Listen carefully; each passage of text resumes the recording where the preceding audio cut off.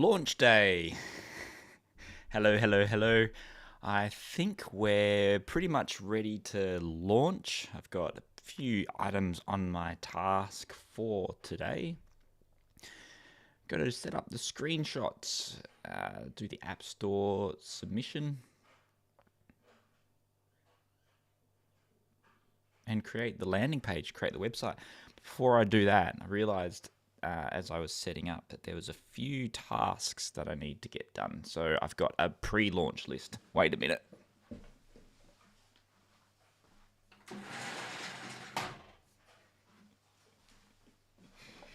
Pre-launch. I want to create a watermark. I want to put watermark on the app. This is going to help with the promotion. Need to add some links in there for instructions. So how to set up in OBS, just a link to a site page. I want to add onboarding to the app. I want to modify those defaults. Hello, Maxim. So the code you helped me with yesterday, I've had a bit of a thought of it, and we're going to default to transparent view. But I want to, in doing so, I want to have like a caption that shows up straight off the bat that says like start talking to capture animation, start talking.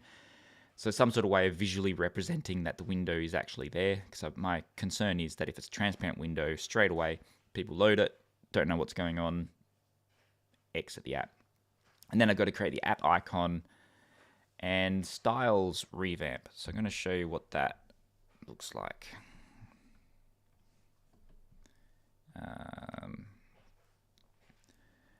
We got the, so if I go to settings, here we go. Here's the styles set up. It worked nicely when it was on a green background.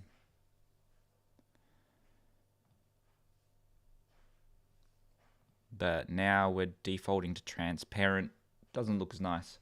So I'm going to just revamp that.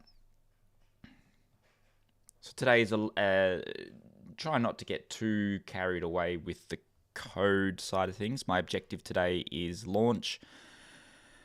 That animation icon is a bit higher than the rest. I wouldn't actually mind that being like a lightning, like a rocket ship or something, if that's in F icons. But yeah, big day today. Getting a pre-launch. Let's get the watermark on there. The watermark is I've done the pre stuff, so we've got live auto captions. Let's just check. Yep, so I've got liveautocaptions.com DNS all set up, so I can actually just push it straight to the server at some stage today. In saying that, I need to VPN in, so I'm probably not going to be able to do that live on stream. But we'll get to a stage where I can, once the stream ends, I can just push it over to the live site. Hi, Stephen. Welcome to the stream. That'll trigger a little hello. But that guy's green, and we did end up turning the green screen off. So I can turn green off. Let me just change the filter. With the help of Maxim, we've made this pretty... I'm really happy with the way this ended up. The way that it integrates now into OBS is just so much more cleaner, works so much more nicer. I capture the whole window, and then I just move the window up the top. So if I'll show you, I'm going to move it down. I'll move it down, and you can see that it actually has the bar of the window at the top. And all I do is just click it into line, and then align it down the bottom, and it works. Like it doesn't. Yeah, it works so much nicer. There was this extra step that I thought would be a bit confusing. We had to green screen it and chroma key it. But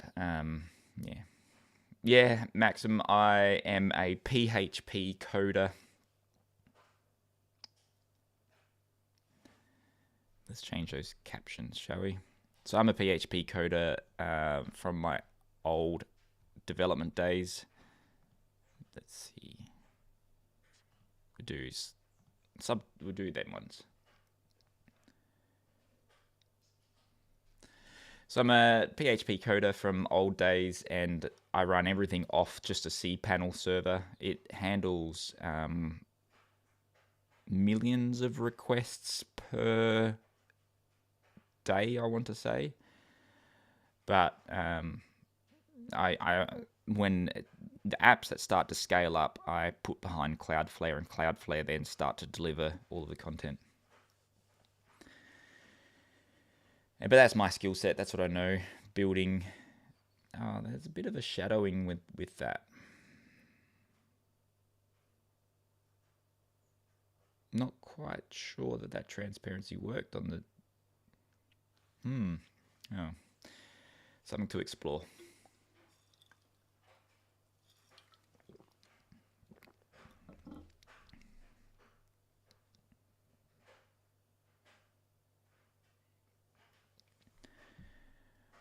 All right, I'm going to put some music on.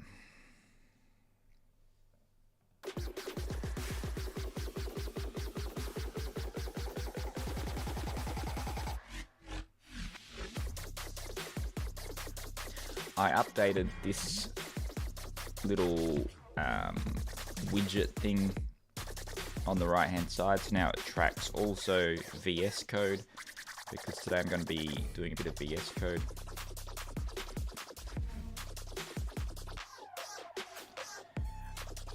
I already do Swift, says Maxim, and we have a pretty sick server-side Swift community and 2 great frameworks, Vapor and Hummingbird. I've never looked into building Swift server-side.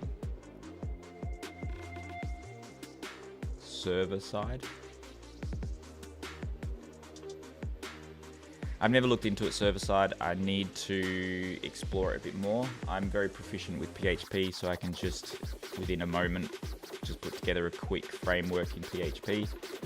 I wouldn't even know where to start with Swift hosting it. Whether my existing host would do it, need a new framework, but that's probably something to explore in another day.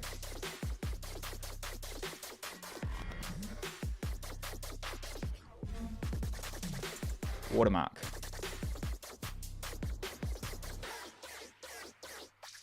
Yeah, I'll get very distracted if I get stuck into Swift for server-side stuff.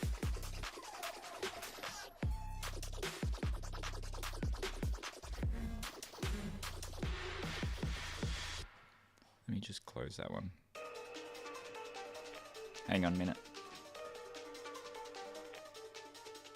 What do you need?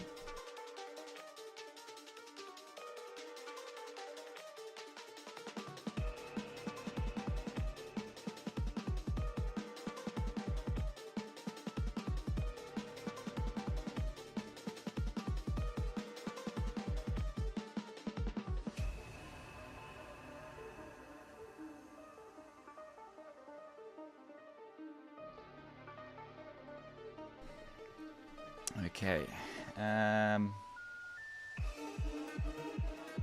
Where was I? So I want to add the watermark.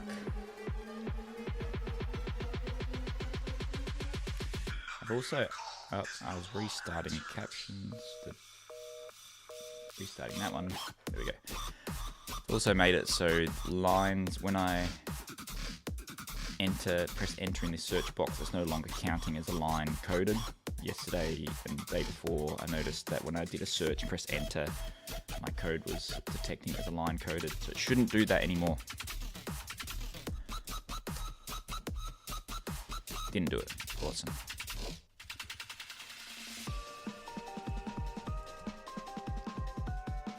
So I want to have, there's going to be a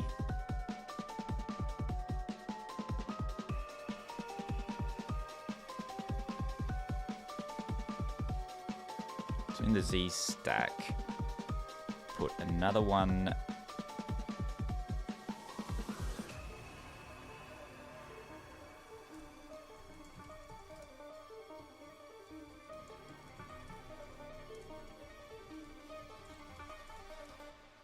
going to put this one over here.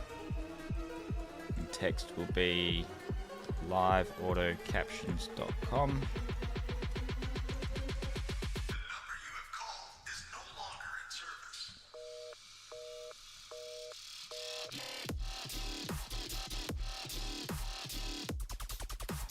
I'm just using the Swift UI speech to text.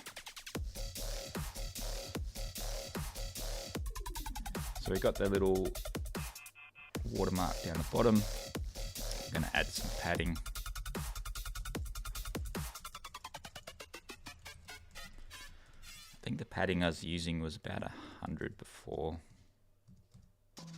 Yeah, so the padding I'm using at 100, I think that's going to be customizable in the future, so we can change the padding of it. But that adds, there's a little caption subtitle watermark thing down there. Might make that center aligned.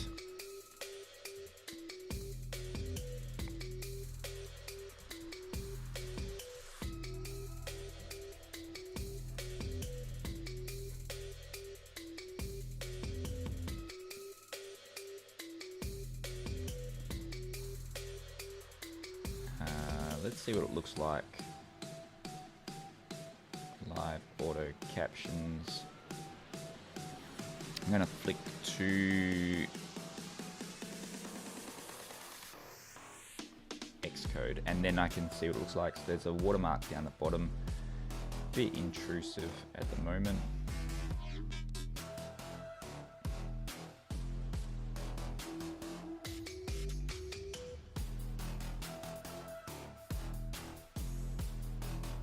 I'm going to put it behind the subtitles. So the subtitles will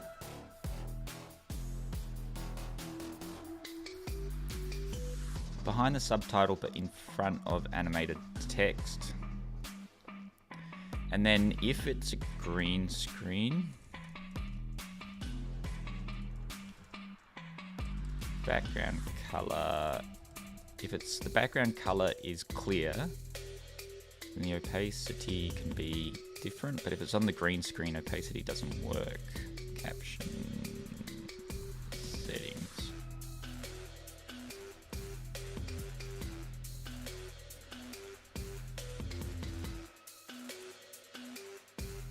Someone linked me a new model for Whisper, which you can integrate into Swift, which seems to run really well. What have I got here?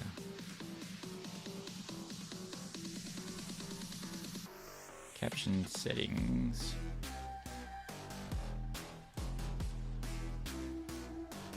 I've got 2 question marks, that's why.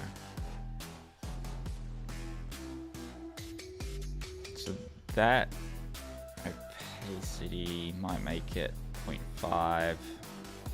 And I want to have, there we go. So that's going to be the watermark that appears.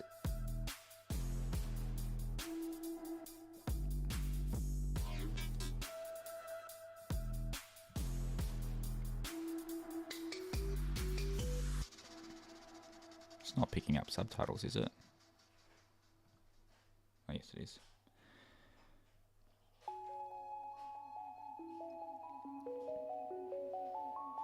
Yeah, the Whisper looks really promising. And it's something that I'm going to be exploring, I think. That should be... I think I must have another window open. The existing window is trying to load. Live auto. That's not it.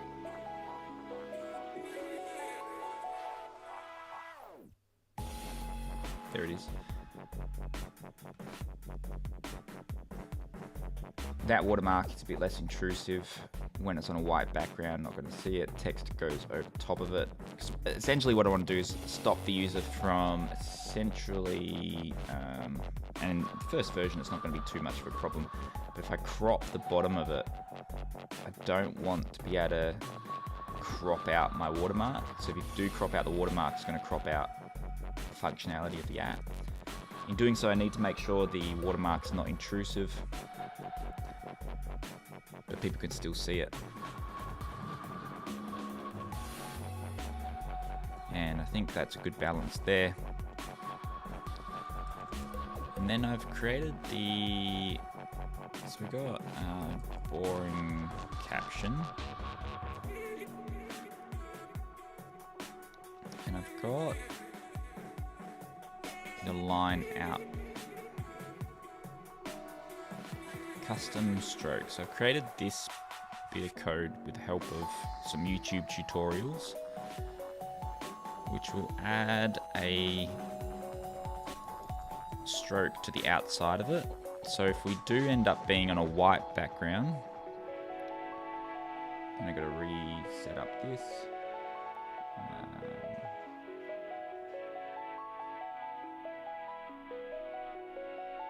Live captions.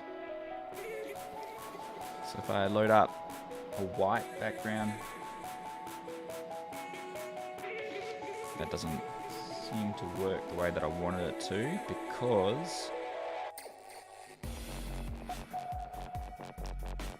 I have the opacity added there instead.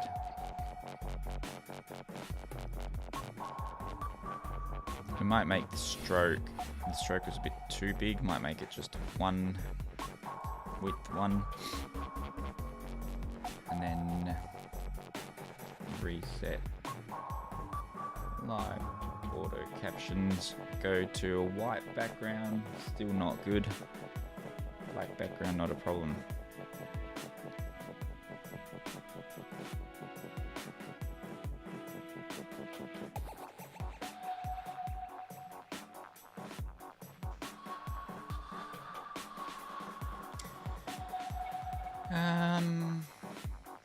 Do I like that?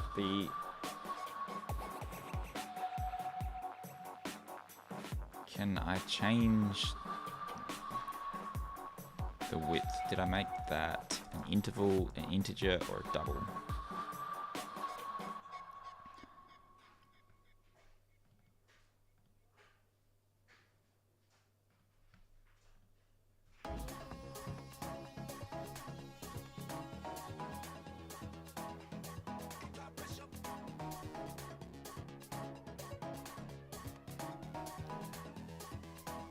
Good enough.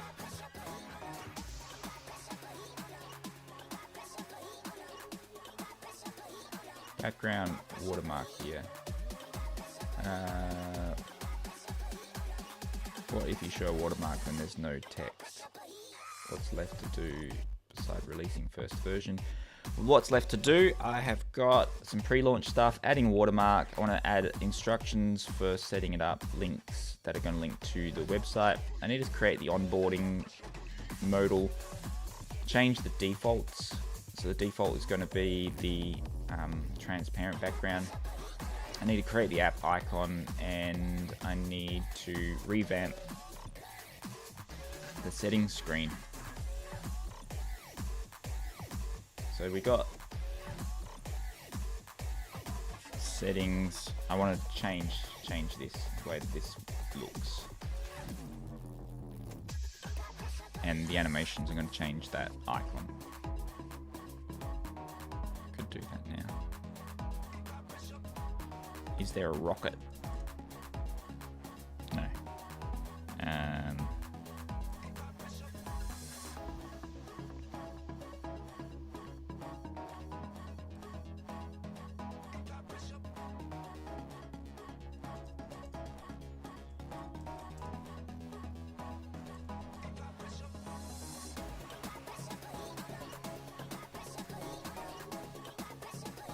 Turn off the captions, restart.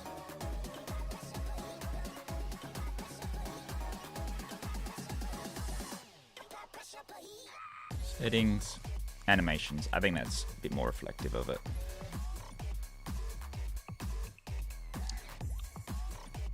And with the watermark, I want the watermark to be in settings. aspect ratio. So I want the watermark to be here.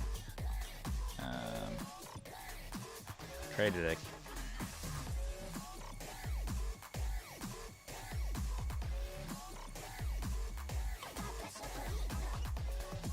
be above background color, underneath it. And so this will be a premium feature in the future, but for the time being, version 1.0, show watermark. I'll let the person toggle it.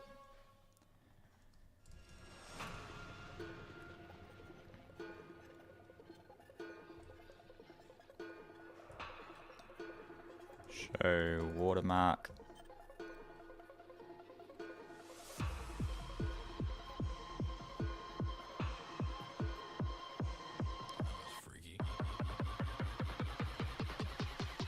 We can now remove that to do. Then in caption settings,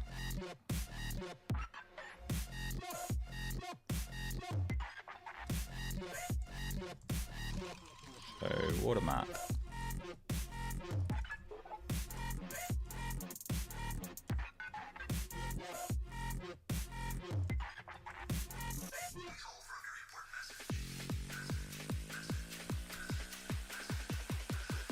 Show watermark.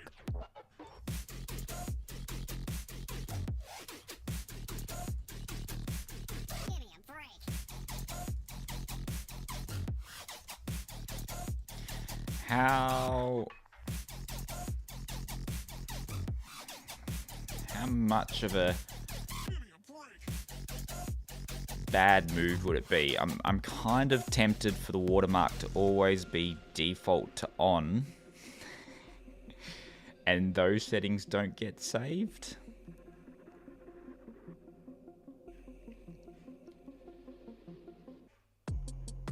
We should have a watermark there. So we do have show watermark. Instance method on change requires binding boolean conform to equatable.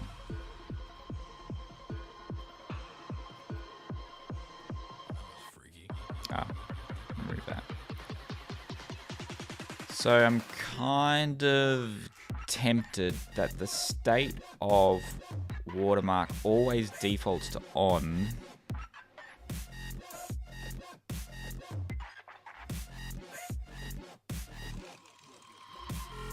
and then every time they load it, it reappears again, and then they have to go to settings and turn it off again.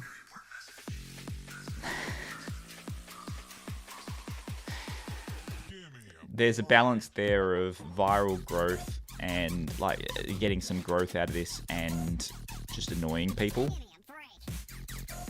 By default, Samuel, I'll take your suggestion.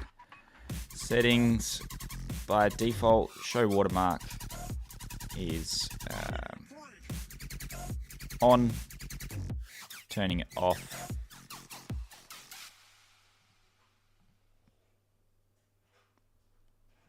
Settings, that saved the setting.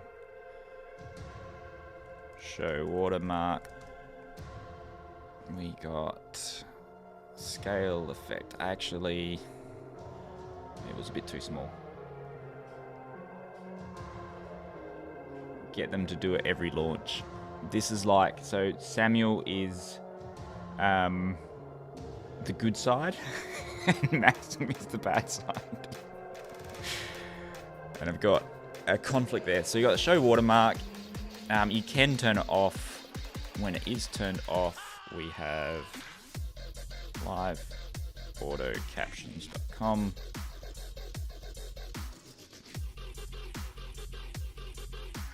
If caption settings show watermark.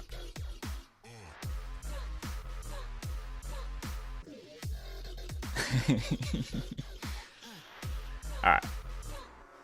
That was off, I see. Settings, on, off, on, off, on, off.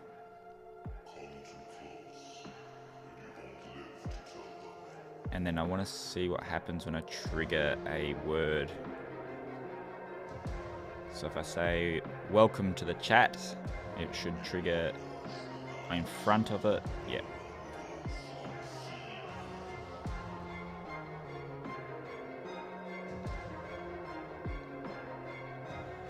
That's good enough for now. Quit.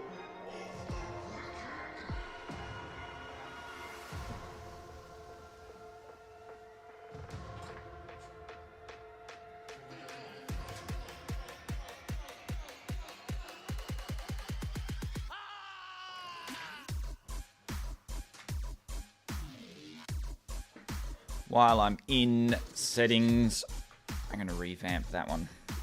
So, assets, finder.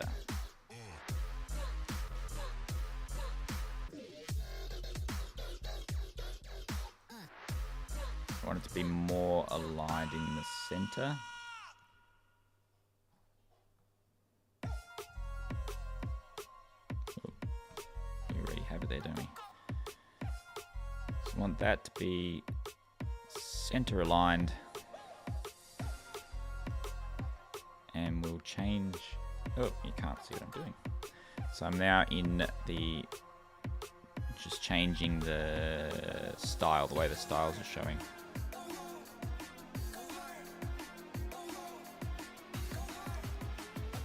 Might make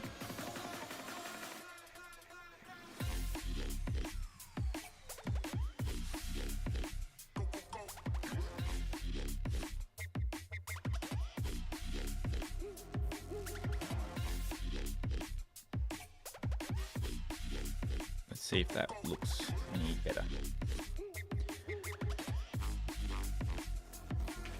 Ship it my way, then when someone complains, you fix it fast and they compliment your fast response.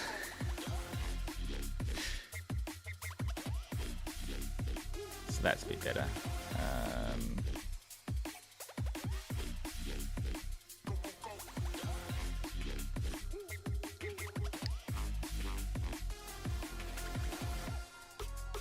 Speech bubble showing finder.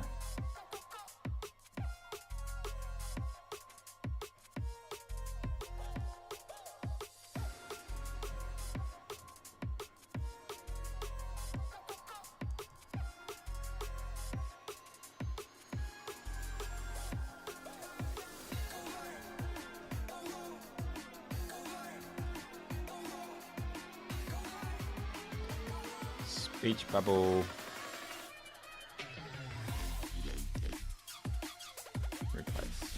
Can't replace because we already got it open.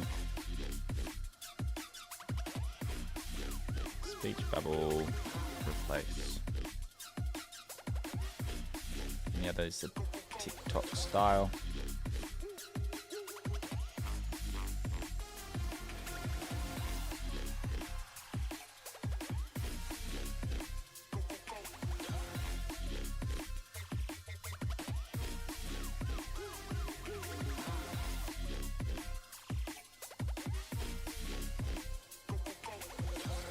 Can we restart it? On a serious note, I agree. Users are going to be annoyed and will complain, but if we learn something from WinRAR, this is true.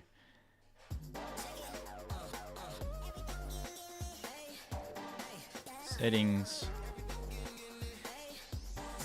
That's a bit better. Ball can be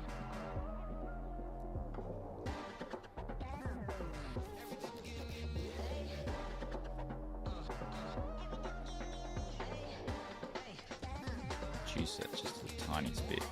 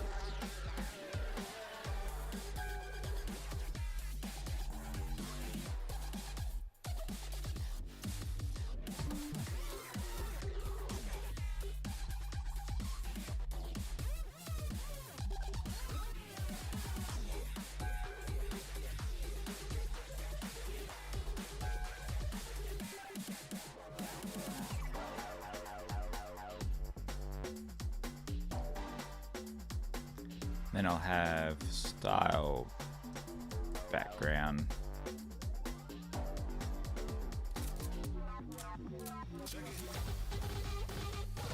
We'll add that into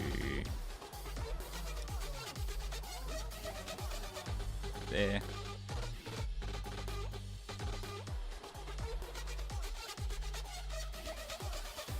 And this is called style settings style view.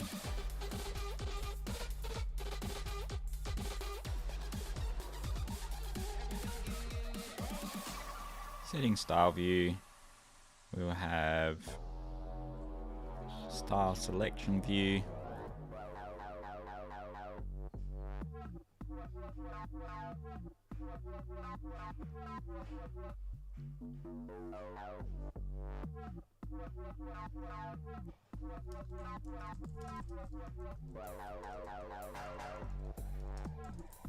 Which would be, did I copy it into there? Yes, it is style background.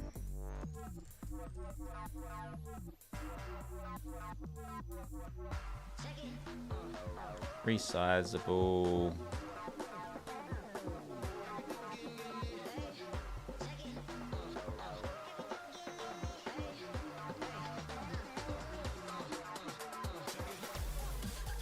Settings.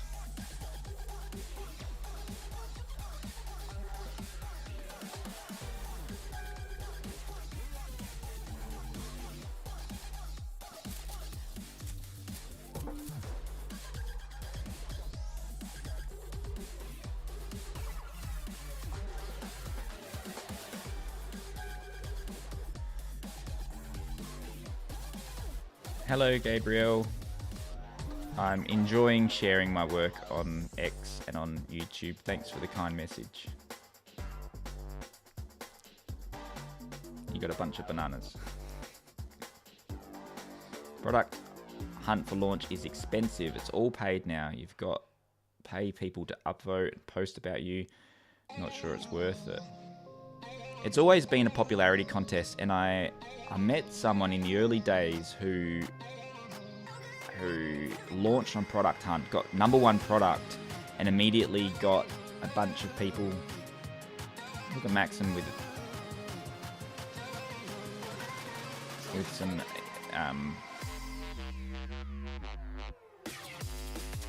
coding tips again. I've got to try that style background. So I've met someone who launched on Product Hunt in the early days, got to #1, and it was such an opportunity that they got VC-backed funding off of their product reaching #1, and that was the early days of it. Now you get #1 and you get a few users, and that's about it. Style background.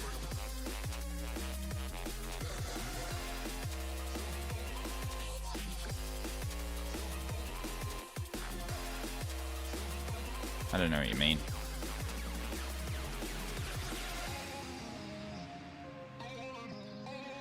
I have no idea about launching. That's why you are streaming about it and not me.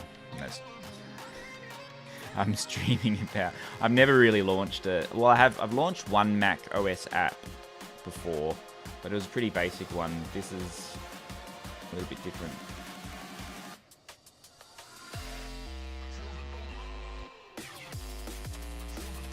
So we got styles, preview, revamp, settings, styles, preview, revamp.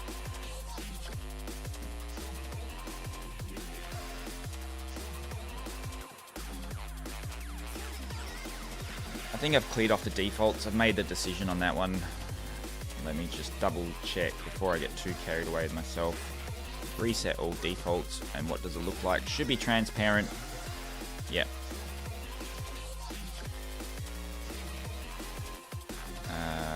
So that creates all the defaults. Awesome. I keep forgetting to switch over. So all the defaults are there. I've reset the defaults, and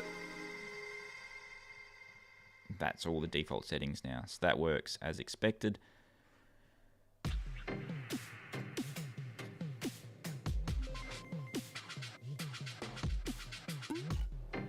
Instead of using strings, let compiler check for resource in compile time.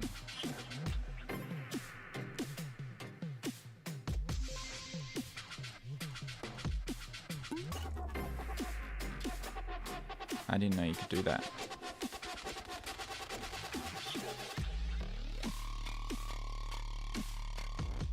Don't quite understand that one.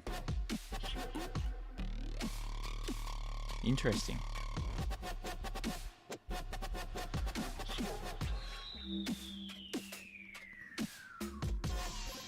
So if I change it, I get you. So if I change that, now that will not compile, and then I'll know that it hasn't.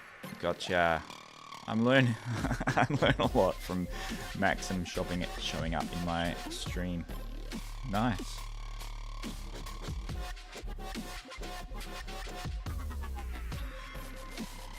There we go.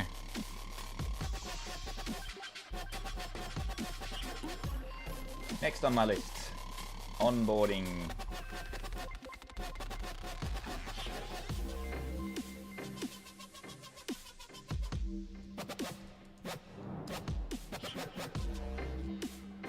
Onboarding.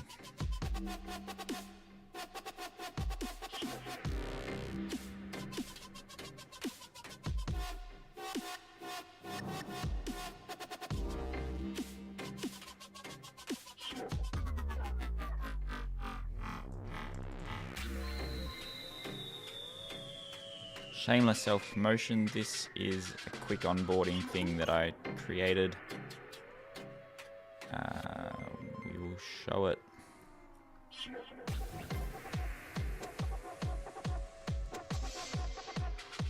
So when I launch it, it should load the onboarding. There we go.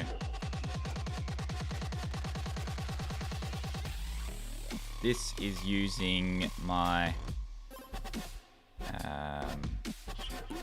I've got an onboarding view that I created that just replicates what the onboarding was. The onboarding for a lot of the Mac, a lot of the Swift UI apps, the default native apps. And this is what it looks like when I implement it. So, welcome to Live Auto Captions.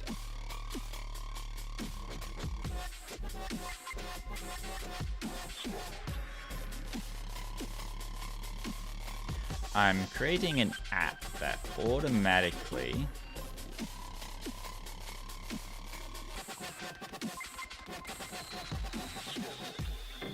shows live automatic captions on screen when I'm talking. This is used for streaming. It can be integrated into OBS and other streaming platforms.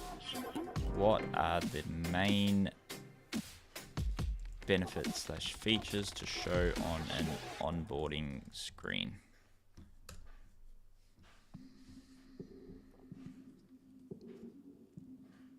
Free Swift tips and bad advice. No, it hasn't been bad advice. I think it's not the language I want it to be. Swift UI.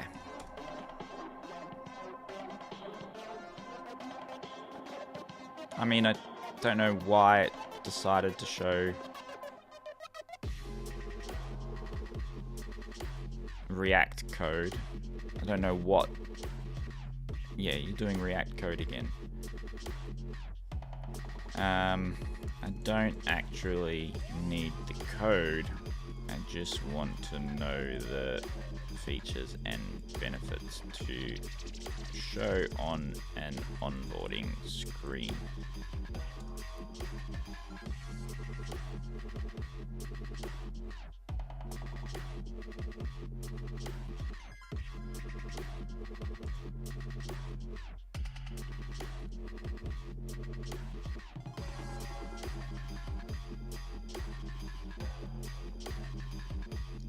Real-time caption benefits: instant zero delay captioning, professional grade accuracy, clear readable text display, perfect sync with your voice.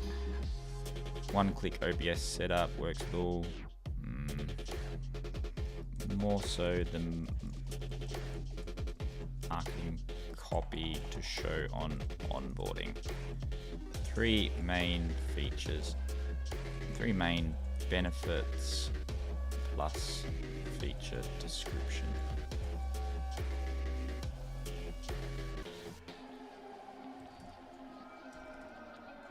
For a mortgage calc app.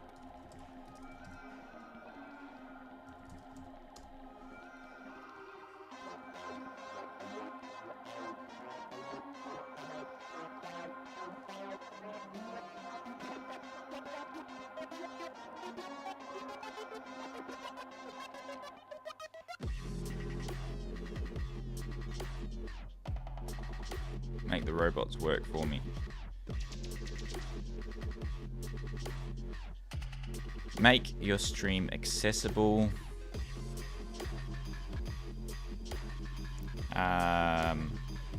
Accessibility is not the key focus, but is important. Key focus is making stream dynamic, fun, exciting. People can watch while it's muted. Thumbnail will show preview of what's said.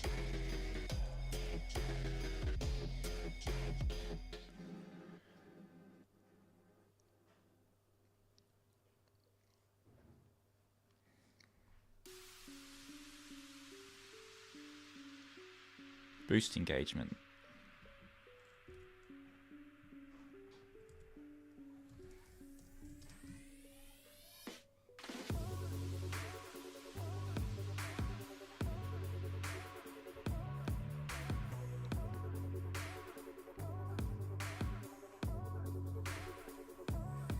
Create dynamic streams.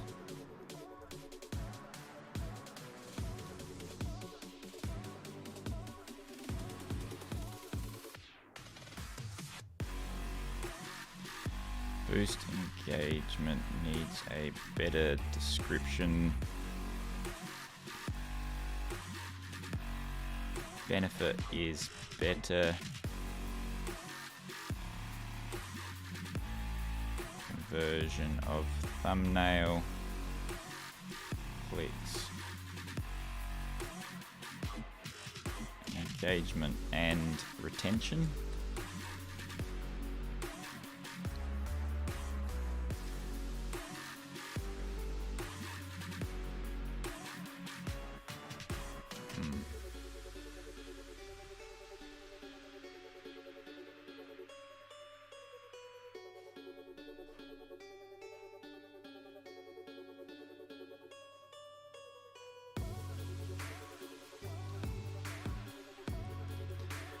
I like this set of features, but I want watch anywhere, anytime to be changed. Needs to be the benefit for the streamer who is using the software, not the viewer.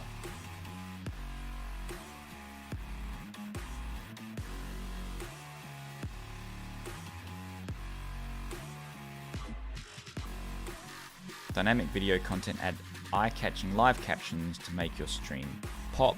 Is that the content we had before? Add eye-catching, make your stream pop. Stream with confidence, focus on your content while captions appear automatically in real time. Focus on your content while captions appear automatically in real time.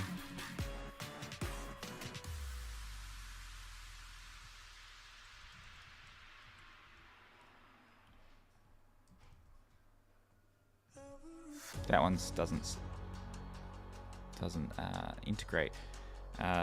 Benefit, need a benefit for integration into OBS and Streamlabs.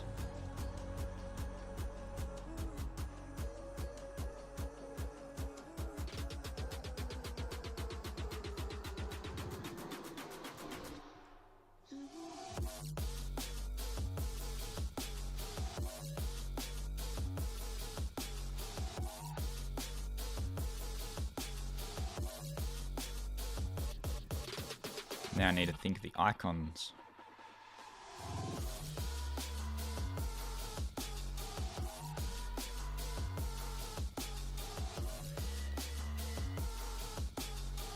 Promote the animations. That's actually a good idea.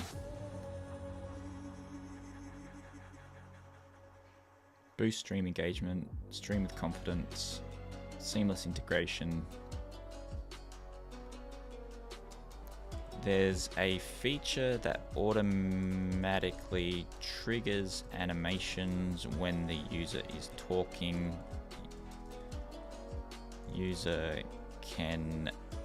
Streamer can say words on stream and an animation appears. What's the benefit and feature for this on the onboarding screen? I am thinking it boosts engagement, makes the stream exciting,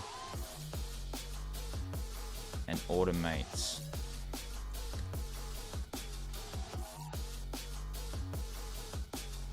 Hello, Julia. Check this out. I'll show you. I've got a bit carried away with this streaming thing. I'm gonna have to close that off.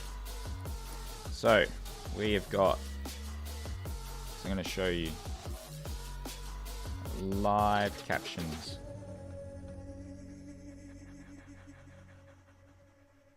Let me just expand that full screen. So we got automatic captions that automatically appear.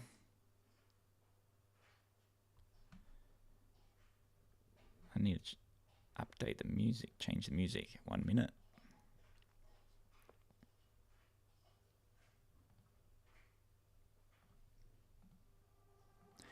So we got automatic captions that appear. I can change the settings of the captions.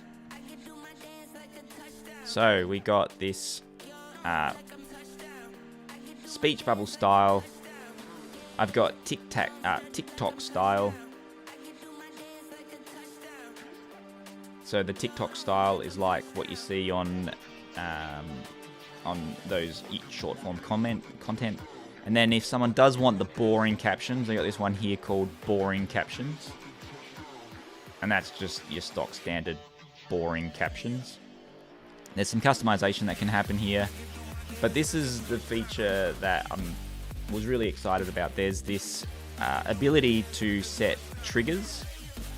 So we can say, like, if I say, hello Julia, welcome to the stream, it'll trigger an animation.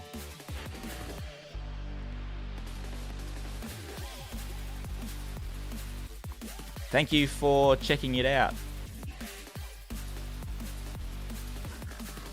Actually, look, I haven't actually tried the new ones on there. And you can also customize, so it runs off tenor. And I've increased it maximum. You'll notice I've increased it since the other day. It now loads like 20 or 50 animations instead of just 5. So at the moment, what I am doing, let me quit it. Let me turn the captions off there.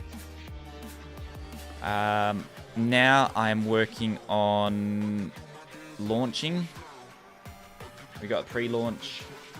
Why you need to disappear there? So I got the pre-launch, and I'm setting up the onboarding screen at the moment. Then I want to launch it today. Launching it means submitting it to the App Store and going through the approval process.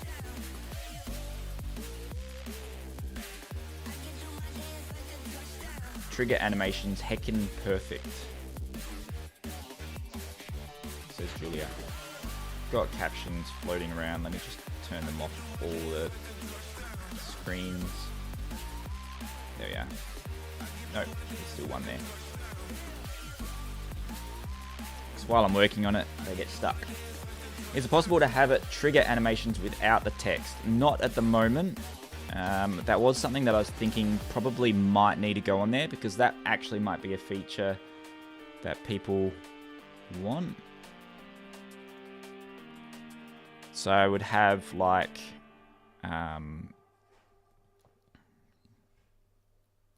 maybe just have a none down here. A none style, like that might be an easy way to do that.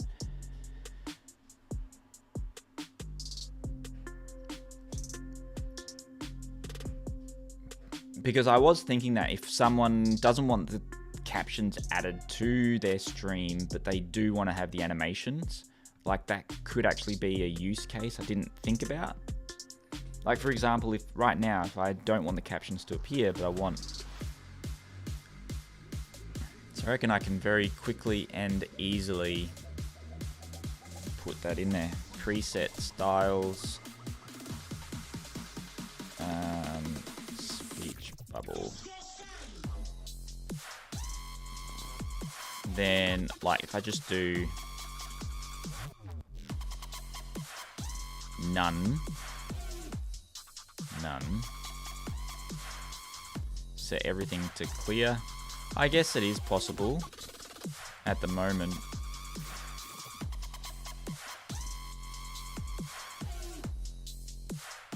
Turn off captions. Style, none.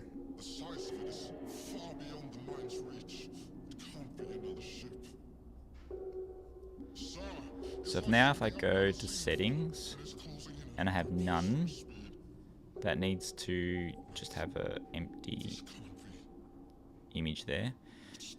So if I turn it off, there are now no more captions displayed. But if I say welcome to the stream,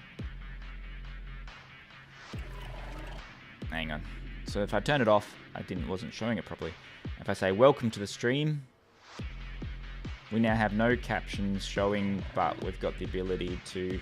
That was actually easier than I thought. Thanks for the suggestion, Julia. And I appreciate your input because you do this a lot more than I do. So I'll turn this off and we will save that as style none.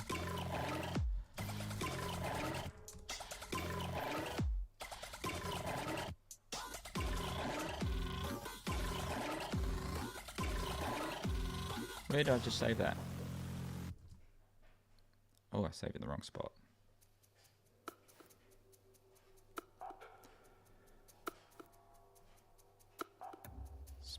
Speech bubble, none. So I'll add that in there, then I'll remove it from there.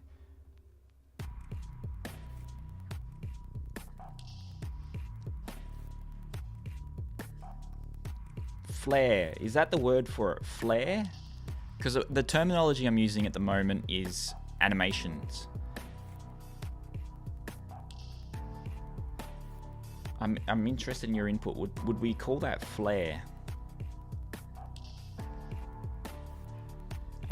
For animations appearing and triggering on stream, would that be called flare to streamers?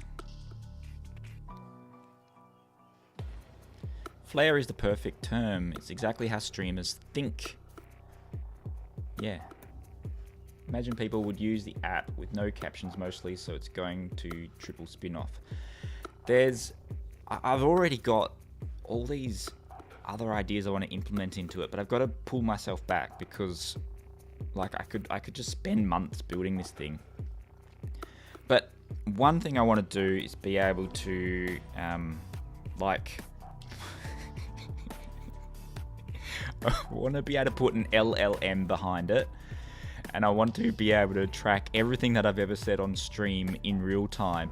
And then I want to be able to go into search and type when I said something, who I said it to, and like a CRM system. So when people jump into a stream, it could tell me who that person is and what the last conversations I had with them. And that could be on a screen on the other side.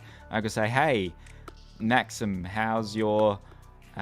it was the tennis score tracking app, wasn't it? That was your one? But then I would have some sort of system that would pop up and tell me, so building engagement. And am I going a bit too technical with that?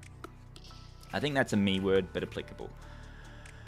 I think flair is a perfect term. It's exactly how streamers think about those extra visual elements, add personality and pizzazz. Stream flare, trigger custom animations. I think you've just helped me with the onboarding. But there's a bunch of features that I can add to this thing. I got to pull it back. There might not be a use case for this. Let's just see how it goes before I get carried away. Editors. Yes. So an editor is someone that, like, I see people stream and then they, no, you're getting me carried away. I'm not going to go down this path too much. But like an editor or someone that clips a video could be able to search for key moments in the transcript, get the exact timestamp when it was said, and then edit their video. Or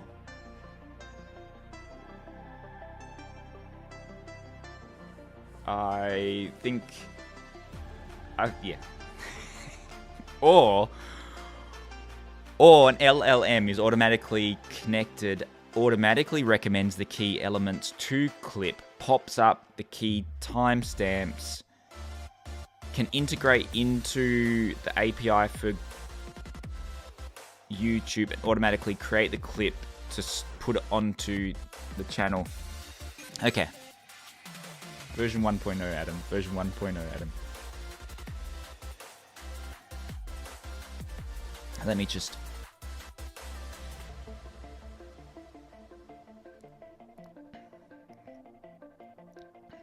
Hello, Lucina, and welcome to the stream.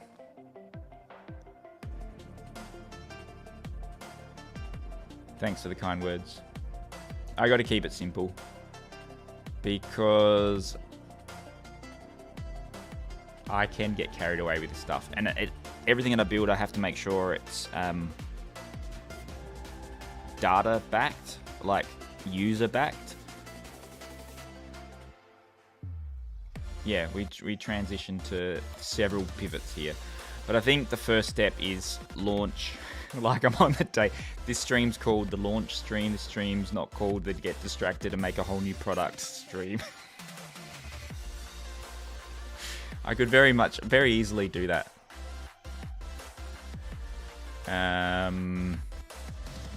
Seamless integration, stream with confidence. I think that stream with confidence can be replaced with stream flare. I've already got, so add stream flare, trigger custom animations with your voice to add instant excitement and engagement. I've already got the animation for that one, haven't I? We went with fireworks. I'm going to reset the defaults again so we can show that onboarding screen.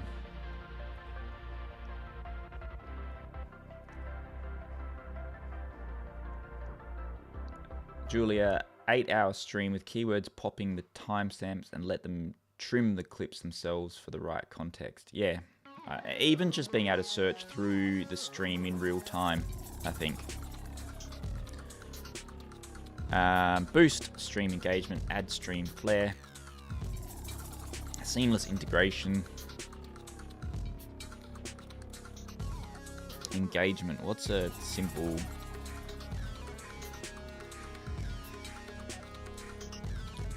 chat message?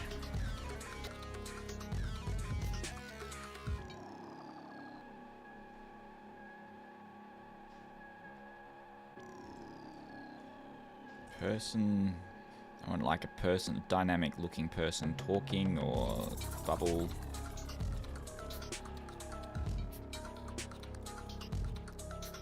Boost stream engagement. The other one is seamless integration.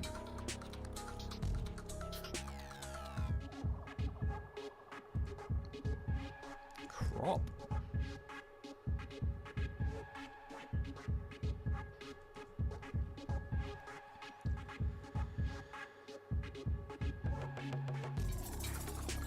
Sorry, let's keep simple on target this version. fluidly add flair with custom voice activated animations.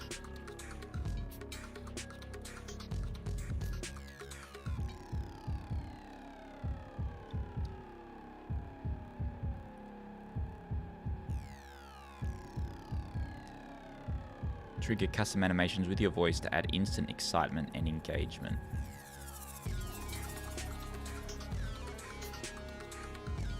Seamless integration works instantly with OBS and Streamlabs. No complex setup needed. Ad-free experience. Flair/Flair doesn't work on Windows. This is just a Mac app. It's all built in Swift UI. I'm with version 1.0. I'm just going to release it onto the App Store, set up a website, and then see if there's any demand for it. And I think that will lead to, if there is demand and people start using it, people will say, hey, where's the Windows version? And at that stage, I'll consider building a Windows version. If I do go, if this, I've already pathed this out in my head. If this does generate interest and grows and expands, I'll be looking at a Flutter version for Windows. But at the time, in this moment, I don't have a skill set to build it on Windows, so it's going to be on Mac only.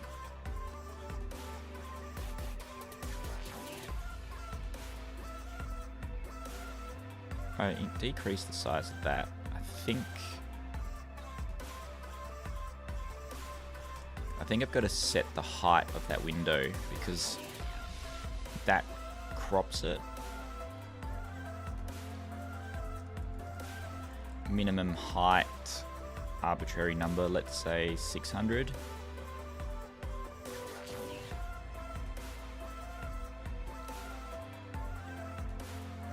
$800.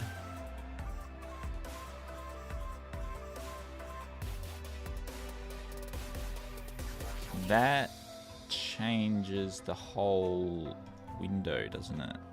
700.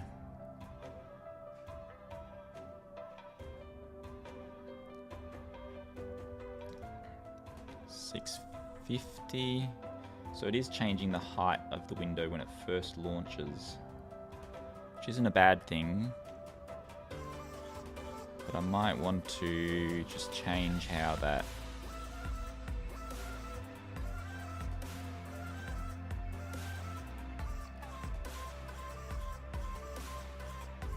so we got padding 30 at the bottom there.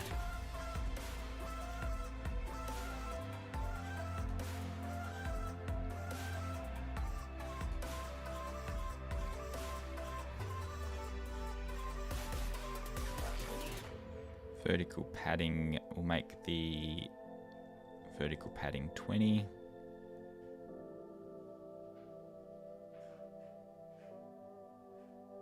Yeah,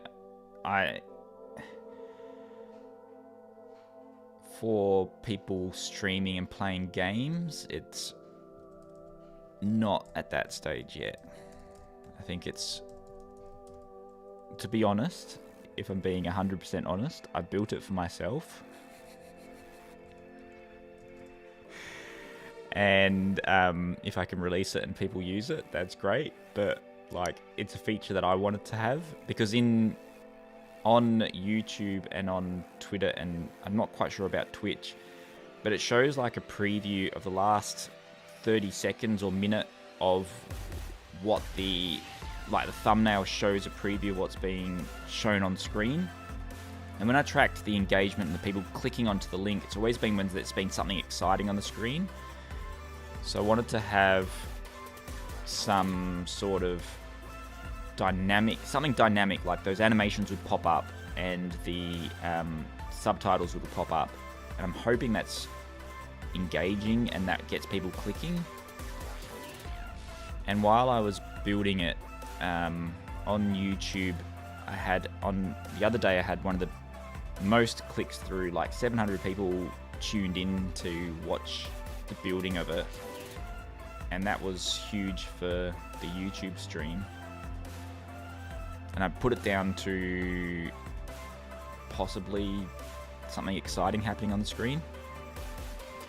Let me just reset all of the defaults, see how we're going with this one.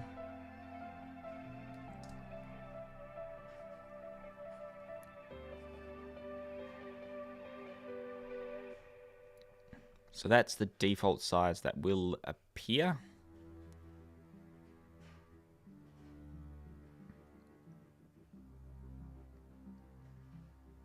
Boost stream engagement, easily calculate weekly, monthly, and yearly repayments. I've still got the onboarding from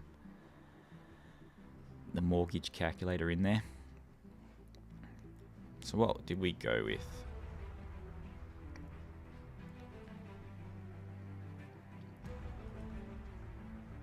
Boost stream engagement. The only thing I don't like about Claude is you move your mouse too far to the left and the whole sidebar pops up. I like to pin that sidebar just so it stops doing that.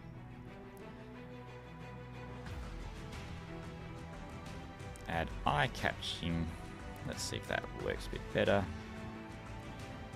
And also we want this to be purple, not blue as the default. Purple. Because the app is going to be it's going to be black and purple for the icon and the website. But we'll get to that today. Welcome to Live Auto Captions. Boost stream engagement. Add eye-catching live captions that make your stream pop. Add stream flare. Trigger custom animations with your voice to add instant excitement and engagement. Seamless integration works instantly with OBS and Streamlabs. No complex setup needed. Ad-free experience. Thank you for downloading my app. I hope you enjoy it. UX Ninja, hello. Product Hunt feels like a circle jerk for all SaaS owners. That's sort of, it's a bit of a popularity contest now. Catalan, I was holding off saying hello because I wanted to say hello, Catalan, and welcome to the stream.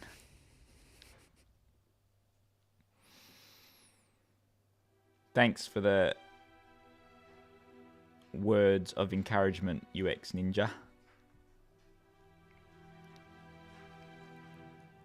Purple is the best color. I can also change the selected color here. So there is a few other blue. We want the... I've got so much code in here from the other app.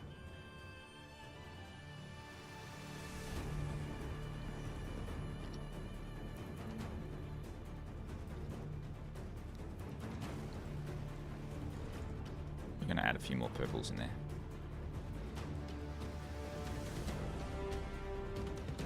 Blue, blue. Purple. So go a bit more, lean into that theme a little bit more. Settings, selected, purple, purple, purple. Does that now disappear? Can I change that blue? Am I really...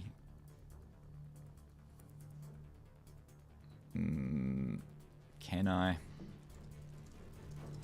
Do I want to?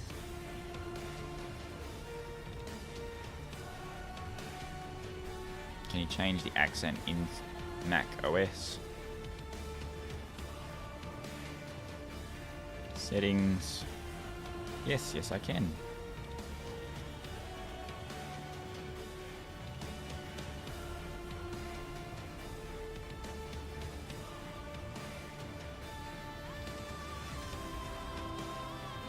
The label name for blue and purple is the same. Good spotting.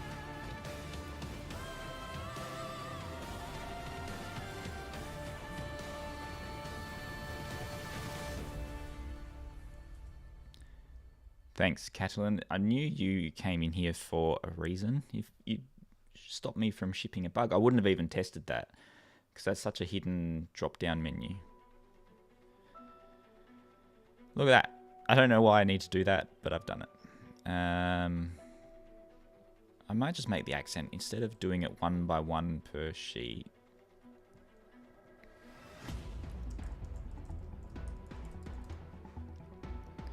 What I should probably do is just go to the settings, view, and we just add it in there, and then all of the accents should be purple.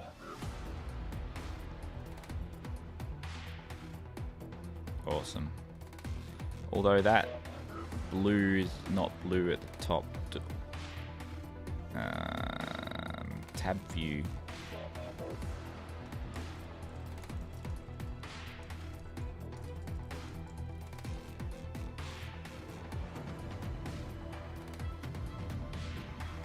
Settings. Oh no, that does not work.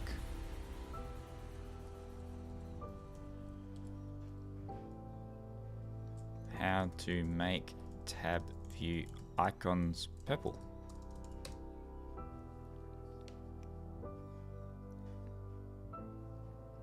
You know there's a replace function there in the search, right? Yes. Oh, look at this. On appear for each font tabbing preferred.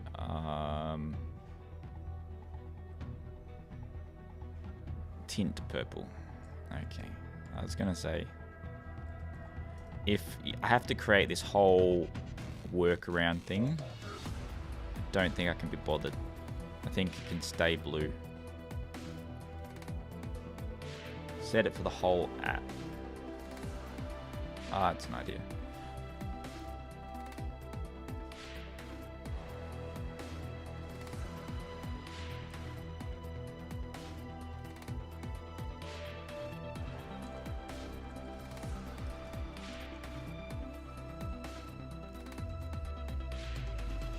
That's not going to be there because that's just...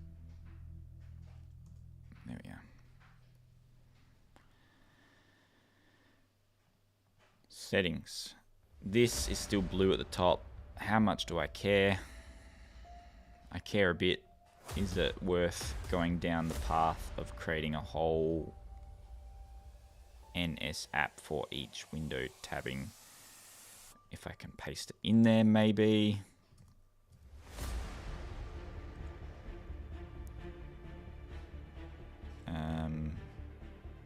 Tab view.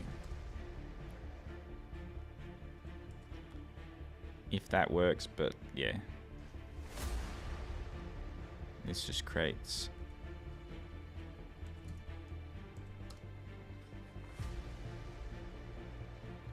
I need to set it inside each tab view where I have the icon, the tint. Let's see.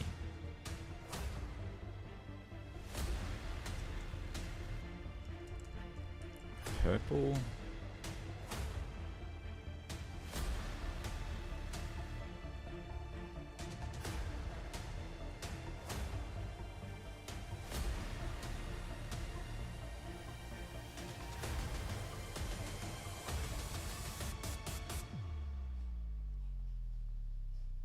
No.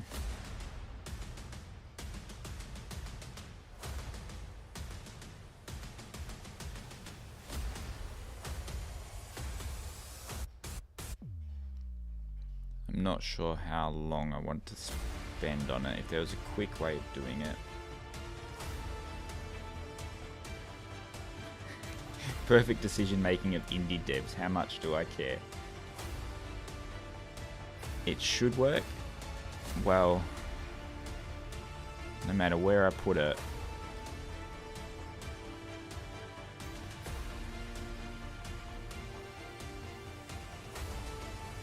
Blue. It should, but anything I've found with Swift UI, sometimes it doesn't work. But what I mean is I do care, and it actually does annoy me. But the issue is, like, how much do I care about shipping it in, like, how much does a blue versus a purple? And that annoys me, I have to admit. And I do care, but how much do I care? Tab view, accent color purple, not working. No, that's not working. Tab view, accent color purple.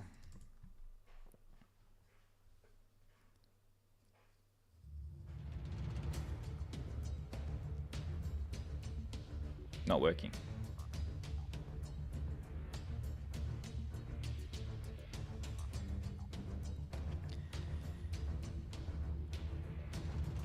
In SwiftUI, like on iOS, that would work. Maxim says wait. I'll wait. When Maxim says wait, it should be right after the curly.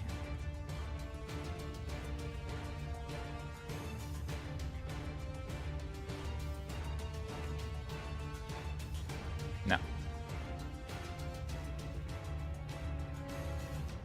And I've got accent color showing on the page, so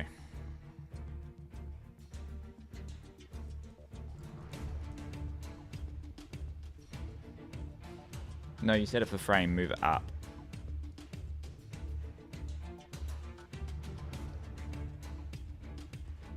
Set it for frame. That's tab view.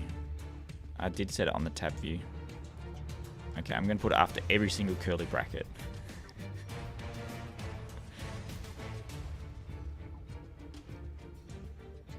No.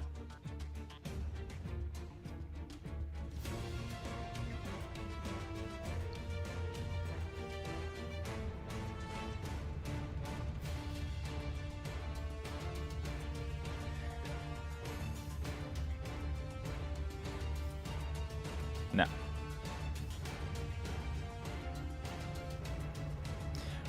One thing I found out about, and you're a bit more experienced with SwiftUI on macOS than I am, but it acts very differently from what I expect between iOS and macOS. Like even this, I don't know if you can see it, but even this tab bar, I go settings, this tab bar like jumps around when you click on it. And you can't really see it, so it's small and minute, but if you look really closely, those icons jump around. So it's doing its own thing. And part of me wants to rebuild that whole view from scratch. But I won't. Let's forget about this annoying bug. I think I like that idea. And like I said, it annoys me. But my issue is I could code things and create things all day long that never see the light of day, but I always have to pull myself back and go, what can I actually ship and what actually has practical use? What use is it just my own interest versus what someone else could use? So constantly reminding myself that there's a amount of quality control I have to go through, but also sometimes good enough is good enough. Julia, already figuring out a way I can MacGyver this app to appear as a source on my Windows PC. Do you have... One thing that I've been thinking is a future version will be on the iPad. So an iPad version can then screencast to OBS, and I think there's some practical applications for that in like live events and stuff. I don't know, that's just the thought process, but I'll be interested to know how you'd MacGyver it. I think it would involve like a Mac app, like a Mac OS sitting around and streaming to it. I don't know. I think I'm happy with that onboarding, and now I want to show, before any word is ever spoken,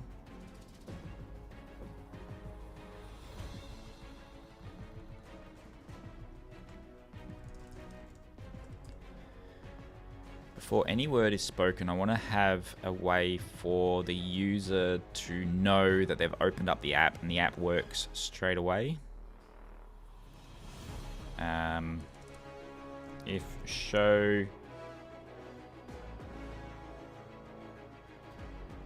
launch hint, and launch hint will be true by default.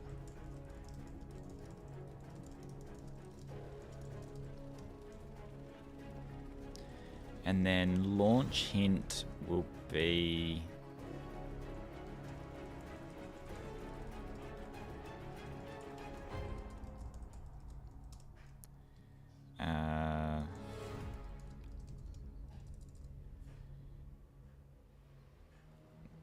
I want it to communicate to the user that they can start talking, but then also to showcase that they can say something. I've got to change the animations text. We're going to call that animations flare now. Flare. Choose animations that appear when trigger words are spoken on stream.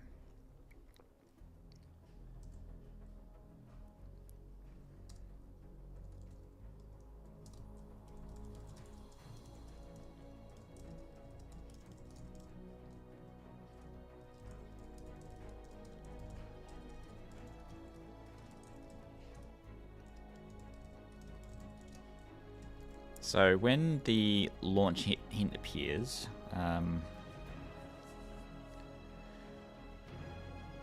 UX Ninja, feel you used to get stuck in perfecting something and then shipping. I Focus app I did 80% like a year back, but never was happy with the polish and kept adding more features. I've been stuck in that trap the last few months with this automatic captions app on iPhone, and I've pulled myself away from it for a couple of weeks. I've been so stuck on building it that all I could see was the bugs, the issues, and I just wasn't liking it.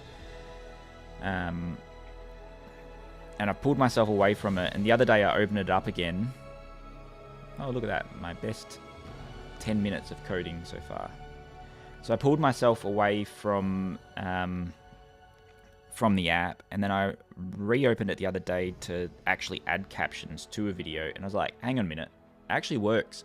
I think it's a lot closer to shipping than I thought. I think it's probably only got a week or two of just bug fixing. Stop adding new features to it and just get it out there. And I got caught in this trap of just building.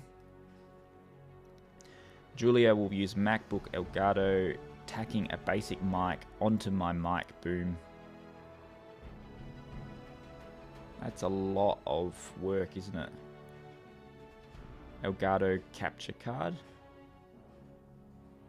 I haven't seen their capture cards, but I've become a very big fan of Elgato products. I've got this camera here that you can see here. This is an Elgato one. This camera here is an Elgato one. I've got the Stream Deck. Stream Deck was the gateway to my obsession now with their products. The key lights are Elgato, and all these like stands I've got. I can actually show you. I've got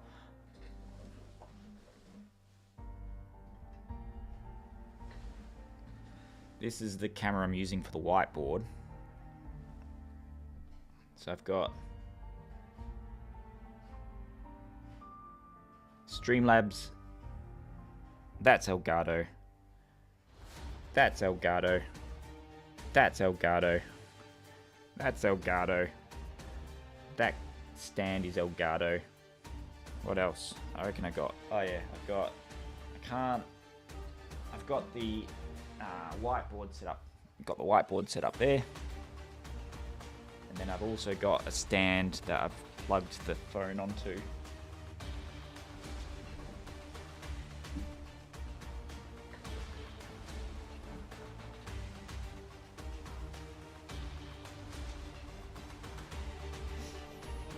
So I haven't checked out their capture card, but I think I've got every single other product of theirs. So I might look into it. Those cables were not Elgato. They were, and the cables catching fire were user fault. I can actually show you what happened.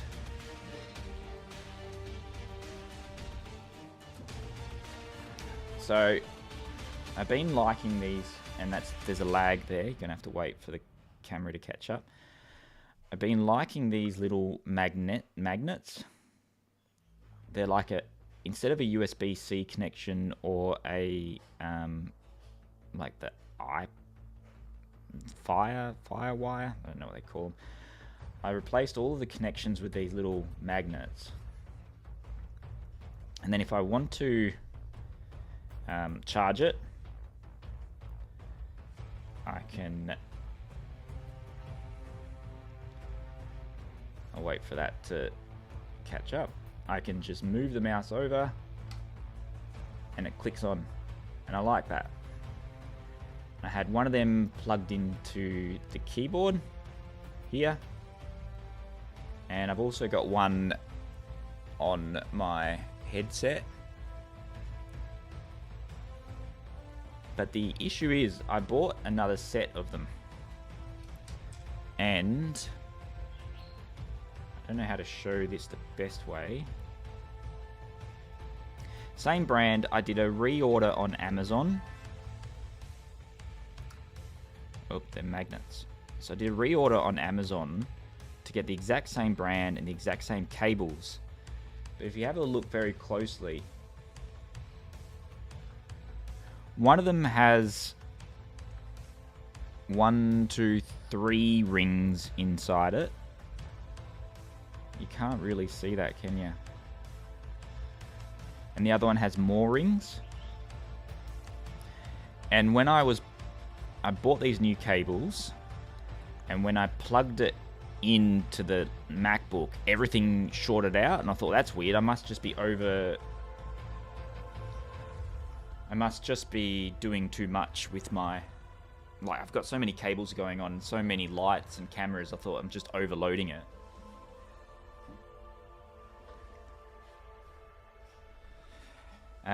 And then I thought I know what I'll do. I'll plug it straight into the power board. So I plugged it into like a high wattage power board. And then the next time I plugged it up, it shorted out and caught fire.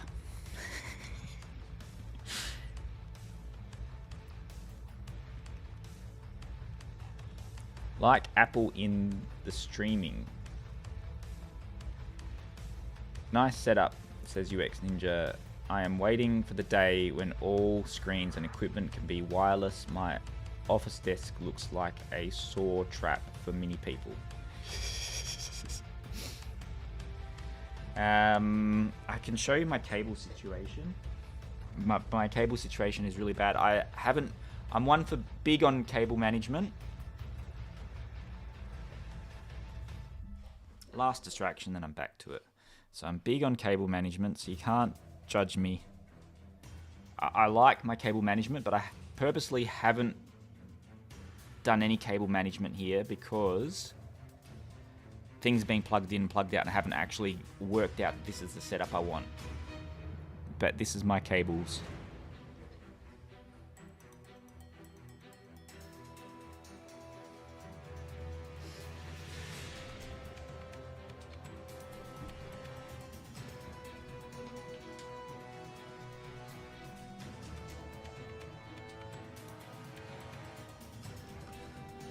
Yeah, so not good. That whiteboard camera set back up.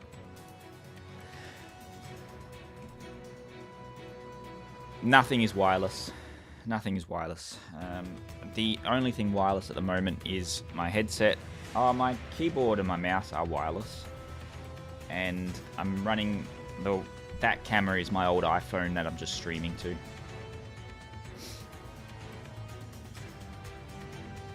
Yeah, I'm sorry to make your eyes hurt, Ninja. I'm out of drink. I'm gonna get a drink.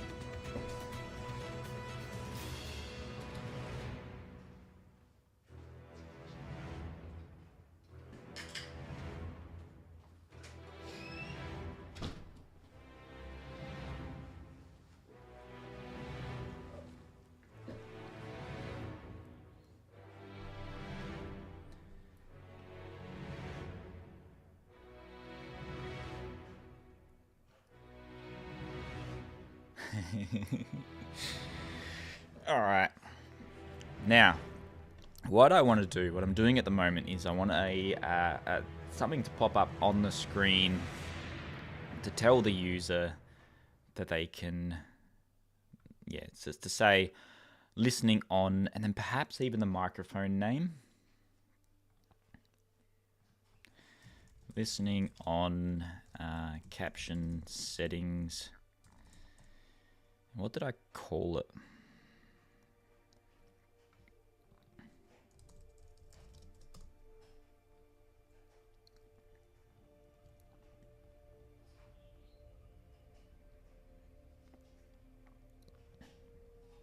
Do I want to have the microphone name on there?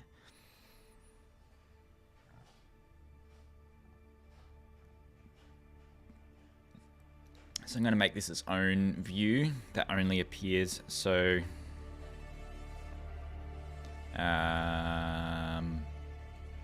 launch hint view. And that way I can trigger the name of the microphone without it having too much overhead when you're actually using it. New template.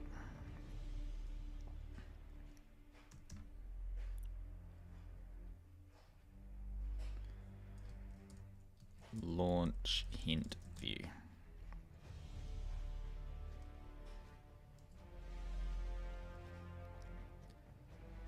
And we called it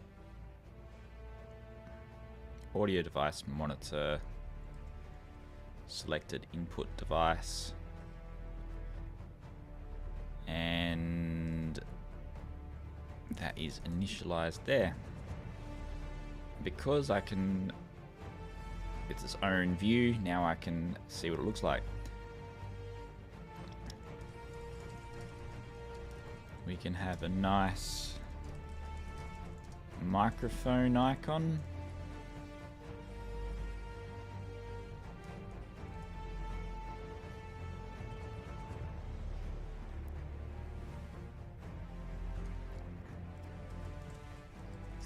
Say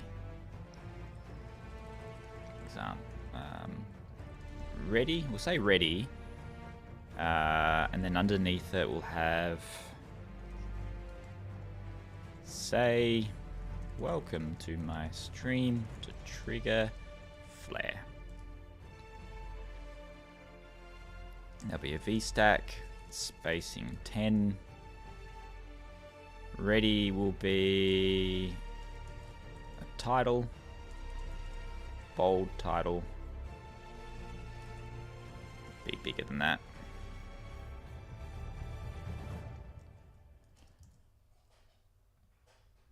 The spacing there will be 4, and then I will also want that to be purple.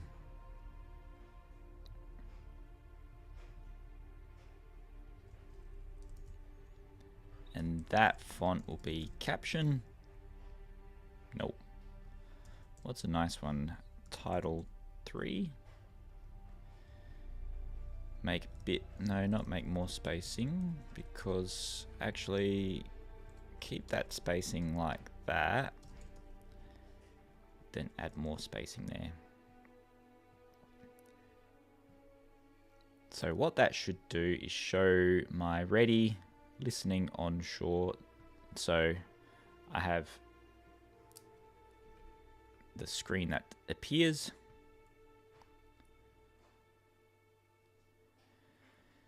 and I want to add a shadow to that.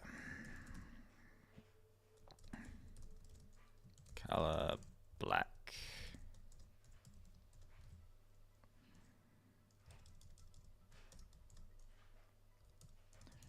Radius, I think X0, Y0. Is that how I do it? Yep. That's going to add it to the wrong bit. Nope, that adds it to the correct bit. I want to add some more padding. Horizontal padding. I'm going to make that 20, maybe 30. So I want it to be longer in width.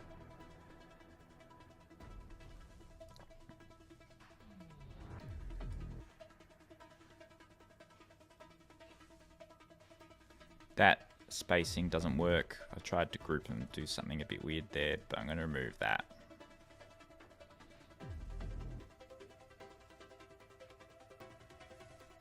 What have I done there?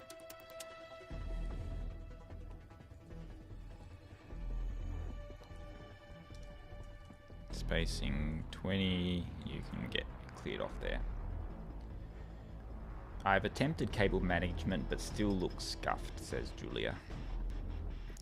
My default is managing cables. I do like clean cables.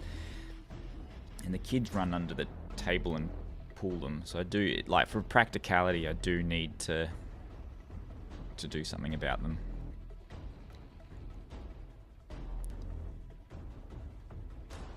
We have ready listening on Shaw MV7. I should have a change button there.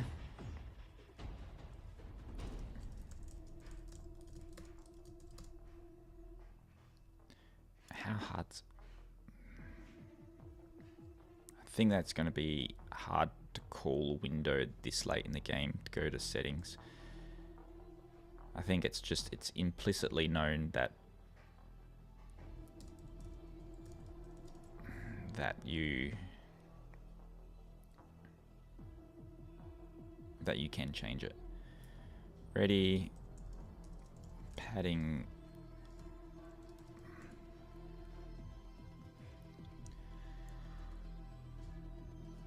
I attempted it multiple times, but then I changed the display and then moved the desk and all went back to normal. And that's my issue. So all of this setup is, I'm still playing around with the optimal setup is. And for me at the moment, having a mess of cables works. Use accent color since you know you set it. I do want to remove the spacing between those two. Reckon the accent color here.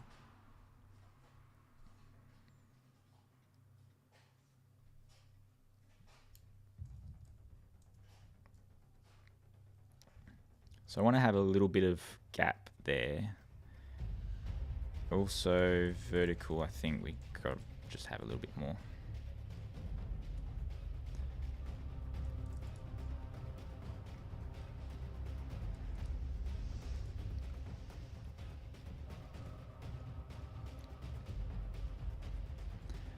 So that appears and I say, welcome to my stream.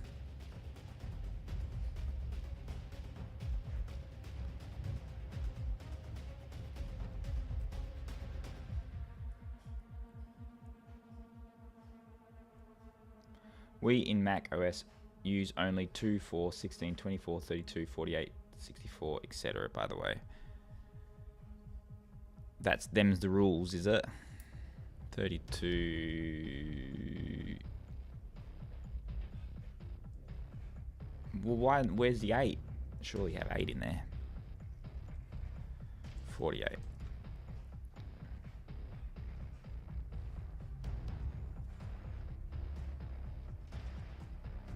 That looks nice. I can just use accent color because I've already called accent color.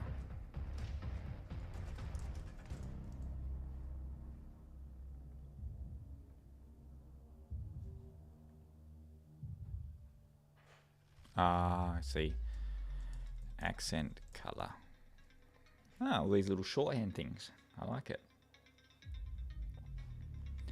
There we go.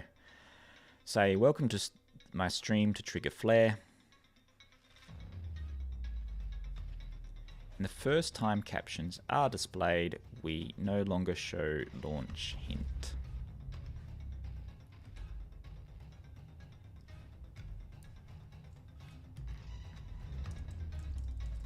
We can add it here.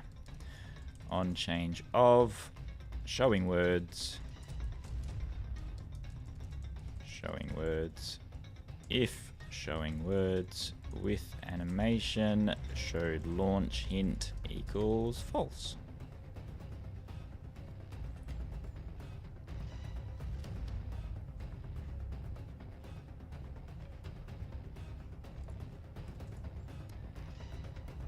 So the whole idea is when I start talking, that disappears.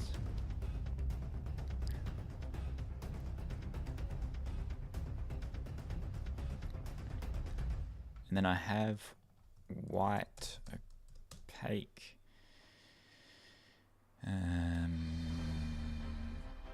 02.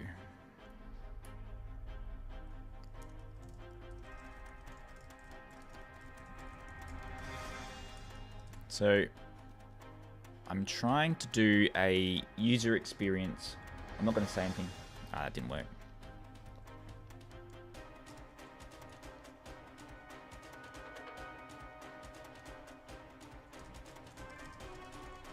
What I want to do is have a user experience where when the user launches the app, they know that it's listening, they know what device it's listening on,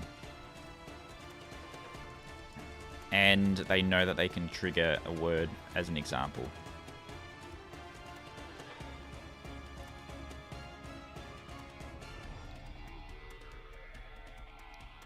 Welcome to my stream.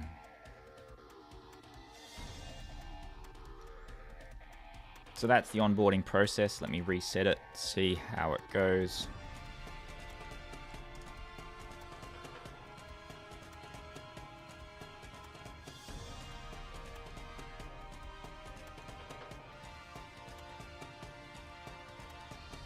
I might add a cross at the top left.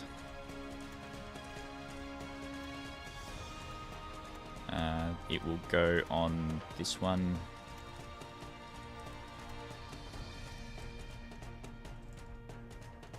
Trailing.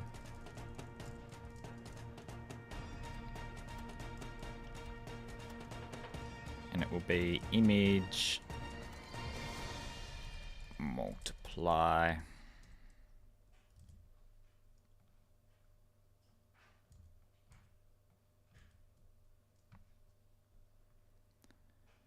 too far over.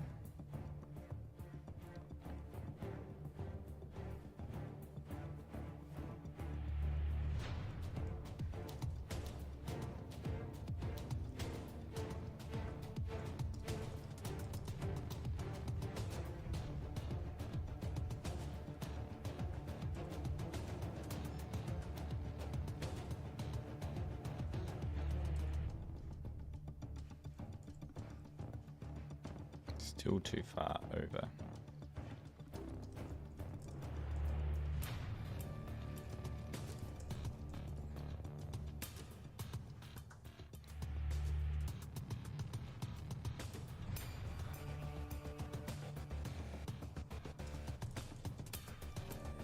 So we can just close that if we want to.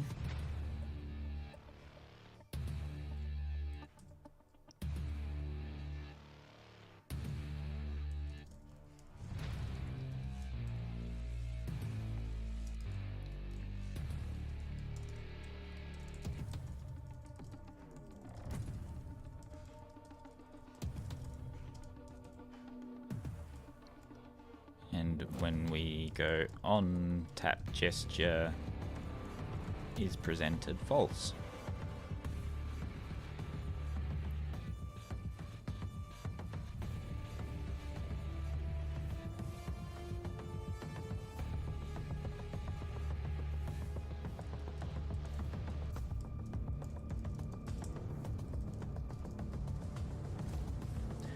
I could use overlay. I get stuck in this I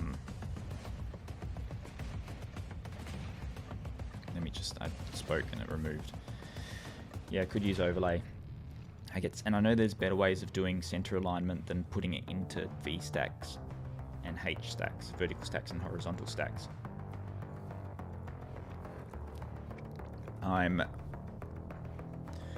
It's kind of like what I'm familiar with, so I just stick at it. I keep talking, I need to stop talking, see if this works. There we go. And then if the onboarding is displayed, it doesn't trigger. So when the onboarding is displayed, This is... And I created this onboarding. This is one of the first onboarding things that I created. One of the first things I created in Swift, my onboarding process. So this code is not the ideal way of aligning everything, but... So I want showing onboarding.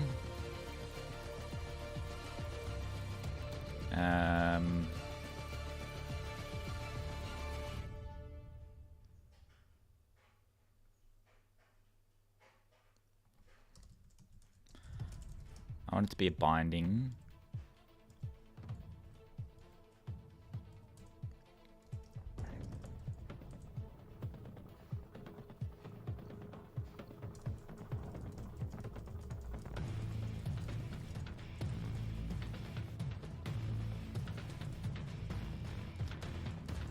False. Yeah, so default to false. At least now I know when onboarding will show. App name, closing onboarding. Closing, showing onboarding. So now I know when onboarding is being displayed. And then I can say, where are we?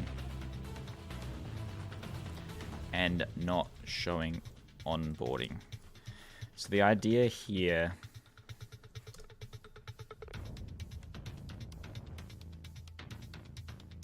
while the onboarding message is displayed, if I do happen to talk, I'm still as a first user, I'm still going to see the next screen.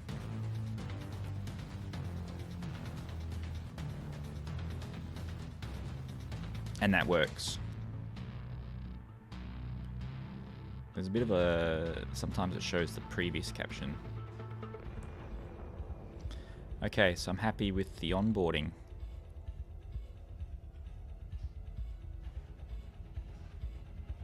Welcome to my stream.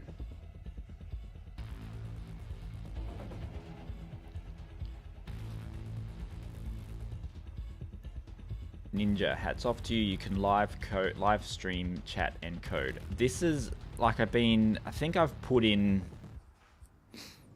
probably 50 hours now, and I've struggled with trying to work a way to be able to code, be able to do all the things.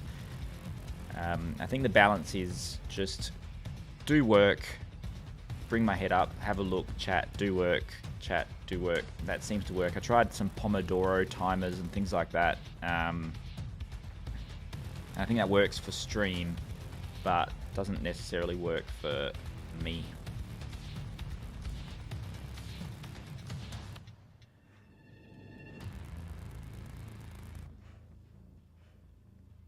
I probably should just stream when I run over your stream and say my advice and show. Thanks for checking. Thanks for tuning in, UX Ninja. Do some work. Thank you for the comments about launch.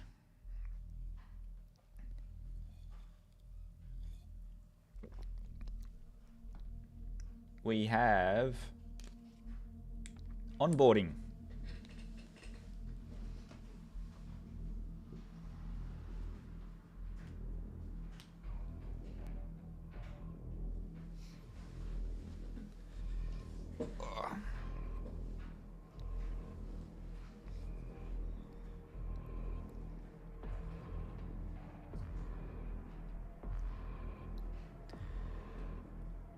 I think things are... I really want this to be an app that takes off.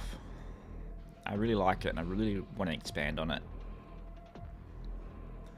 But it's all driven by whether it finds its audience, whether it works. But I'm enjoying working on these more like video editing apps. Checklist looking good. Slowly getting there. This is my pre-launch checklist.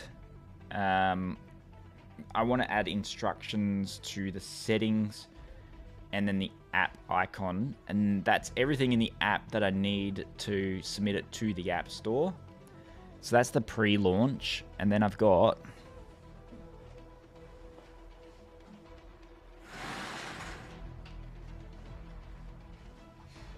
a whole list for actually launching. Screenshots, App Store, submission, and the website. And with the website, I've been checking out this tool, Bolt, which should make the whole website for me using AI. So I'm really interested to see how that goes, and I think that should save me a bit of time. But we've got, I want to get to that. That's the aim, to get to launch. 2 hours in on launch day, and I'm still working through pre-launch stuff.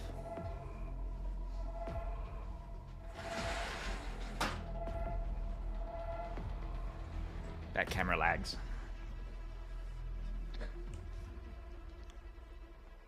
Looking forward to fidgeting with the app. Catalan, how the settings tab view looks. I'm still thinking about the tint purple on the tabs. Yeah, don't remind me. It's blue. It's blue.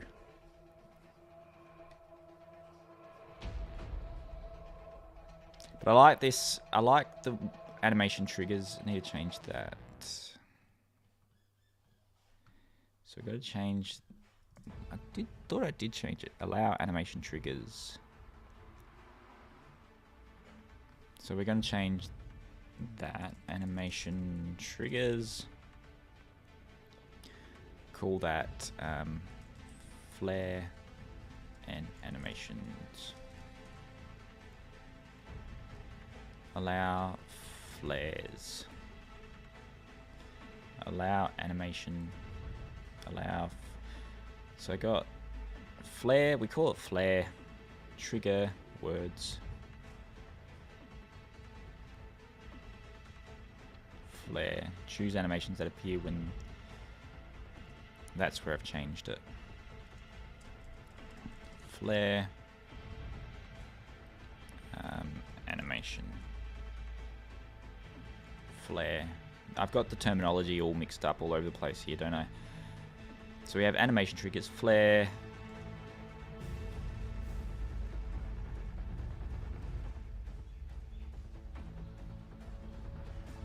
Settings.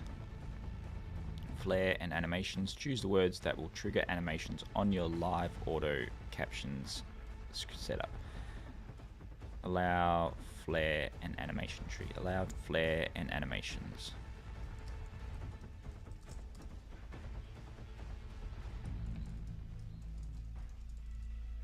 Allow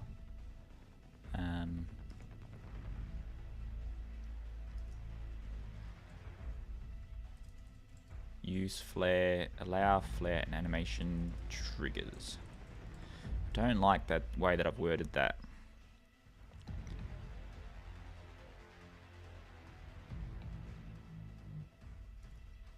So got flare and animations. Allow flare and animations.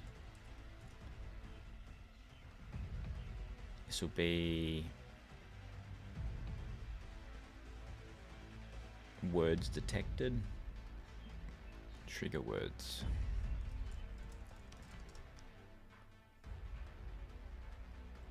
Words detected.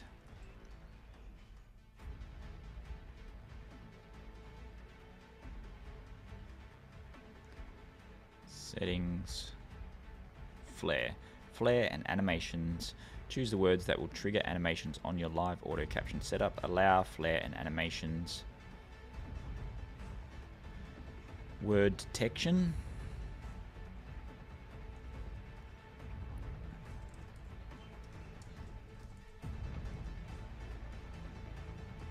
Flare and animations.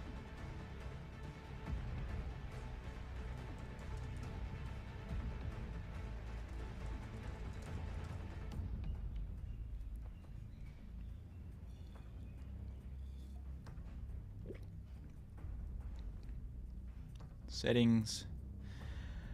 How long does it usually take for an app to appear on the App Store? iOS apps usually a couple of days. The last Mac OS app I released took like a solid week or two. When I'm hooking into things like monitoring, the last one was an automatic screen recorder, so it was, you could set the windows that it would record automatically, and then it would just start recording the animation and saving it to the window and saving it to the desktop. And they had a hard time accepting it on the App Store, because what I've learned is when you build an iOS app, phone for the iPhone, it like its own system, its own container. So you can't build anything that goes outside. It can't escape your own app. You can hook into the API of the phone and stuff, but it's quite locked down. But what I've discovered with the Mac OS store is pretty much just software. So anything you install from the Mac store can do anything on your system. So they're a bit more stringent with looking at what your app actually does and then rejects it from there. So they wanted to have a phone call with me to make sure that this automatic screen recording app wasn't sending data to a server and it wasn't spying on people. So I think the same stringent testing would happen with this, because I'm monitoring the microphone.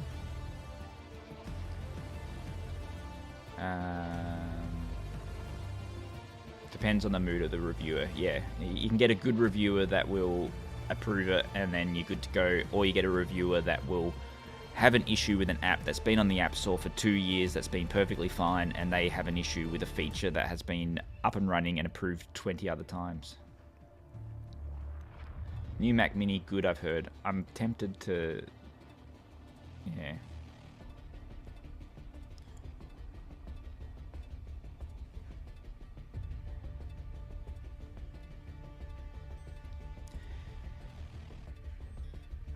And Maxim, I'm not quite sure what the sandbox means, but I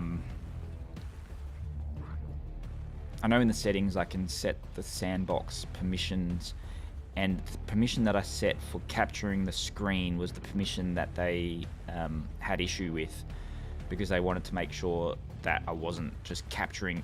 I guess once that functionality escapes the sandbox of capturing what's happening on screen, all of a sudden it's like I can capture anything and send it, do whatever I want with it, and they wanted assurances that it wasn't capturing what's on the screen and sending it to a server, which is fair enough, I think. But I found the review process to be a lot more stringent than iPhone apps. All right, where were we at? We got app icon, instruction links, I think, and that's it for launching the actual app. Like a help button.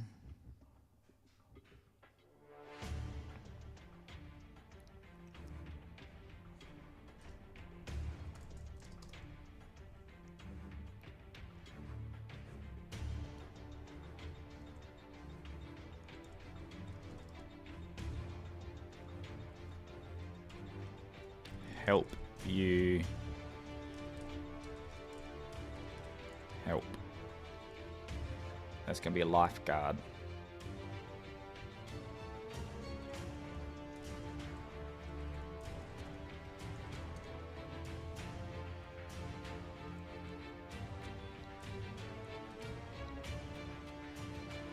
Styles, layout, animation, help, settings.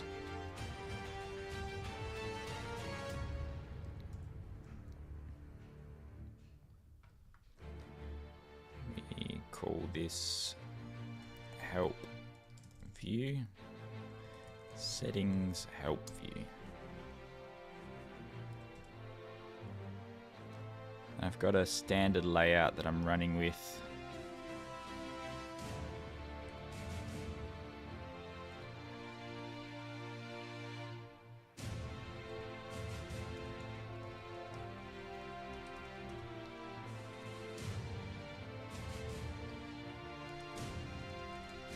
Help and support.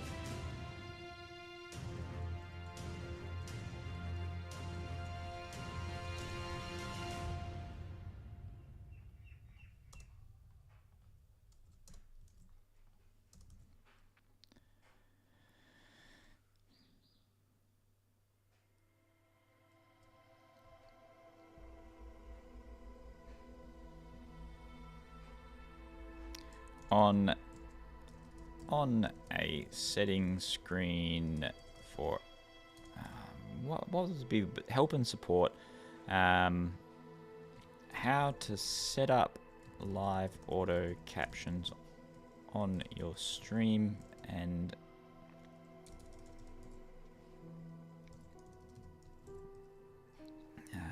we have, this is just pretty straightforward, setup instructions for OBS, and we want that button that I've created before. Then we have setup instructions for Streamlabs. What other ones are there?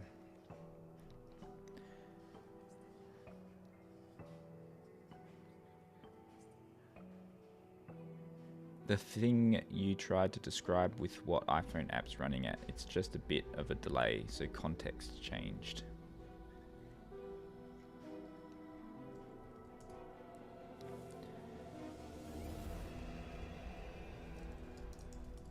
So we might just do this and this. Set up instructions for OBS. And then we also want just a help and support, and that will link to the website. And I have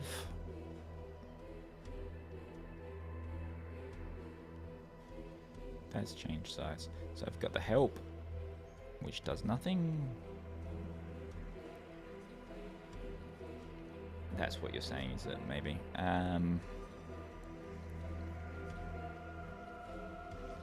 Selected.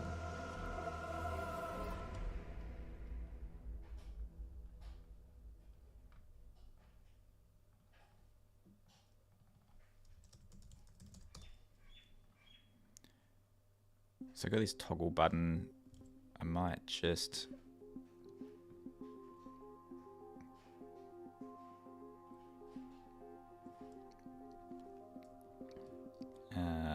link button view.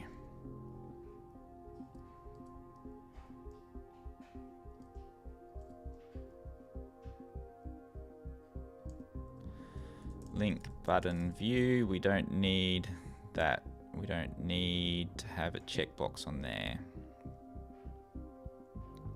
There's no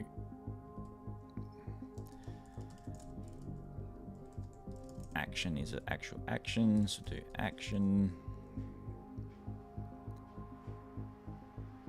Background color purple. We said accent color.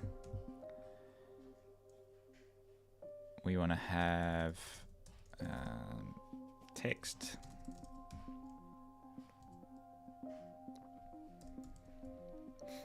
Don't need spacing there.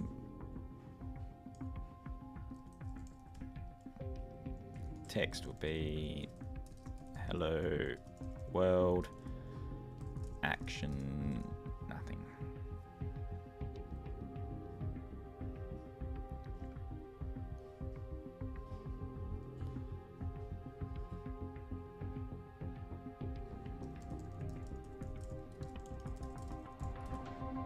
So accent color is part of color, and this will just be a button, I guess.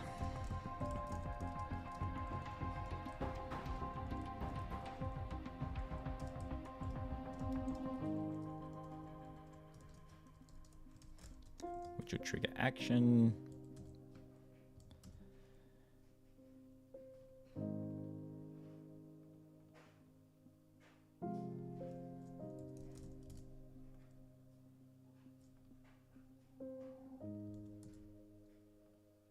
Why would that be white? Yeah, the Mac OS button styling. Let's just stay away from it.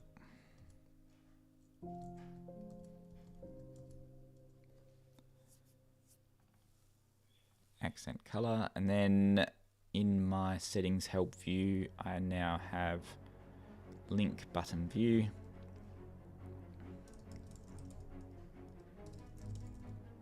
Text will be view instructions, action will load up. So open link.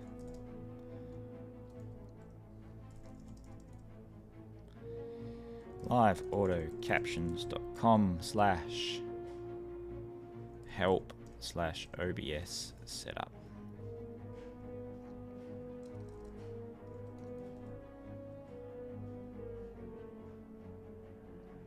Indenting is weird.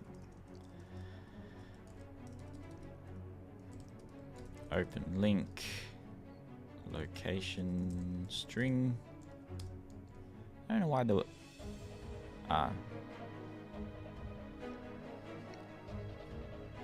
getting too carried away with myself somewhere. There we go. Hang on, you said Control I? No. Command I? Yes. Open link. Mac OS Swift UI app kit. I want to open a link to default browser.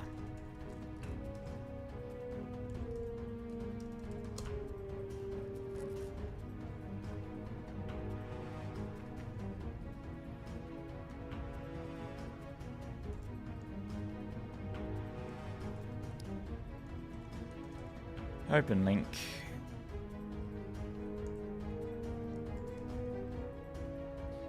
Streamlabs setup.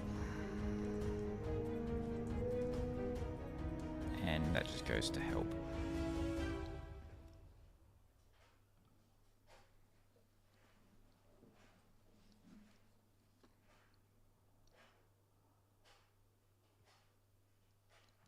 Settings, help, doesn't work.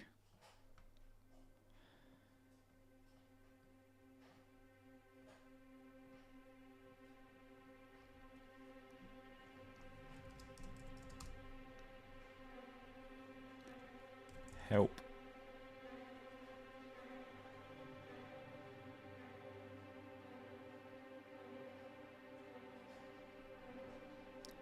Yeah, the background color expects color, so you don't have to write color.accent color. I think, was I using background color or help? We got that working, but we want to add the padding to it. What padding did I use for this one? Just the default padding. We're going to add that to the V stack.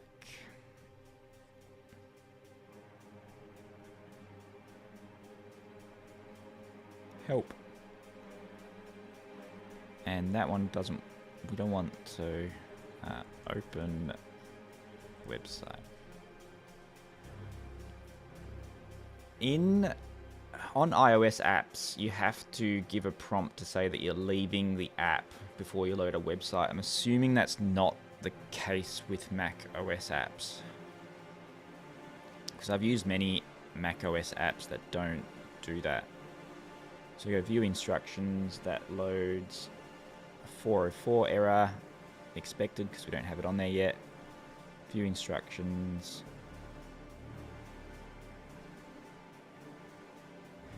And for naming consistency, it's going to be setup Streamlabs, setup OBS.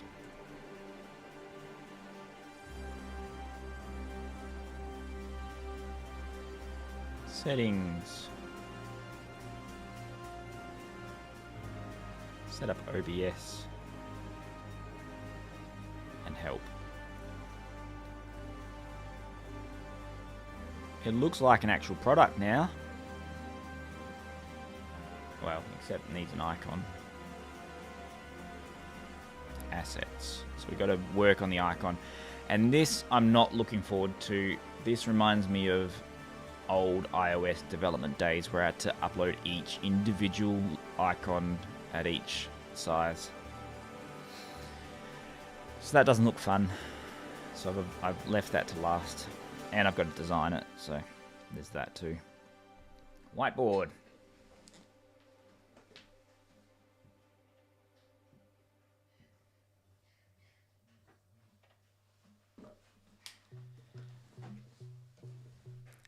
icon.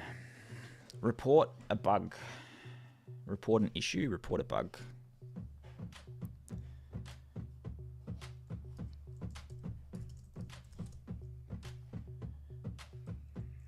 What did I say? I said, I'll just go to it, hey.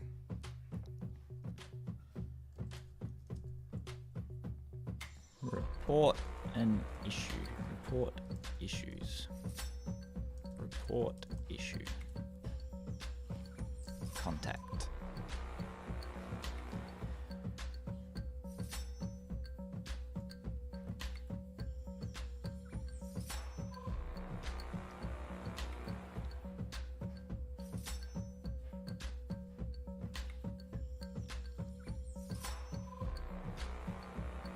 Yep, I like it. Oh, I've added that in there. So I just added a report issues button now. I left it on the whiteboard by accident. You can select all the icon files and drop them there. It will assign appropriately. Thanks, Catalan. I wasn't sharing the screen. So when you guys are in chat talking, I see it live, but there's a delay with me actually you seeing the stream is what I'm learning. I'm learning these things. Oh,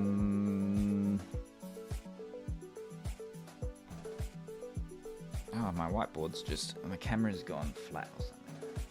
Oh, back on again. So app icon. I don't know what you mean. So you can select all the icon files and drop them there. It will assign appropriately. So I don't have to. Do I have to have a naming convention, or it'll just detect the size of them? Quickly go to the toilet, and I'll be back designing a logo.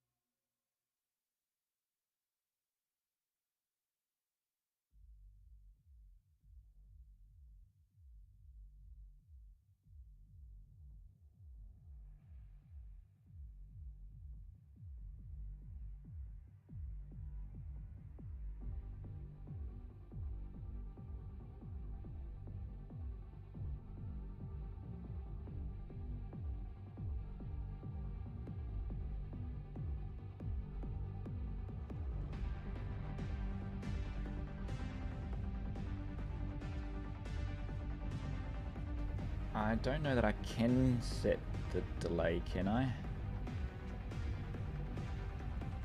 Preferences. Stream. I'm not sure I'm not sure if I can set the delay or not. Be great to have an icon next to the text. What will the icon be? Like an arrow, up arrow, but I don't think that's in SF icons. Oh, yes, it is.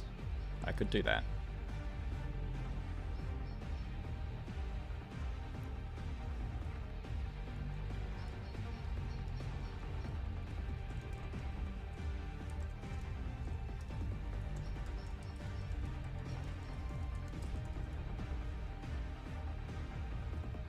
Because at least then that does signify that we're leaving the app.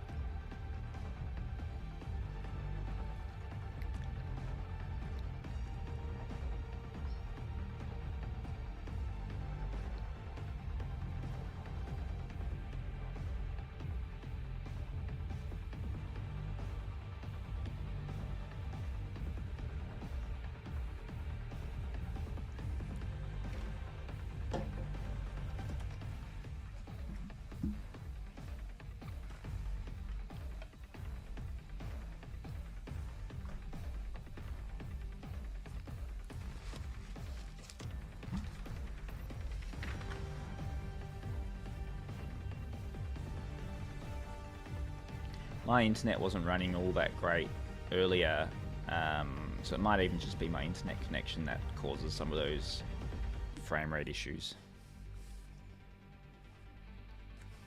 I'm not sharing the screen because I am designing a logo, and I'm thinking it's just going to be running with the idea of something simple. Speech bubble, but the speech bubble, because the default speech bubble is up, an up speech bubble.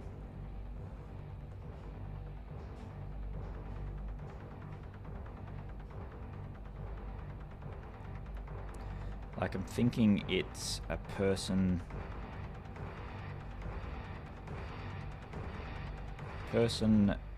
speech bubble. So the speech bubble lower part, person above it, and then purple background.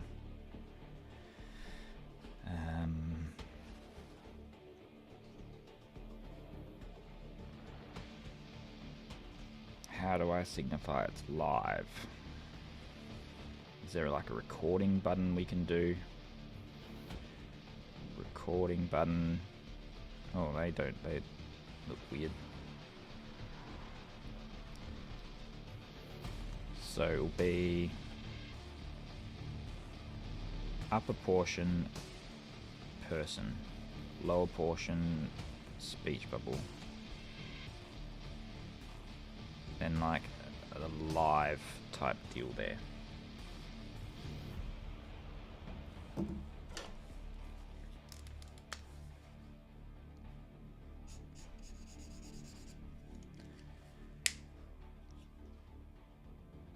Naming will help you, but it will get them by size. I usually do it in Sketch or Figma. There are templates. I'm using Photoshop. Microphone and speech bubble.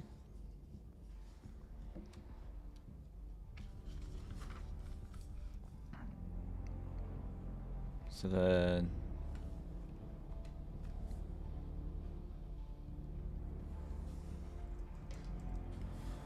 default microphone in a speech bubble.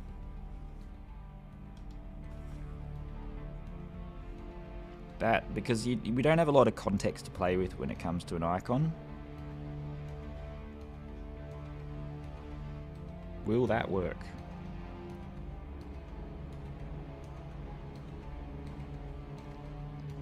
Like a speech bubble with rounded edges, and then the microphone inside it.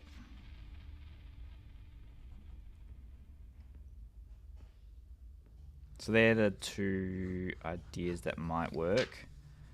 Person, speech bubble, but I think that shows what it does, and not doing too much. Like, you can't put too much context in an icon.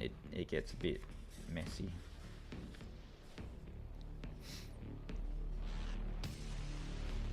I'm going to turn the captions on for a minute because I can.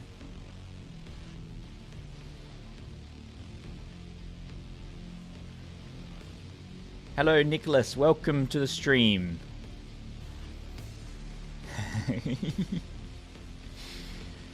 Thank you for the kind words. You're developing your first app.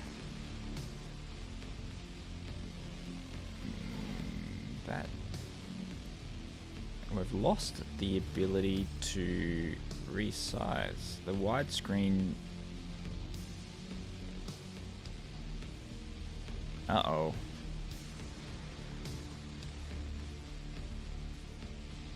It's supposed to lock to the aspect ratio and something has broken.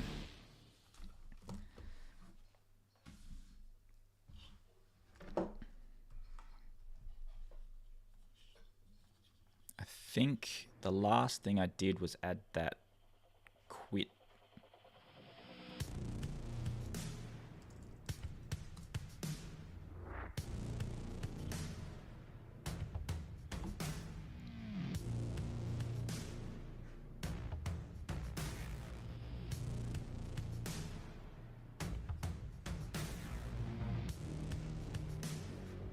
Did I lose the aspect ratio resizing? I think I've overridden it. Yesterday at the end of the stream, I put this close button in there. And I know it's in content view.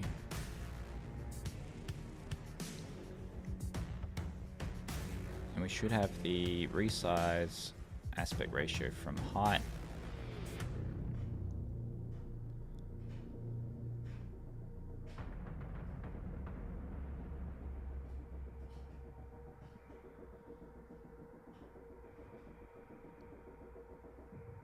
Yeah, so window observer's no longer observing it.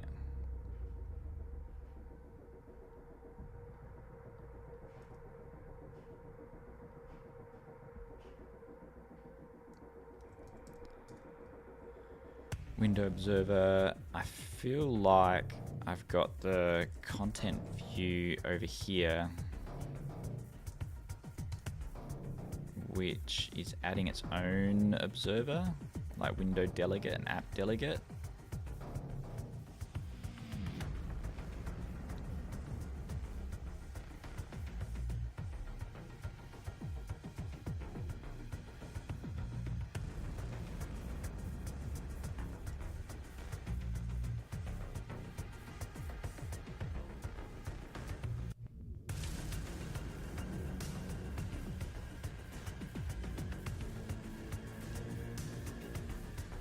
So it is setting the delegate,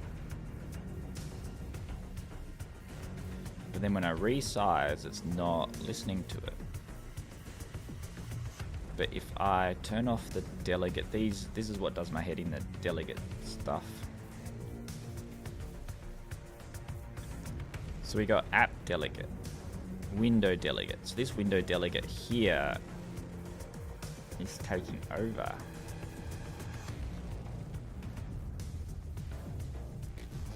If I remove this,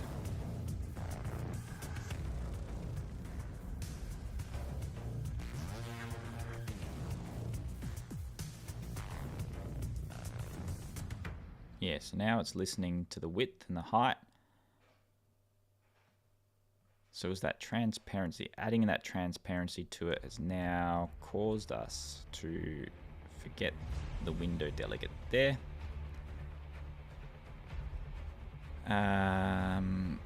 So window delegate, window should close.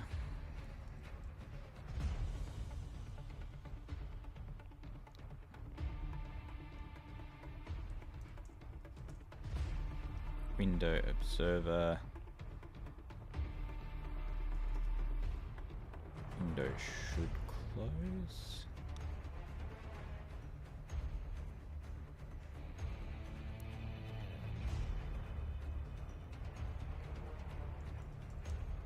So if I turn off that delegate, will that cause any issues now?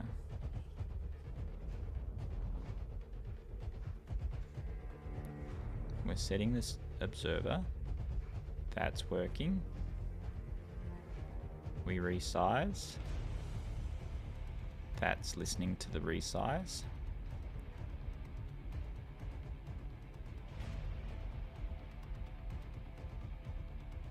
Definitely resizing. I can turn them off. That's... Whoa, whoa, whoa. I don't know what happened then.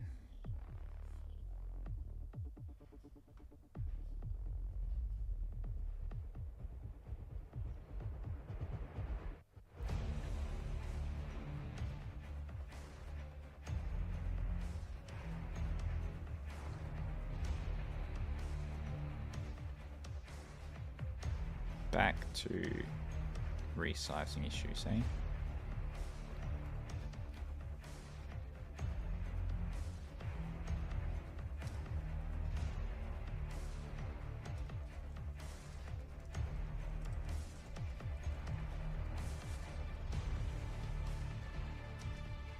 Height, width,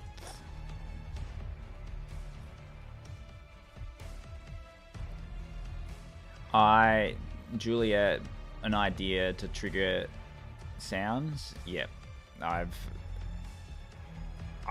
thought of this. This is something that I want to do.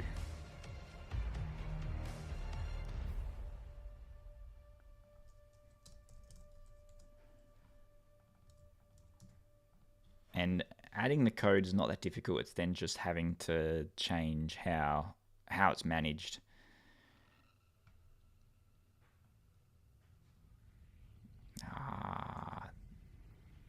So this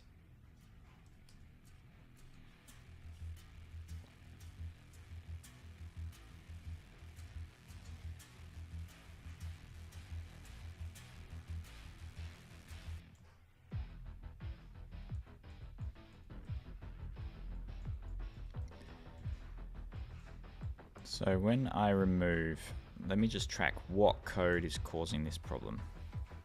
I remove all of that.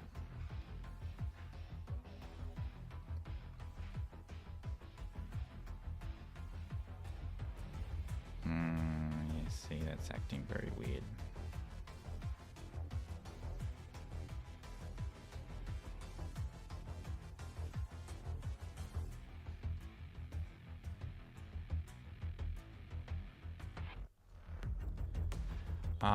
Because when I've got that in there, if I close that, so resizing it,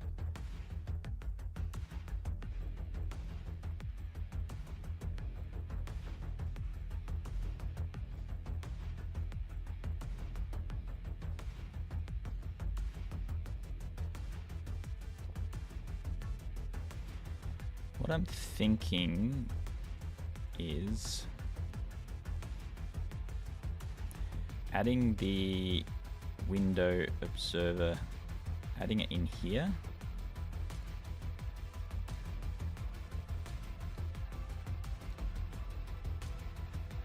So then we have the published size of the window delegate. And then I'm hoping I can have an observed object, environment object,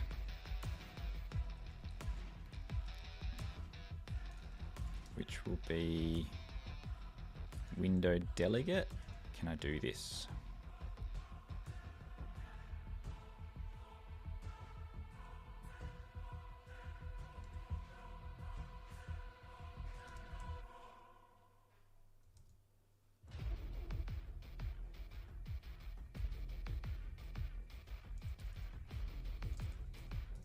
And then I'm using the same window delegate code, and I'm not doubling up. Oops, I'm not doing that correctly though. But then that's not even working.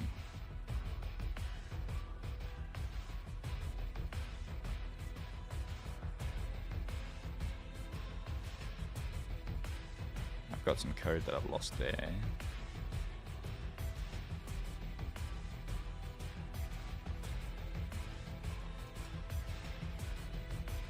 So we want to turn the delegate off.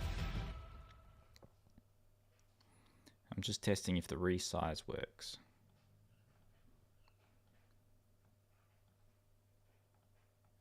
No.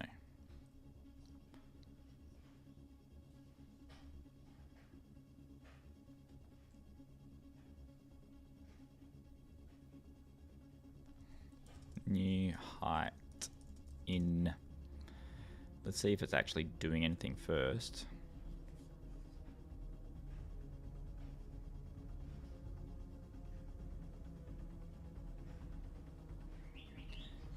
Increase width, not doing anything. Because I'm not actually setting the delegate because I've deleted that code. So I restore that code. The code that I'm restoring is here. On up here. Restore everything that I've done, and on up here we set the window delegate.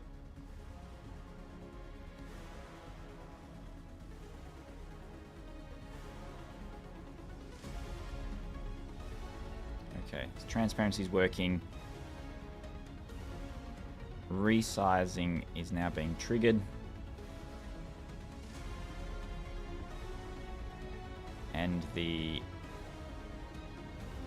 width kind of works. That kind of, like, it jumps off the screen, but at least it returns. I think I'm happy with that. Not 100% happy, but I'm happy with that. Ah, well, that nearly slipped through the gaps. I'm very happy that, who was it that jumped in?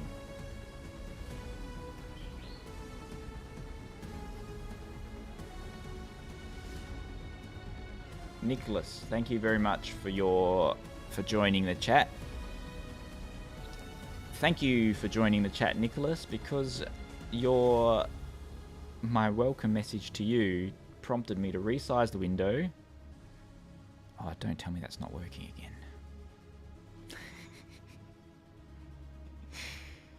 What is going on?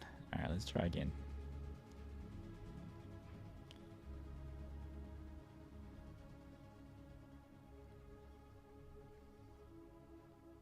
So it's not working again. Not listening to it. We're setting the window delegate. Window delegate has window did resize. So we set the window delegate. Window did resize.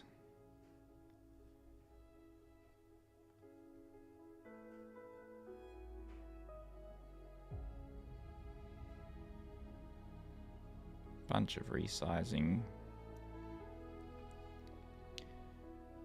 Resize again. Why would that have stopped working before? Ah. Window equals notification object as window, and then it's not triggering the next bit. It is triggering the next bit. Size equals frame.size. So it is setting it, and then you're not listening to it when it changes it. Window observer size width.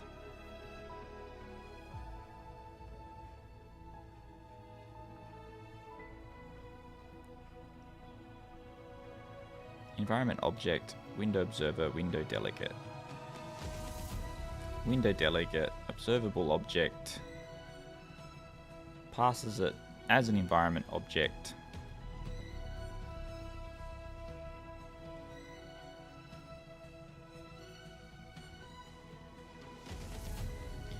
Good question, Julia. There's a transparent option. So default is transparent.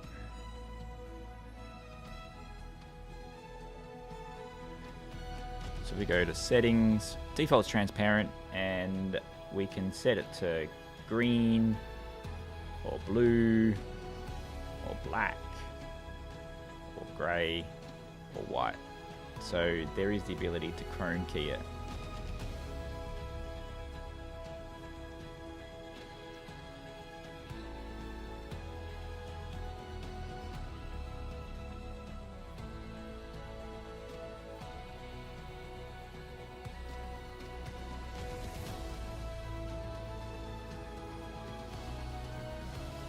It needs to be a state object, I guess. Window delegate will be a state object, and then it'll push the changes through the hierarchy. Wrong.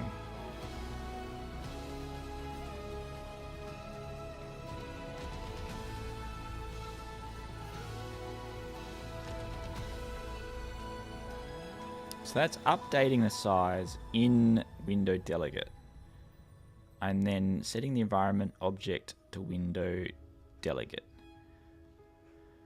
Window delegate is an environment object. Window delegate.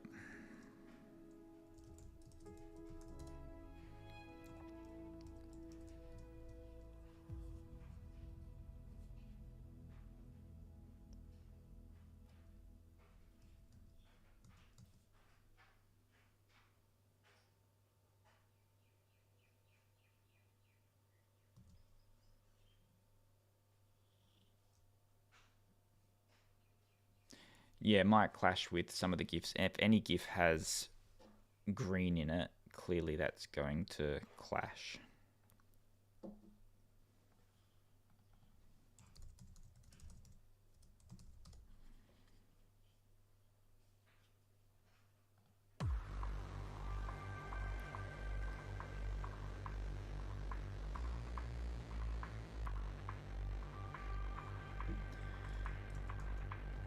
Let's just see if I can set it as an observable object.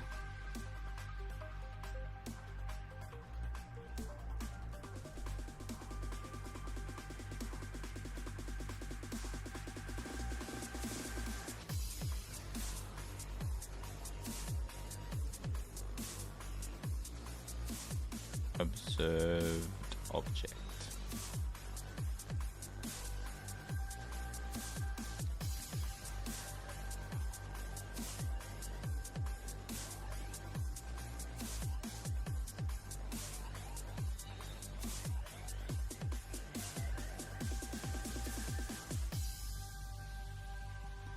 We resize. It triggers frame resize there.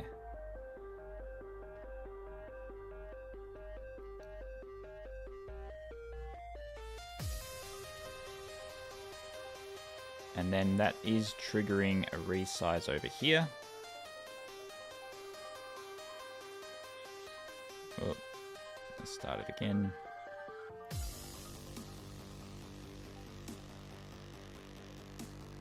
But it's not doing anything with that resize. Settings, widescreen, we got that set.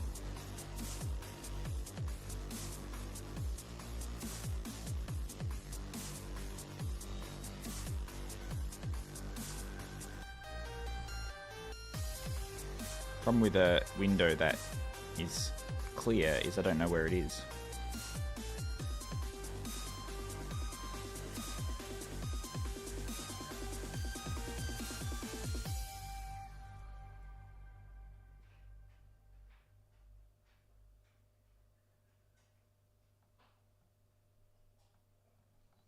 That should be triggering it. Why is that not triggering it? Height. Not triggering it. Size. Triggers it there.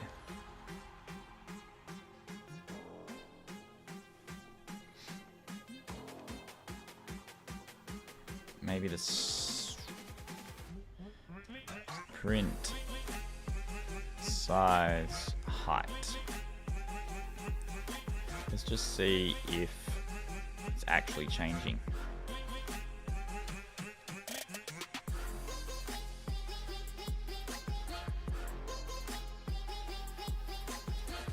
It is actually changing, and then we're not having it changed there.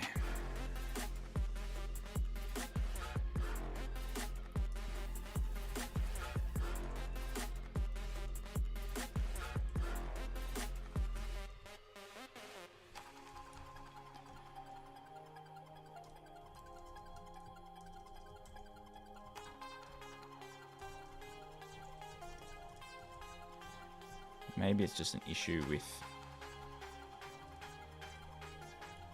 this size thing.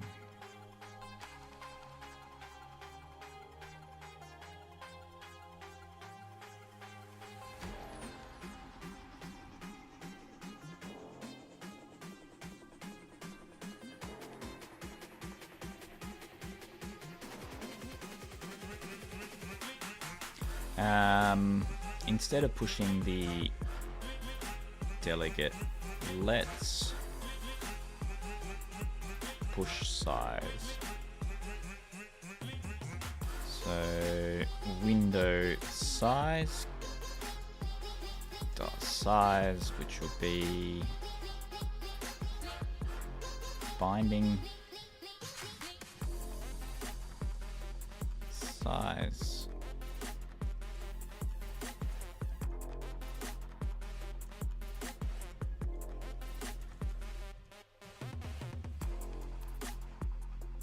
window size equals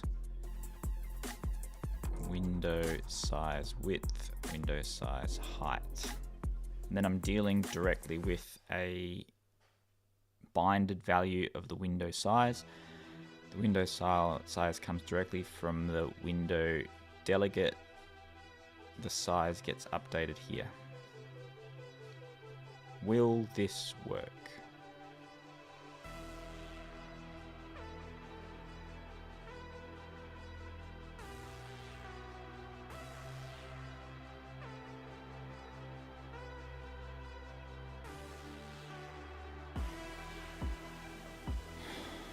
No.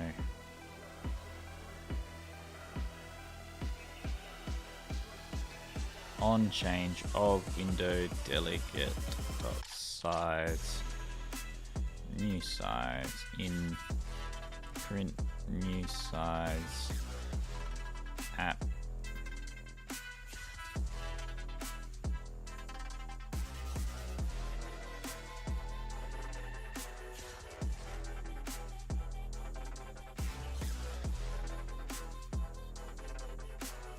Content view.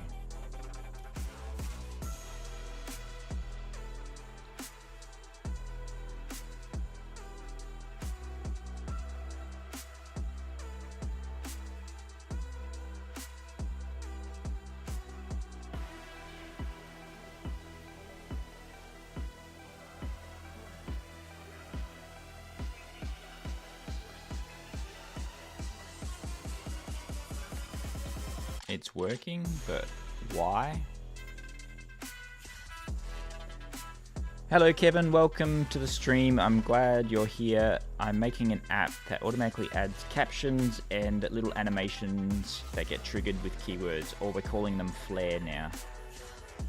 What is the use for this? We've been looking for an auto caption solution forever. So it automatically just turns your speech into words.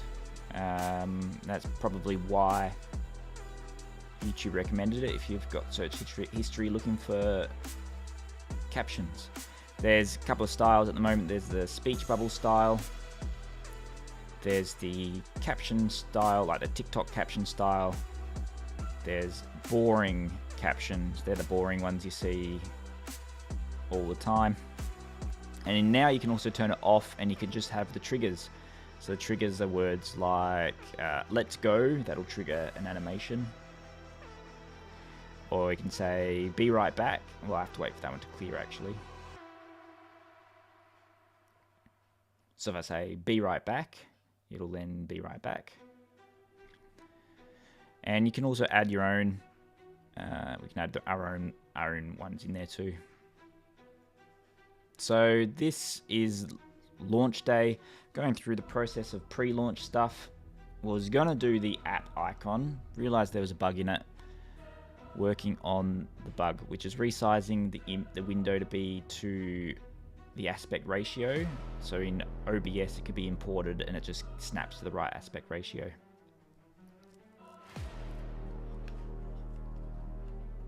Thank you, Kevin. Appreciate the kind words. At the moment, you can't bring your own GIFs.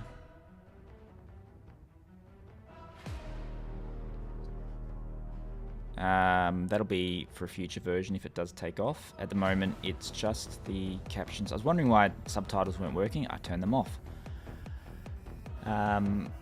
So you'll be able to bring your own GIFs in the future if this takes off. For the time being, it's just like you can search for the GIFs that you want to show. But hello, Elor. Welcome to the stream, Elor.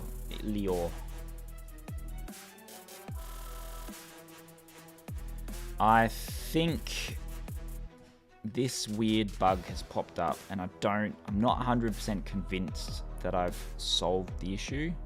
Yeah, see, like it's incrementally not working, and that is a problem.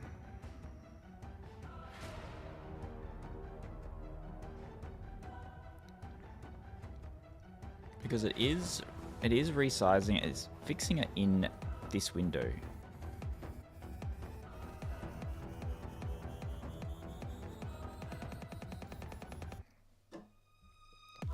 Let's see if Claude knows. I have an app delegate. Oh, it's a window delegate.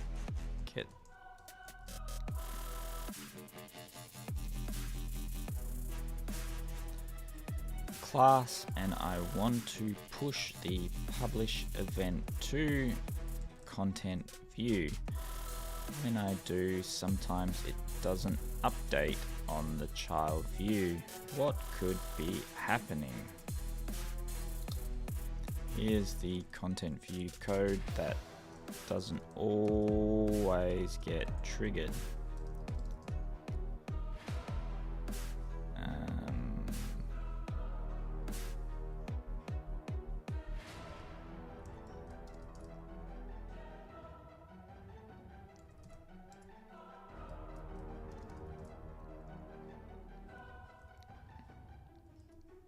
Window delegate.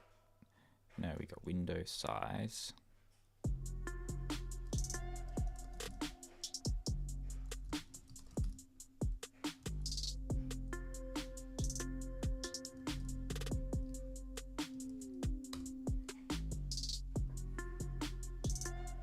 Exciting day. Yes, I'm hoping I can get this launched today. Let me help you debug this. State management. Moved window delegate to be created once in the parent content view. Use state object instead of creating a new instance each time. Added last reported size to present redundant updates. So now we have the... Okay. So we're just dealing with the window delegate inside content view. I guess that does make a lot more sense. Remove window delegate from here.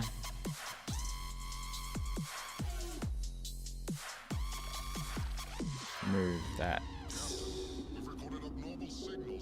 Remove that. Remove that. Remove that. Don't want window size anymore. We just want a state object for window delegate.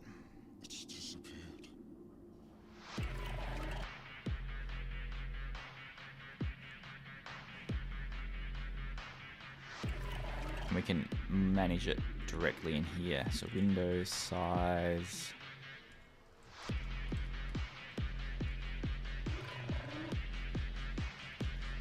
Dot size.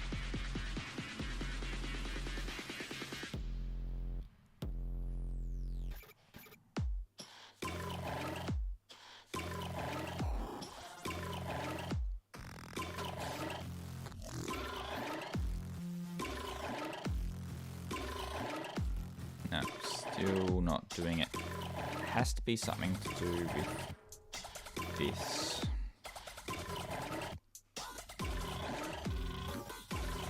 No. But in the content view, when I'm setting the window delegate, I'm not initializing it on view. Do I need to?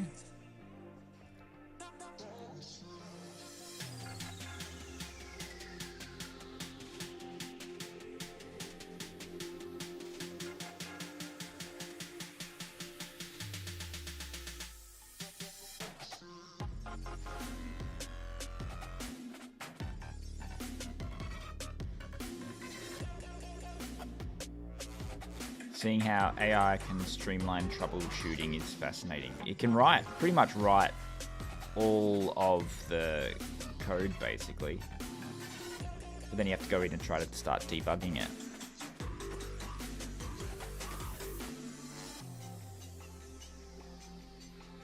I've really made a mess of this. We've I've got the window delegate. I've got that bit there. On appear.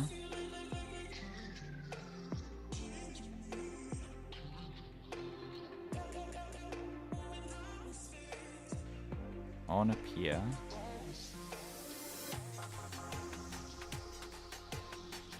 We'll set the window delegate here, I'm thinking. Window delegate equals window delegate. We attach it to the window.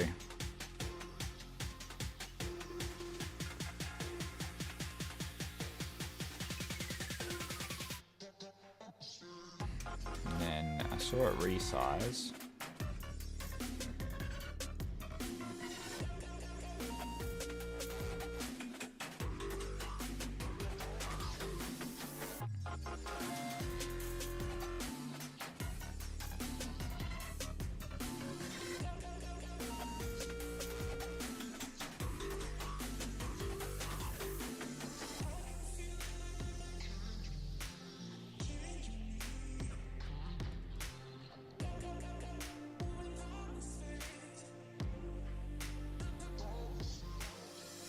Window did resize. So it's triggering. This is really doing my head in. Window delegate. I'm setting the window delegate there. That is triggering the window resize.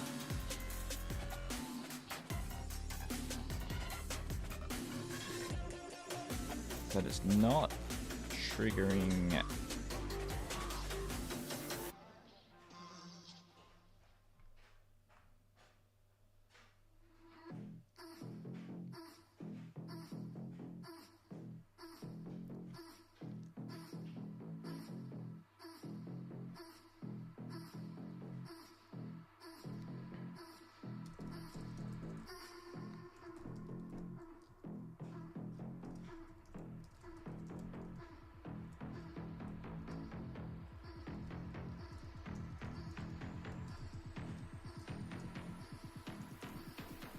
I wonder if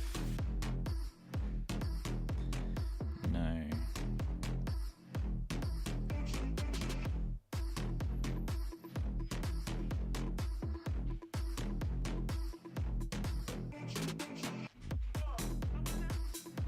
That's what I've done. So the window delegate, window should close, window did resize.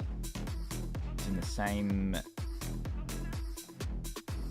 window delegate now, and it's up. Everything's updating correctly, but it's losing the attachment.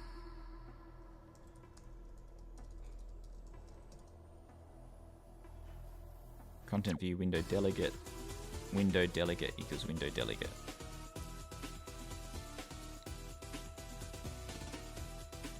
Application did finish launching. Is that replacing it?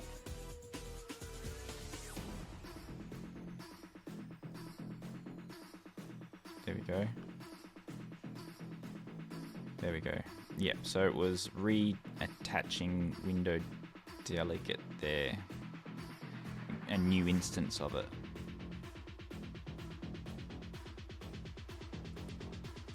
So I guess I don't actually need to do that.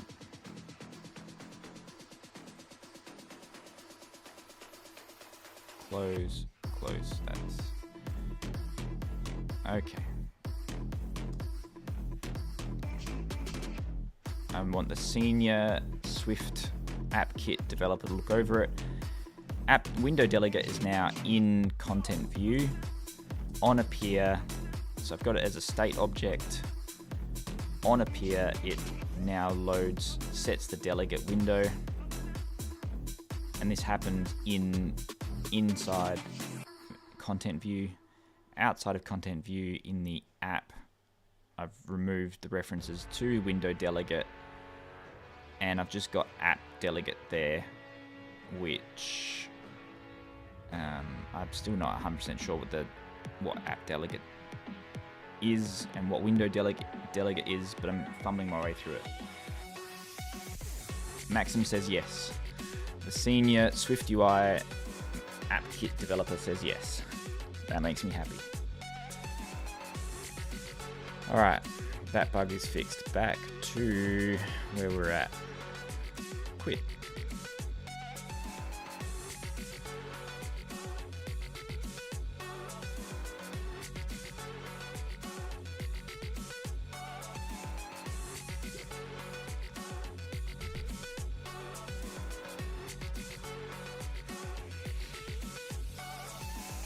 And what is the maximum size we need to run with? 1024.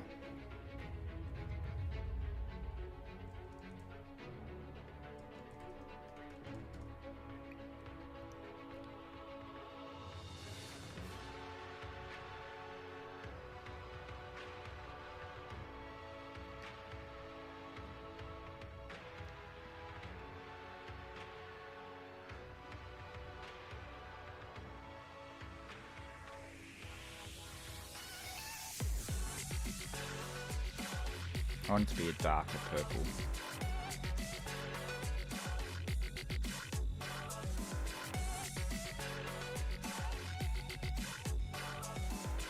That purple will do. Instead of purple,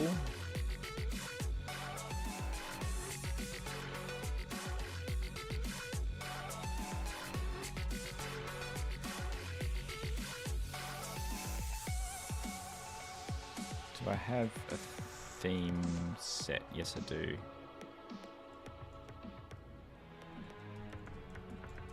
Purple theme.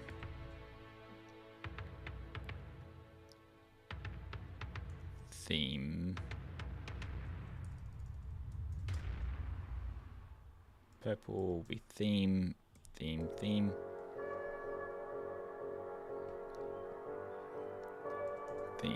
So I want it to be a darker purple.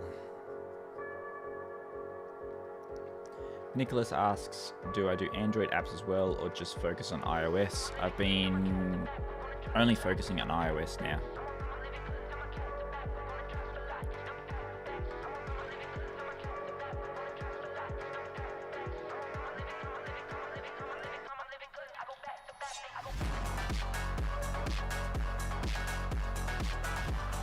So I used to have apps made with a hybrid framework, and I used to do both Android and iOS apps. I found more people were downloading my Android apps, but less people subscribing. And then when they do subscribe, they were not sort of sticking around and renewing, and they were subscribing for lower amounts. Whereas on iOS, more people would subscribe and more people would pay more for their subscription and more people would renew their subscription. So I saw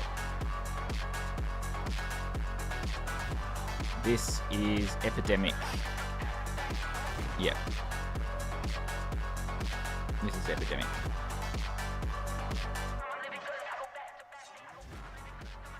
Turned it down. Is that better? Zed says Android only for ads revenue. That's my case. You need a lot of downloads to get revenue from ads, I found. I prefer mic louder. How's the music now?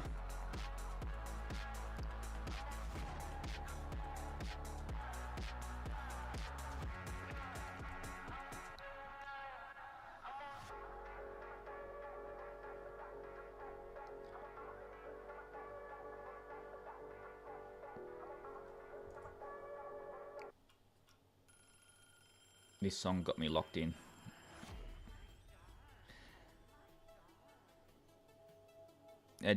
Kevin says difference in cultures between the two ecosystems. That's exactly right. I think people on Android are much more prepared to have ads and an annoying experience in exchange for a free app. People on iPhone would much prefer to pay for a subscription and not have annoyances. It's the only business model that I've ever found in the world where you actively have to annoy your customer to get them to upgrade. Like, bombard them with ads and things like that. So this is the color we're going with. I can smell smoke. Hang on.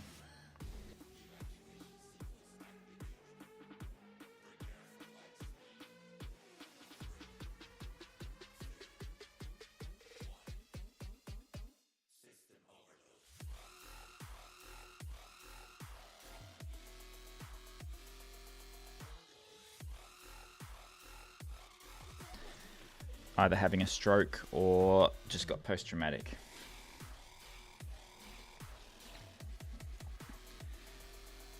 So I've got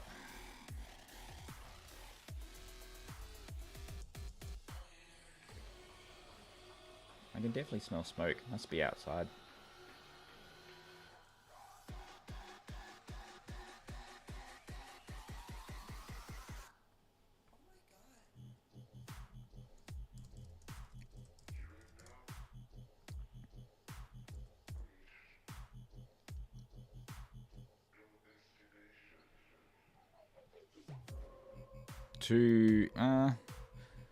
I want it to be a bit more purple.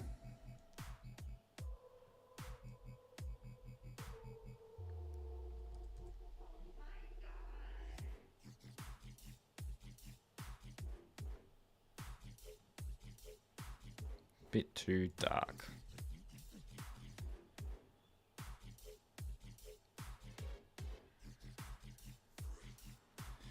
Now that we say that, that's a bit.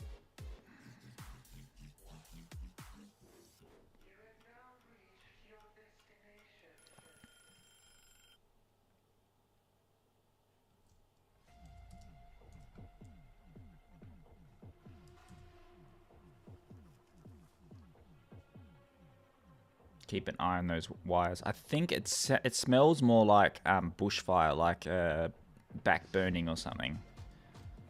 Like I've got the door open. I can smell it coming out. Back burning.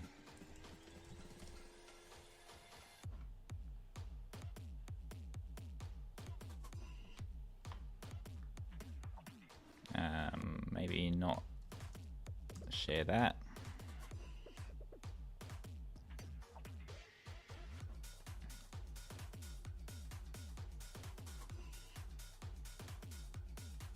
Yeah.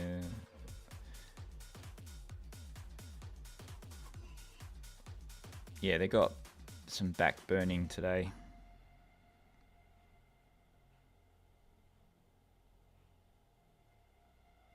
So that's what I can smell.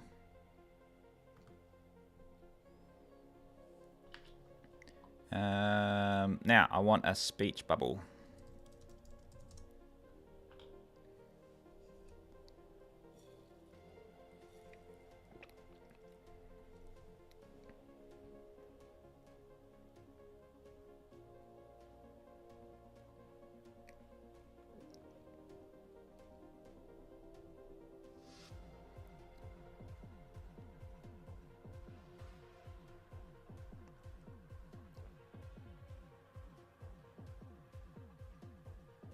That could work. That could work.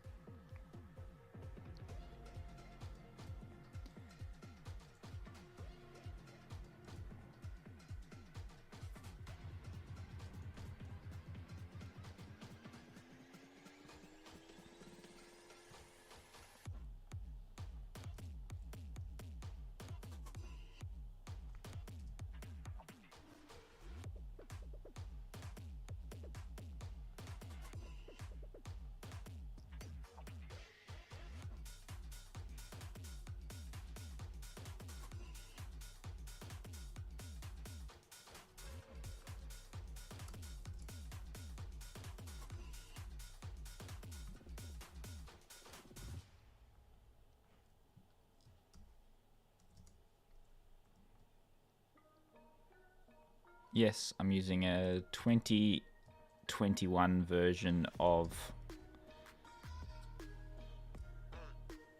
Adobe Photoshop. Which version? Which one did I use then? I used Let's try that one.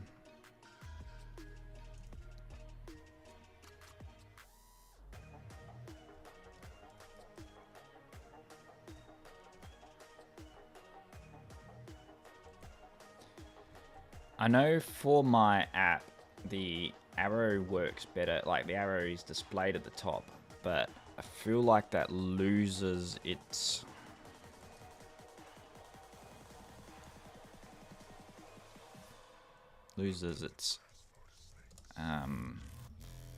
meaning when you flip it upside down.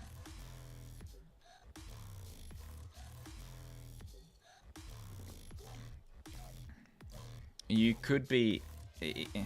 Are you getting audio drops, Julia? Is it when I'm launching, like restarting the app? Because it tries to ping into the microphone and back.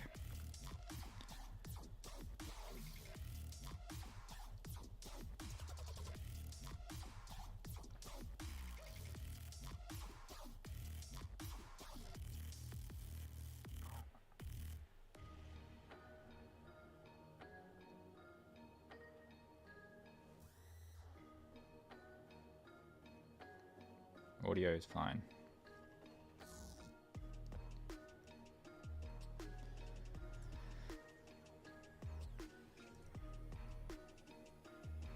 I actually like the simplicity of that.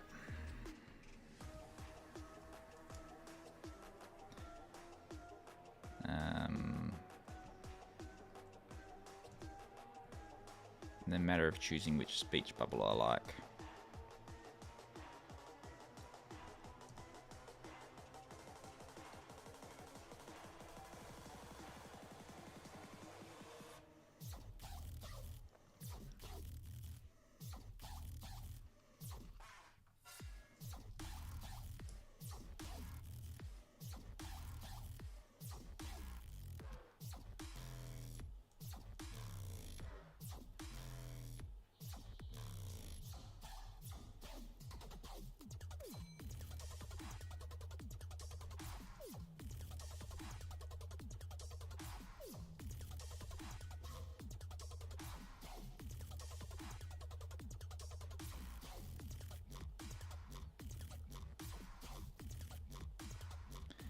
Nope, don't like that speech bubble.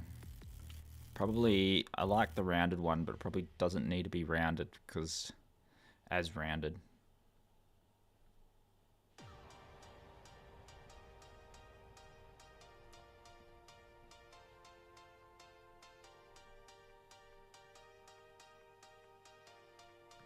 Could I go with something like that? And I know on here I can just set that to white.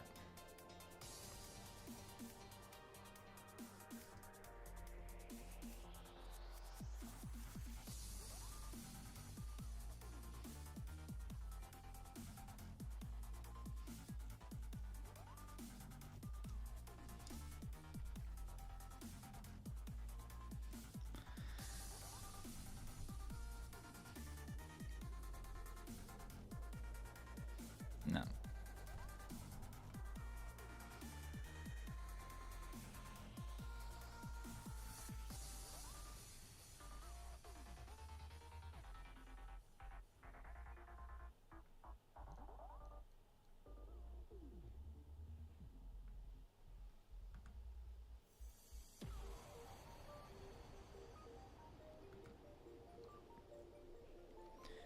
Can I go fancy? Well, it's not really fancy, is it?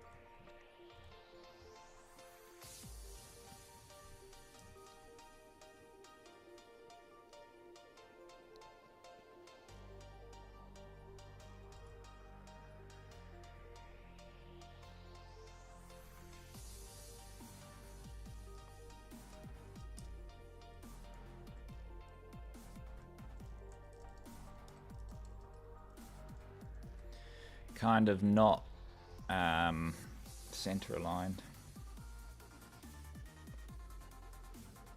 Have I seen huge icons? I use them a lot. The basic ones are free and they have a lot of icons. Good to browse for ideas too. I haven't seen huge icons. Huge icons. making sure it's a legit site.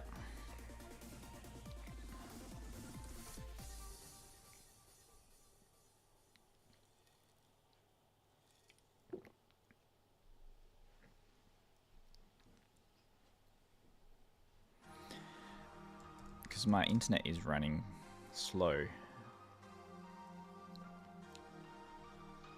Speech bubble. But I've got a license for Noun Project. So Noun Project has a lot of those iOS style icons, and I can use them in my projects with the license.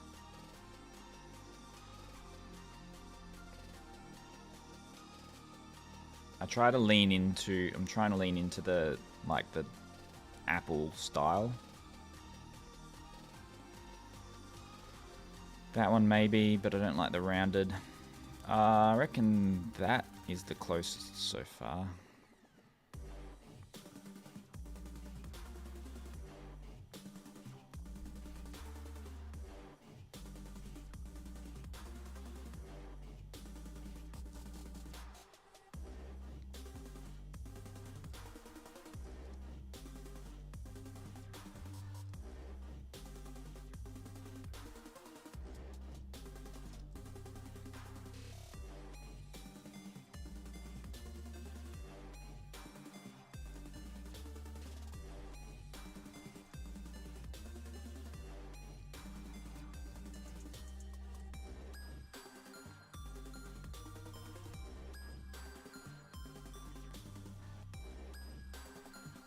I want to center align, and I probably want to I reckon that's the icon that I like. And then I want to increase the height of that.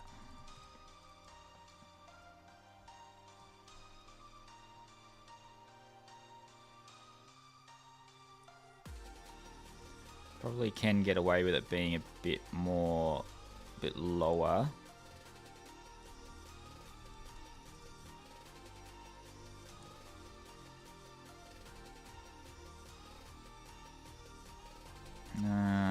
Still not convinced.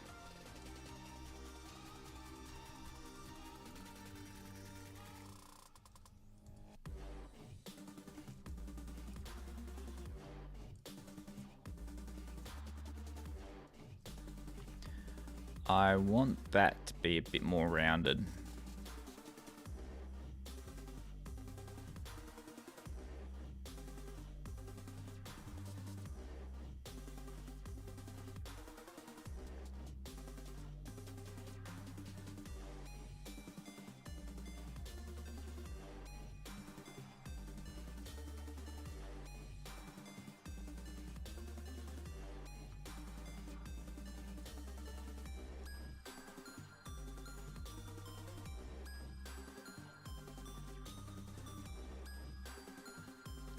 How much rounded?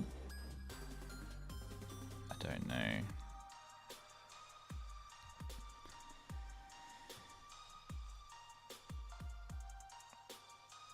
Does that need to be purple? It's the next question. That could probably just do being black.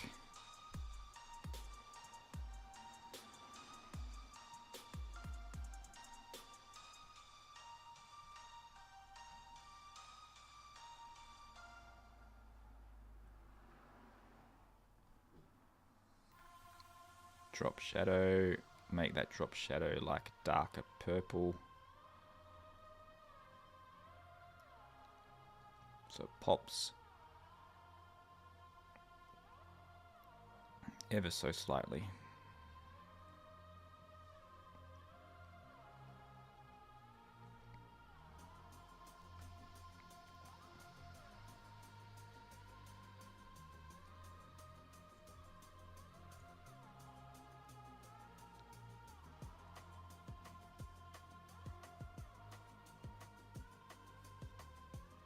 Searched captions on huge icons and think you were trying to design the dot line, something with bubbles like that. So I was thinking it might help.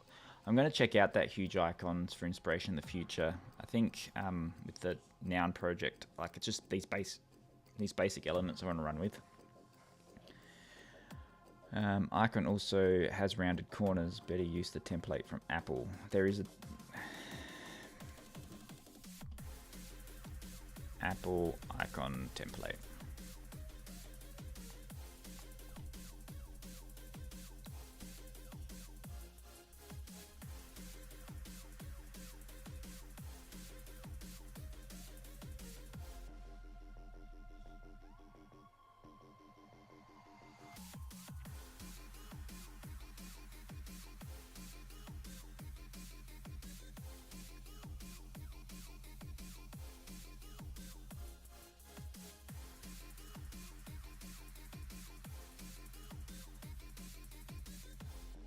Photoshop.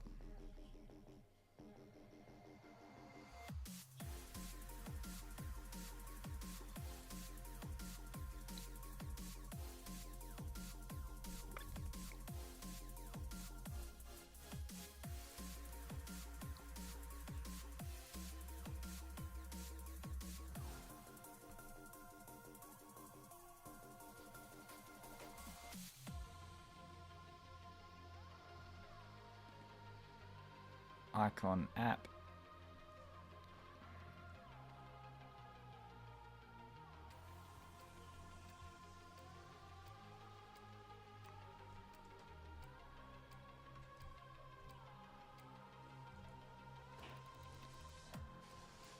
How do I go about using these is the question. Maybe I might just set a mask.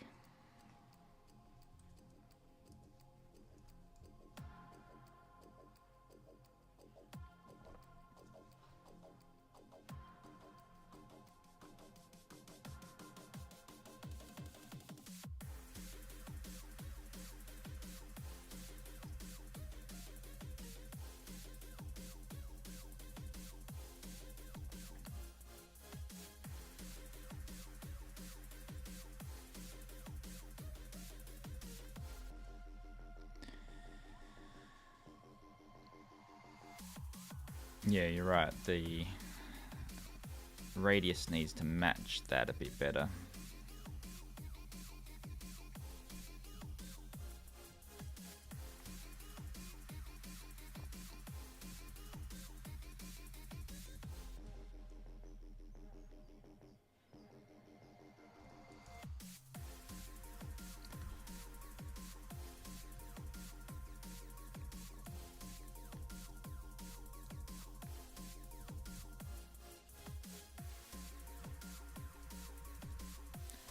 At center aligned.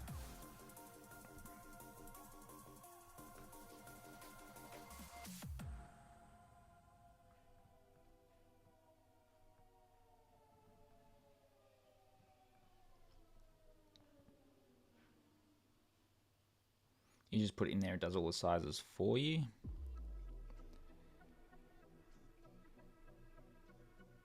I put it in there, do I?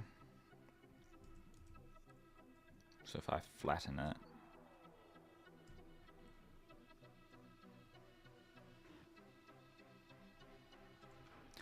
at this stage, can you tell that I've just taught myself all of this and have,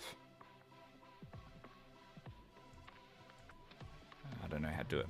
So I haven't actually had any training on it. So you're teaching, every day you're teaching me stuff I don't know.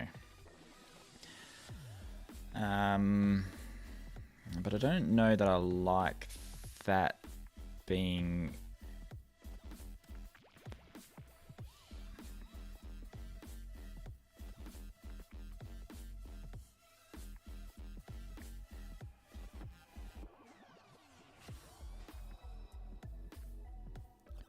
so I'm going to select.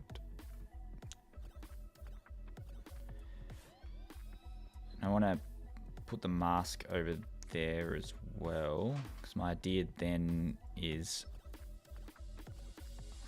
man,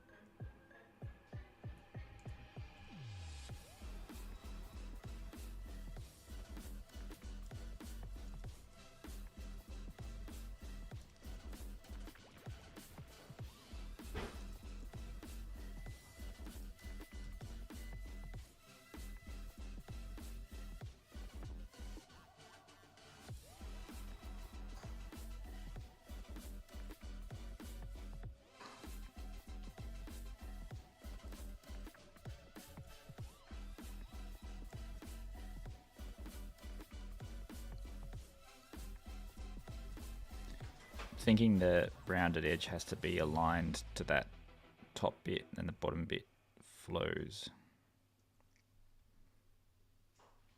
I got a thumbs up from Julia.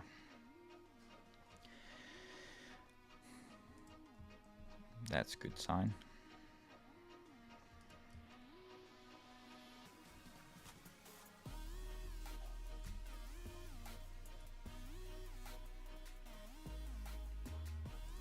I'm not.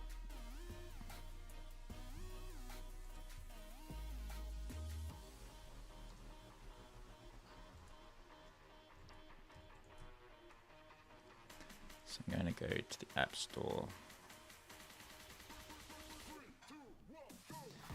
We'll look for microphone.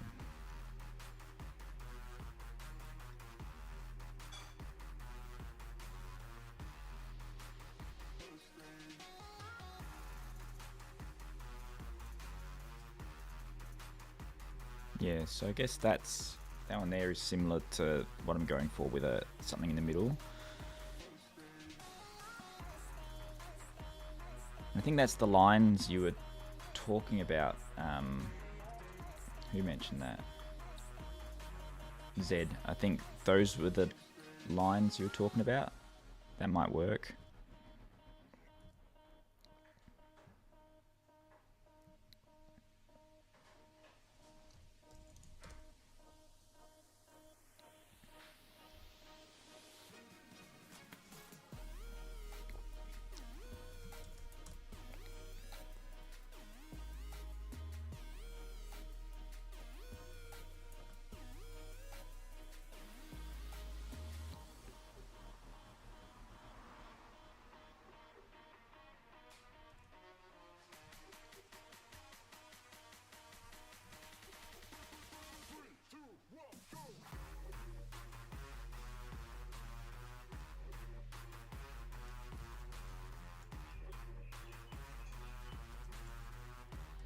Think.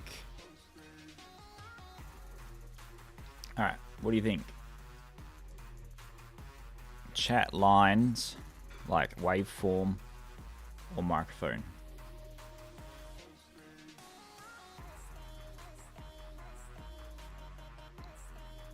Waveform or microphone?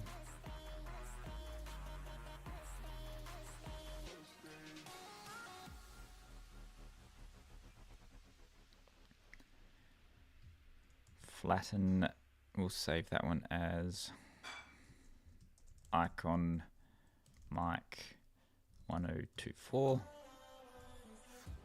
Do the waveforms, flatten, wave. Probably needs to be better aligned though.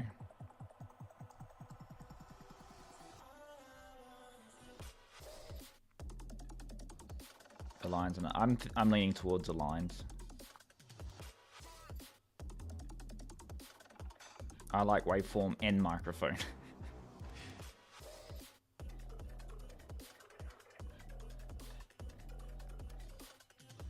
My sincere apologies for the interruption. No, don't apologize. I'm open to ideas, but if I may think the bubble is causing distractions. It is just one customization. That's true. I think it's the default one to show that it pops up. I see your point though.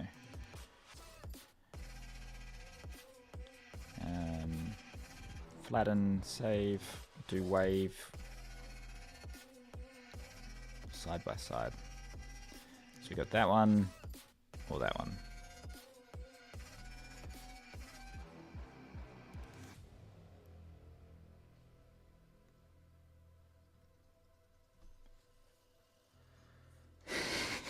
I did logo design for quite a few years running a business, and the feedback you gave, Maxim, was exactly like, threw me right back to doing logo design where you throw two options at someone. They're like, yeah, do both of them. Make the logo bigger. I'm leaning towards the waveform.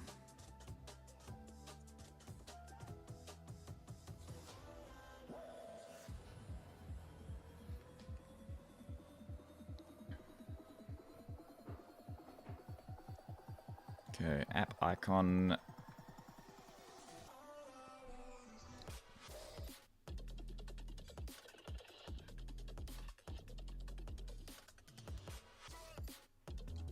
I'll save it as it is. And then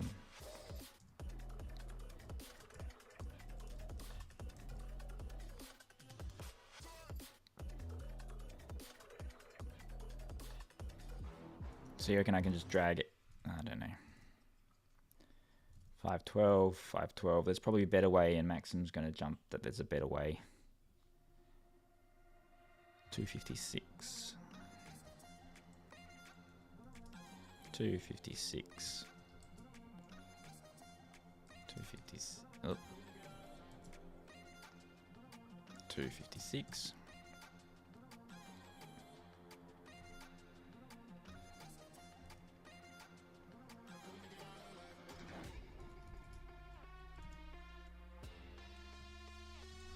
$128.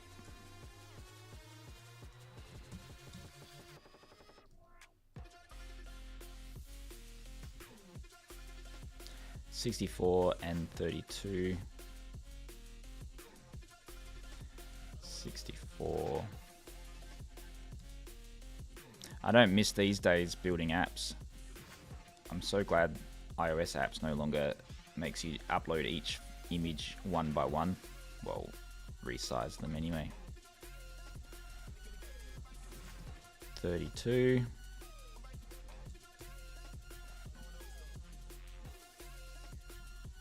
32. 32. 16.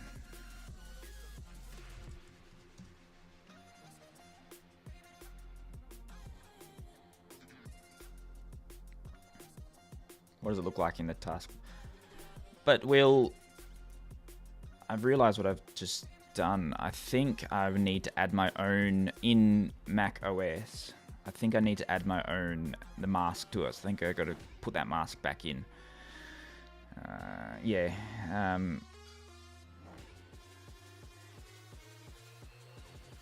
Usually use the app icon generator. There are free app icon generators that will do all this for you. One source image. And you know what? I think I got to do it again. I think I've got to go select. Do we have the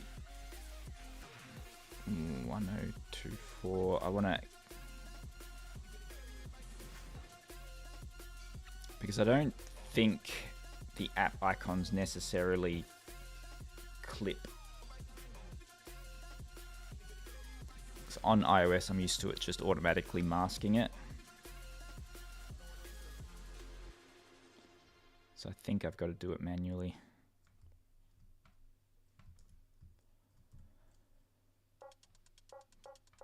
But that is a lower resolution one, so I'm going to add my own mask.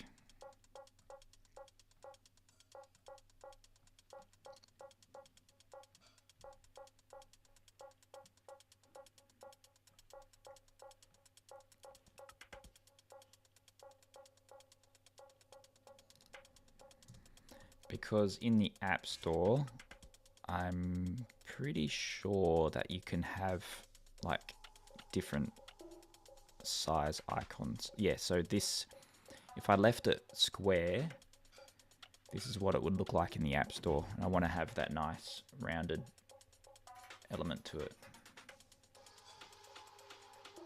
We don't see the icon in the dock. It's not actually updated in the dock as well, so I've got to look into that. But yeah, you can't see it because the keyboard's covering it. Select pixels.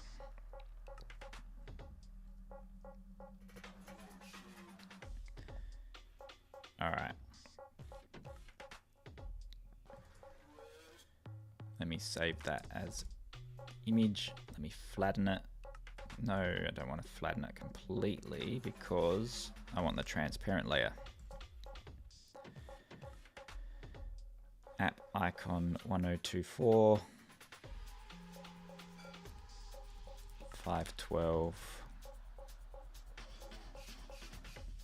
Next one will be 256.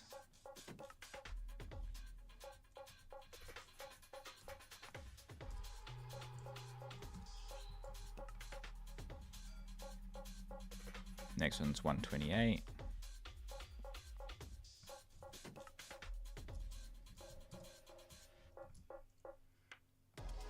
Next one's 64. Oh.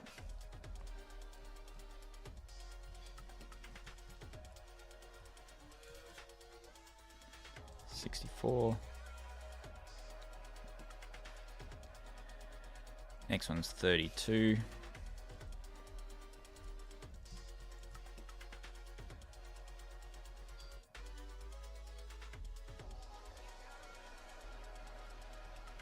Next one's 16.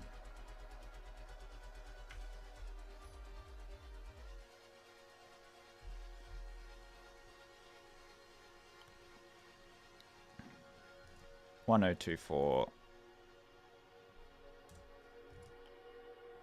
512. 512. 256. 256.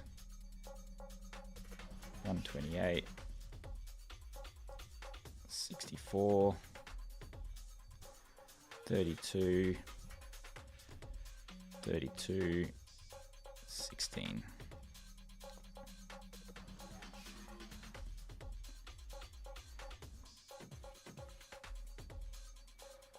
It's not actually updating in the taskbar.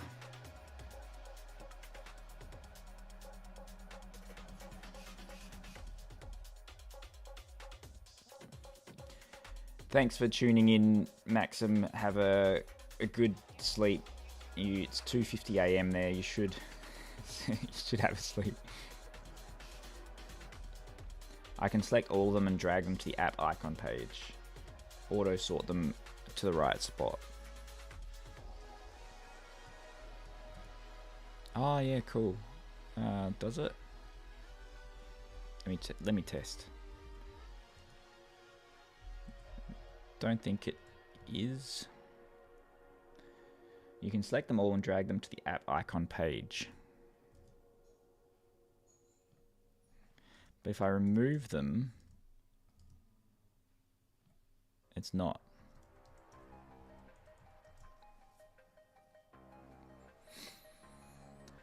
I think there's probably some naming convention that needs to go in to automatically do it. That's the app icon. Now I want to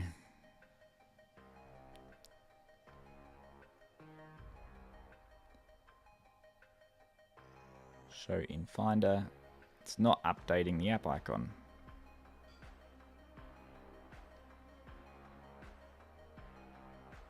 App icon is app icon.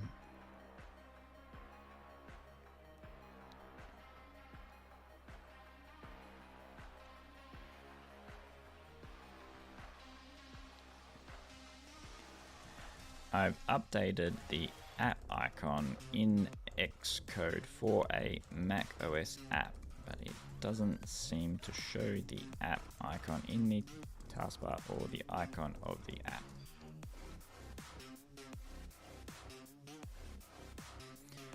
I have a feeling, Jay, that there's some sort of like naming convention that I have to do.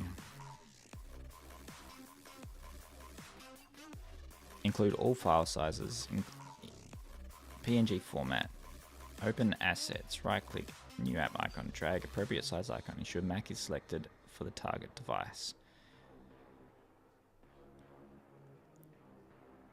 Build setting, app icon name is set to app icon.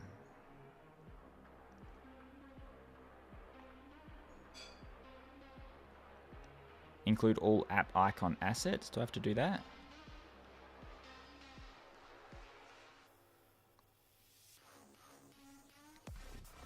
Still not showing.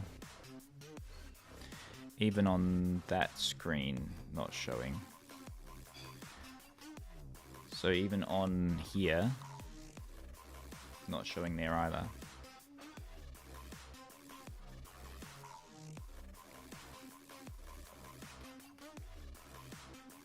Do a clean and reset.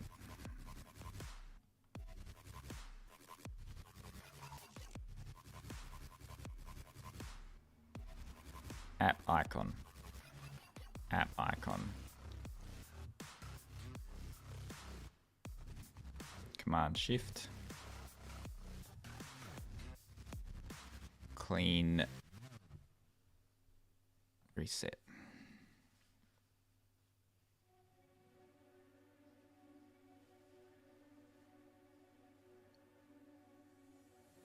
Hello, Beppo. Ah, that worked. Settings, we close. That's the icon. Let me just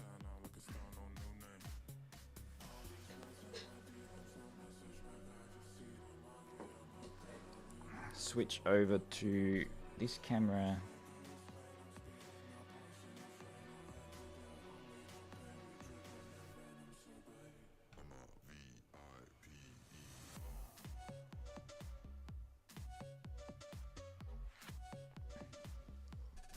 Works.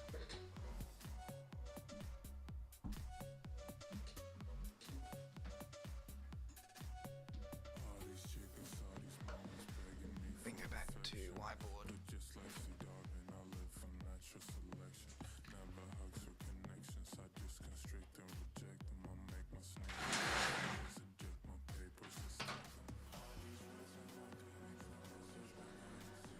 So I think that's all of version 1.0 done. I think now is the fun part. 3.5 hours into launch day and I've just got to the launch part.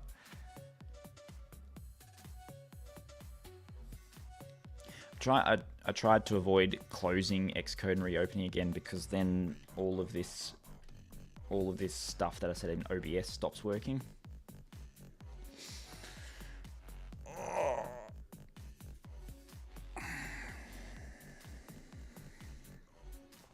All right. I'm going to compile it, submit it to, post it to the App Store. I'll do that off screen so that I'm not showing any private keys or security things.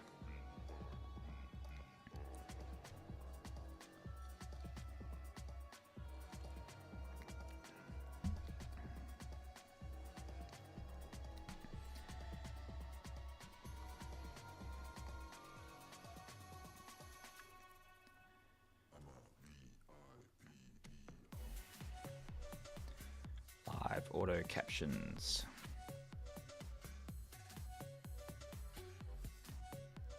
Submitting to App Store Connect.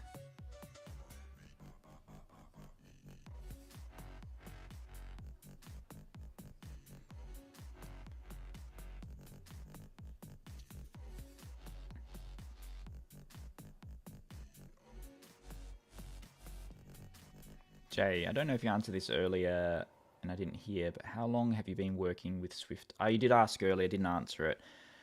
I've been working with Swift UI since April last year. Prior to that, I was making hybrid apps in JavaScript and like a framework called Cordova. And then I made the switch in April when that camera just cut out, did it? Yeah, I made the switch in April last year. Asset validation failed. The product archive is invalid. The plist must contain LS application category type key. I've got it on the screen on the whiteboard because I'm playing around with like the files in the background. Which category would this be?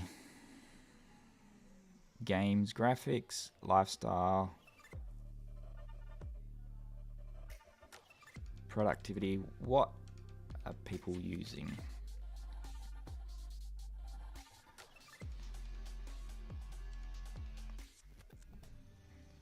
What categories?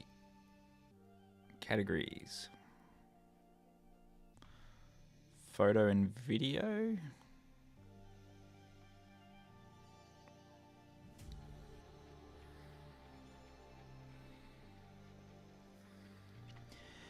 My experience with native versus cross-platform. For a while, I struggled with the Swift UI, just the quirks in it. But then after a while, something clicked. I don't think there's a streaming tools category in the App Store. There's business, developer tools, education, entertainment. That's pretty hard category. And it's not really entertainment. Music, I'm thinking it's photo and video.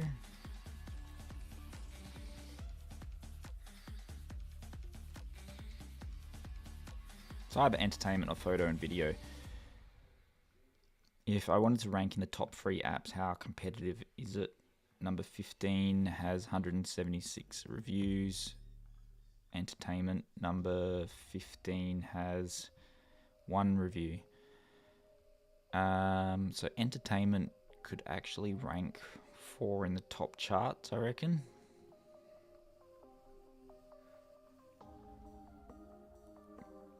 Because although it seems like it would be a competitive category,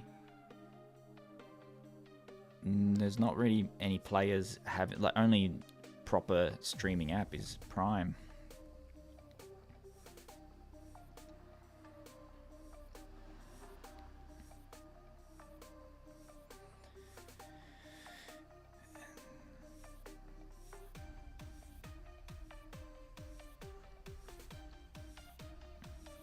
And then, I mean, with this, graphics and design maybe, I think I'm leaning towards either entertainment or photo and video.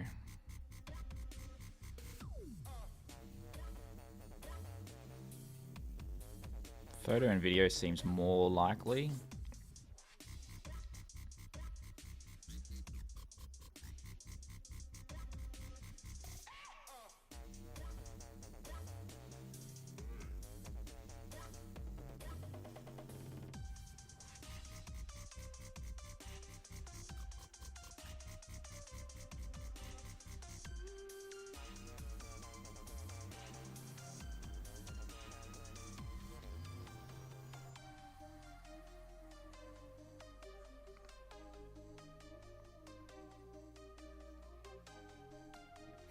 I'm looking to see if there's any in here with the microphone.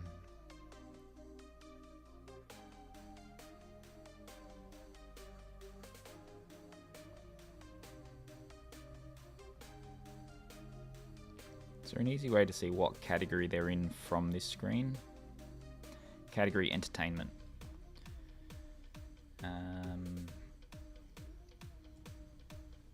Microphone. Category utility. I don't want to be in utilities. Utilities. What's micro snitch? Know when someone spies on you.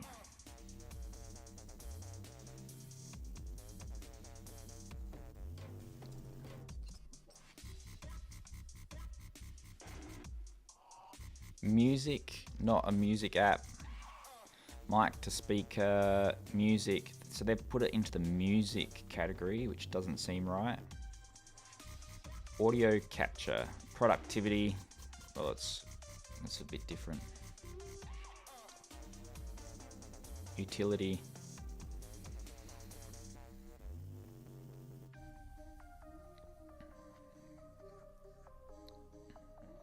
I think it goes in category of video or photo and video.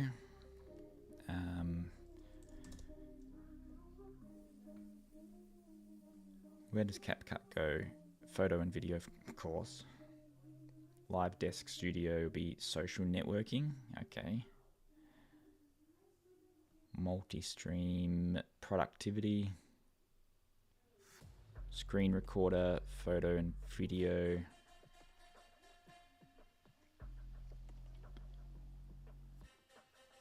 I see many Captions apps are in photo and video category. Hello, Anwin. TikTok Studio.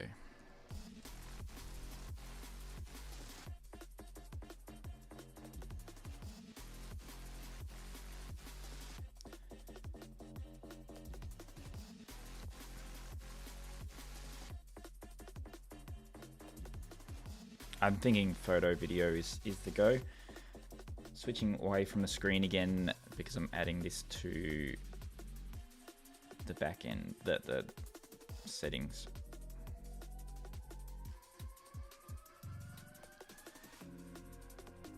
And it turns out there's no photo.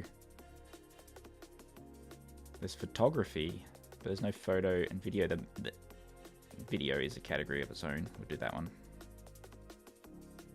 There we are. All right, let's try to publish it again. I'm not gonna share the screen while I'm doing it, just in case it pops up something that is not wanting to be popping up on stream, like a code of some sort. Distribute app store, connect, distribute.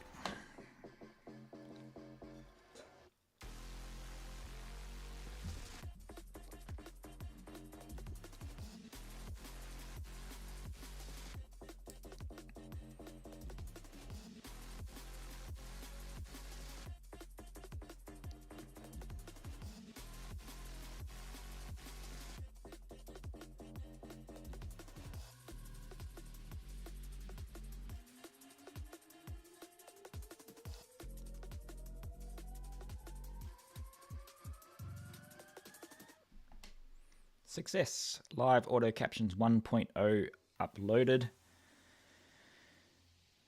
That's the binary.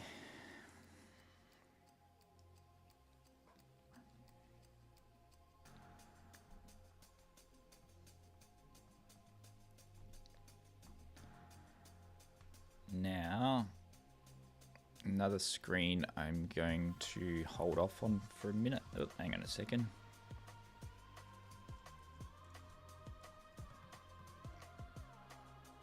App Store Connect.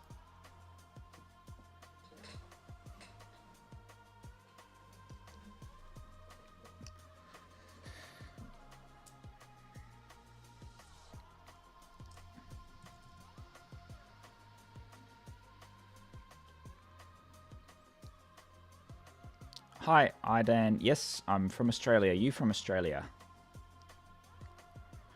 Apps.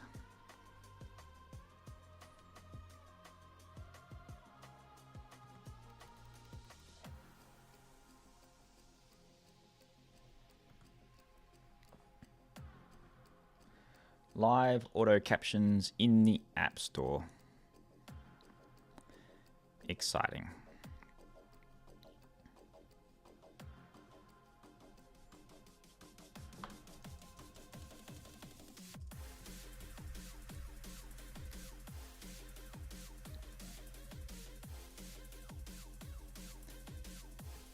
United States. Save.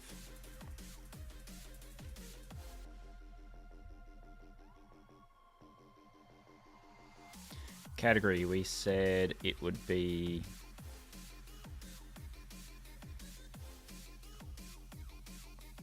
photo and video. Secondary category, I'll do entertainment.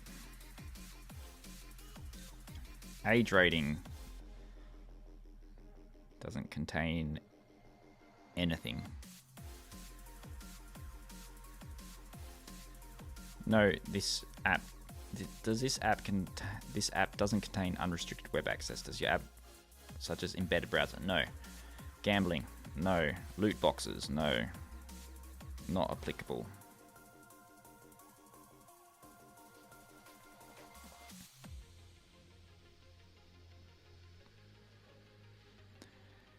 This app does not show any third-party details.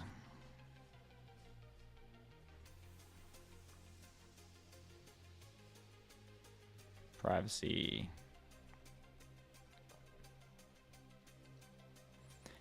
Collects no data. URL, pretty easy. I've got one already written up. appallday.com. Privacy. HTML.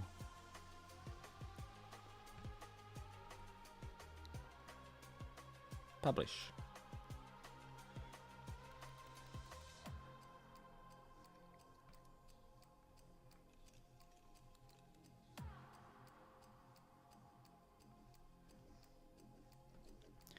Create the App Store listing description. Keywords will be live captions, automatic captions, closed captions, subtitles.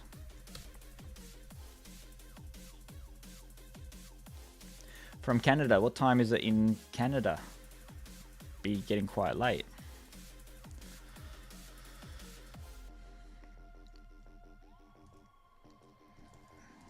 Dynamic subtitles.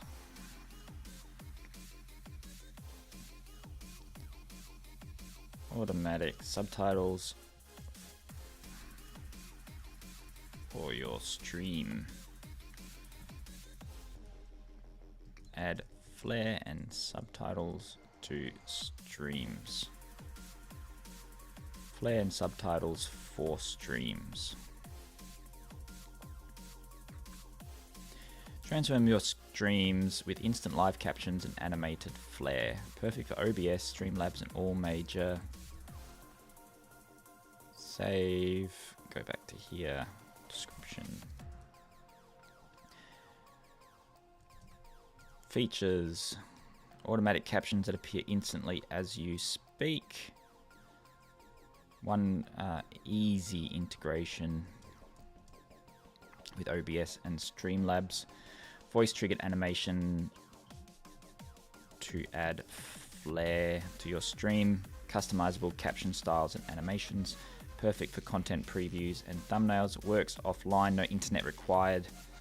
That's kind of true, but if you have no internet, you don't need to, you wouldn't be streaming. Low CPU usage. Stream smoothly while captioning. Transform your streams with instant live captions and animated flair. Perfect for OBS, Streamlabs, and other major platforms. Perfect for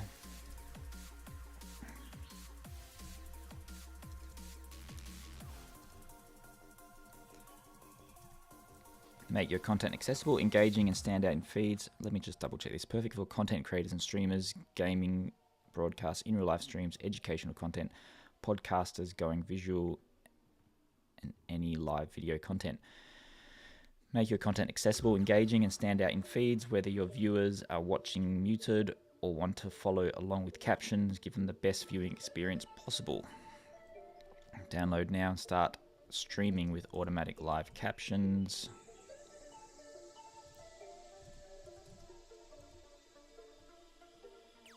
Live captions, automatic subtitles, stream captions, closed captions, OBS, Streamlabs,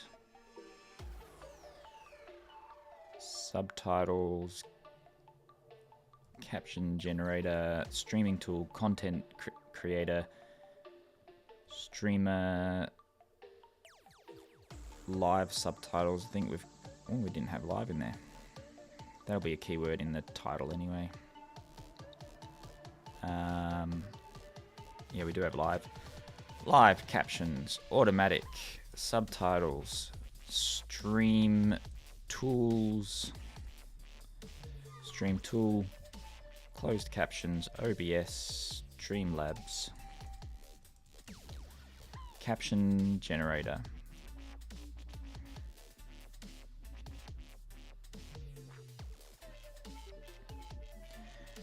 I'm not going to do ASO for the initial version. It's App Store optimization. I'm not actually considering that App Store optimization is going to be a big part of this app. Oh, 1010's not too late, Eden.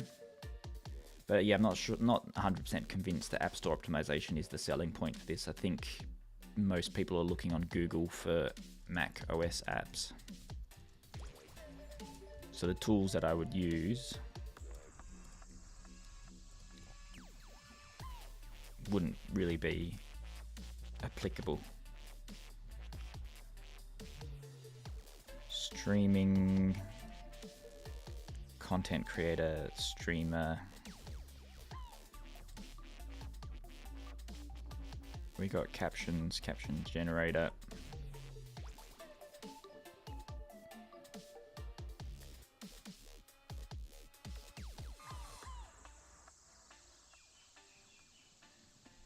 2024, Adam Lytle.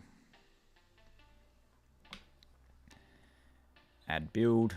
Look at that. We got it all ready to go. Manage. No encryption.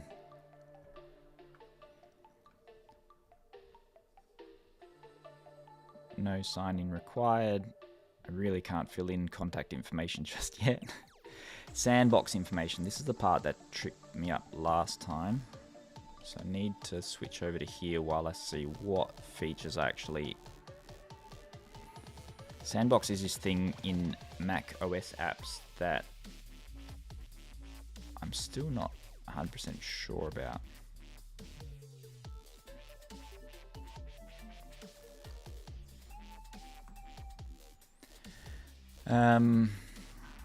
So we're capturing outgoing connections and audio input.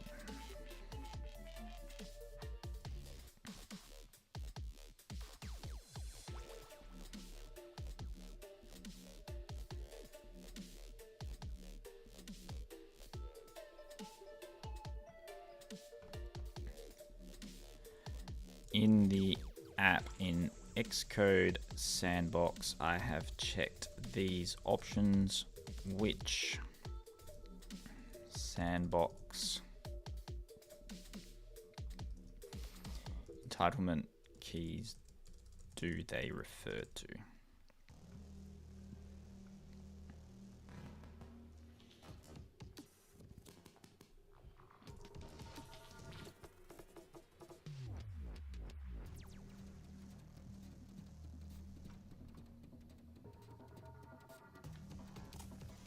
Okay, so we've got Apple Security Network Client, Apple Security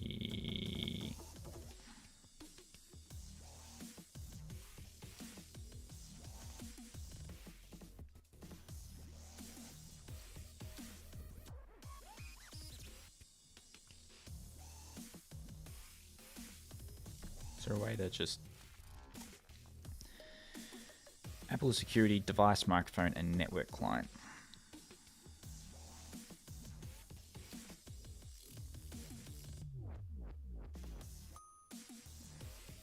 Network server.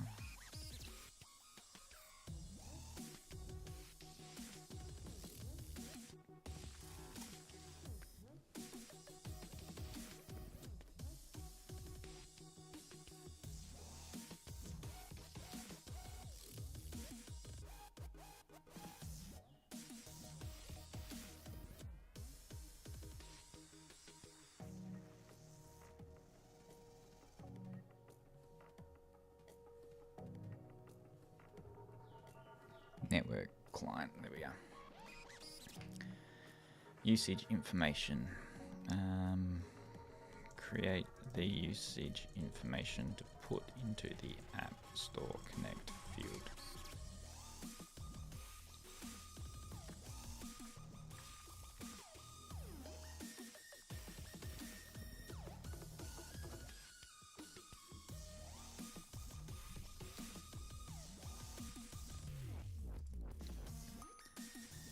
Network connection required to download animated GIFs from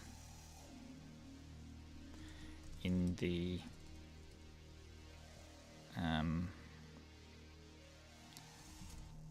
settings flare customization. So we've got description, keywords,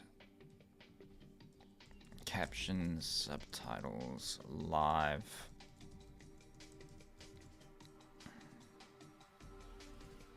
stream, OBS Streamlabs,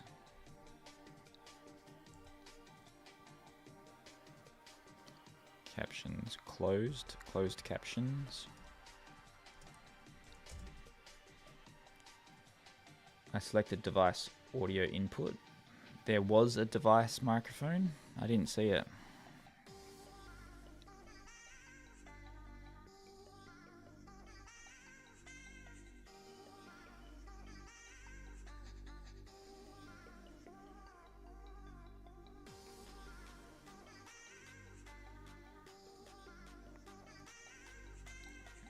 So you're right. Thank you, Jay.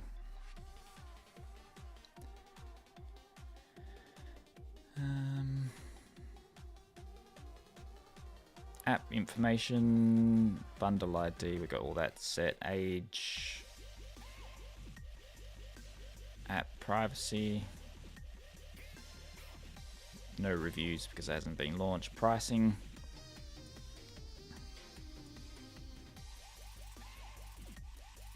$0.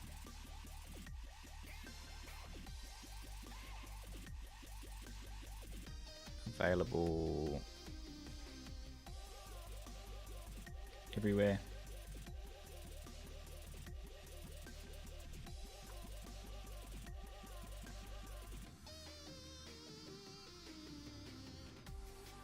No in-app purchases at this stage. Just releasing it for free. See if I can get any momentum with it. This audio input's reappeared. I did remove that. Save.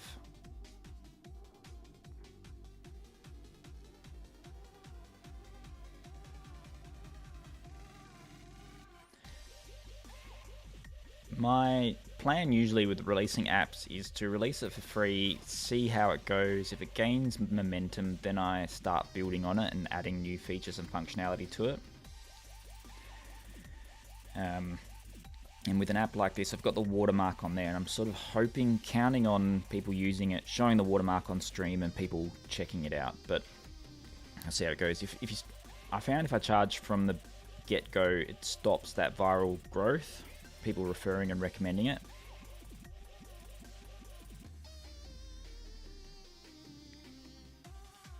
Now I've got to do the fun bit, let's see, whiteboard. So we've got to do the screenshots, App Store optimization, App Store submission. So the only thing stopping me now from submitting it for review is the screenshots.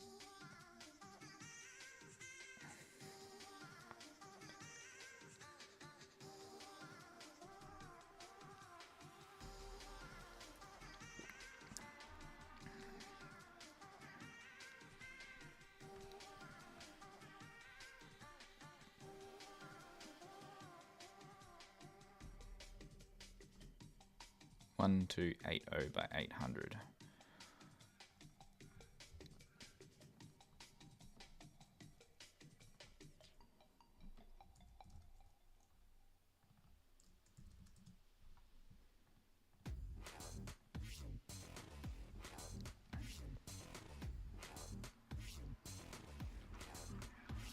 Give me 3 main adjectives and description, 2 to 3 words under for use on each screenshot. Like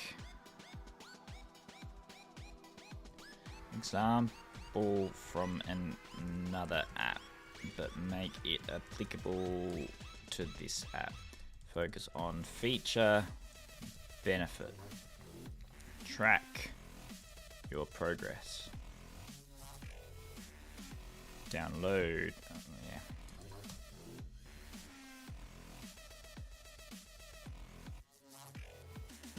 You were intending to work on your own app tonight, but this is more fun. Maybe you should do both. Dynamic, they're not adjectives. Title word must be an adjective. Adjective is what I'm looking for, isn't it? Adjective. The impactful thing that it does.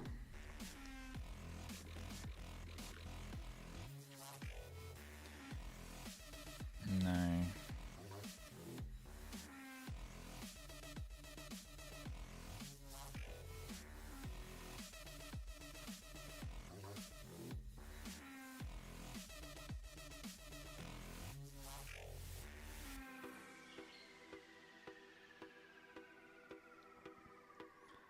Nasty cold, Julia.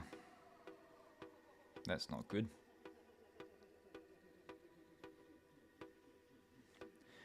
When are you getting back to streaming? I haven't got any, I was going to say I haven't got any alerts saying that you've been on recently. But I'm not quite sure if, since I've upgraded my phone, whether I've turned them back on.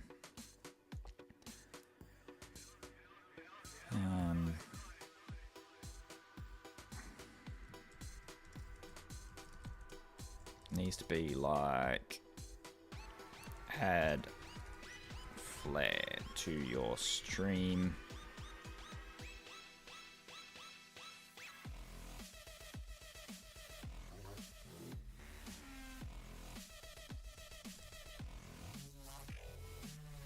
Automatic. What is the adjective? More ideas of adjectives. Just list them, comma, delimited.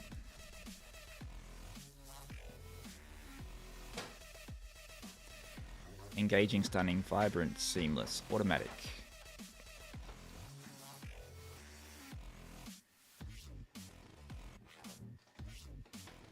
Maybe live. Add live captions to your stream.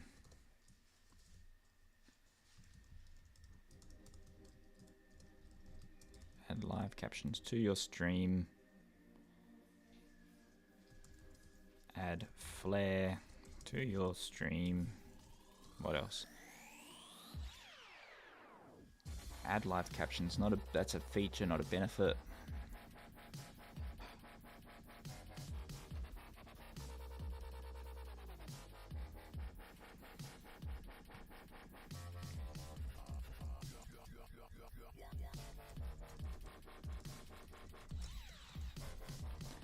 With captions and flare.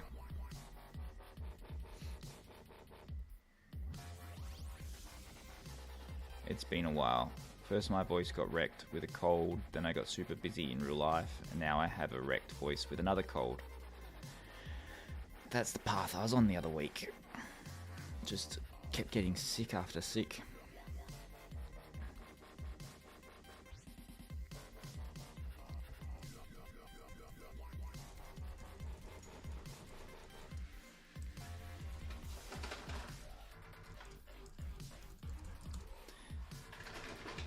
Make an impact with Flare's caption. Oh, now I understand the format. Action focused with clear benefits. Here are better options. Boost engagement with live captions.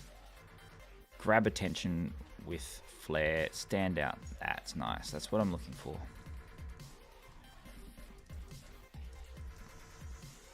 Boost engagement.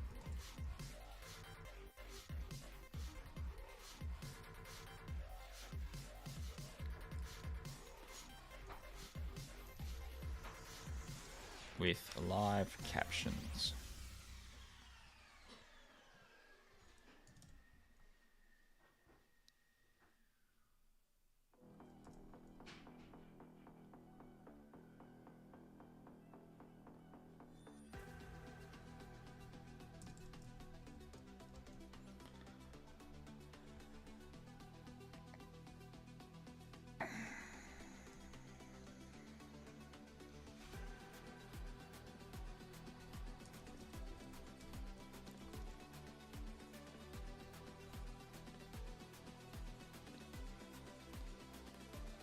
The other apps.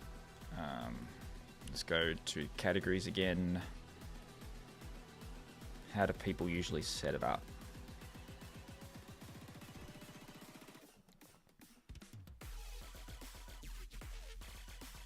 Not a lot of effort goes into them.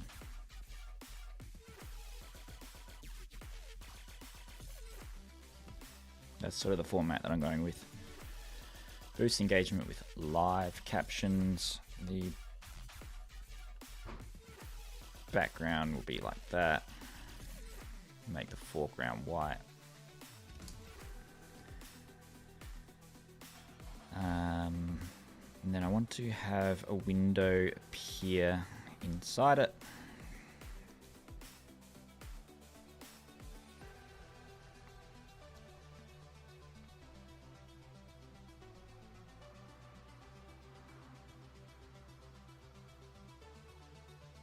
feel like I'm underselling this flair aspect. I would find a way to word it.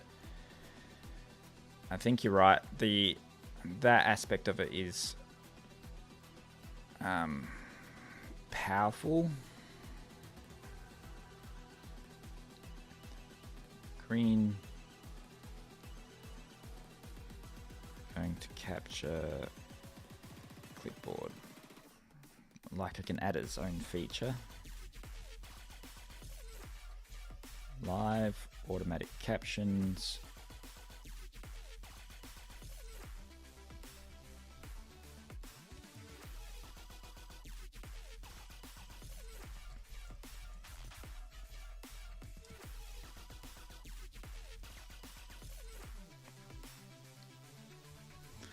I want it to be a bit smaller because I'm going to have the captions come out.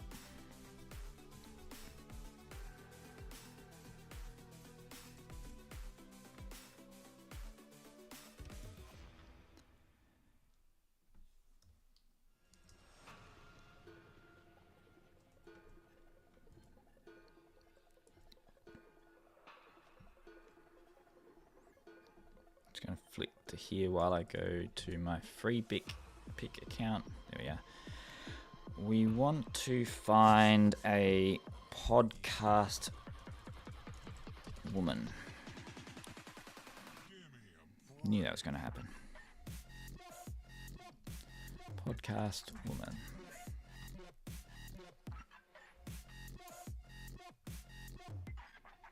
What happened to... Oh, there we are. I was going to say. Nothing was relevant. Needs to be an action shot, someone in the middle of talking, looking at the towards the camera.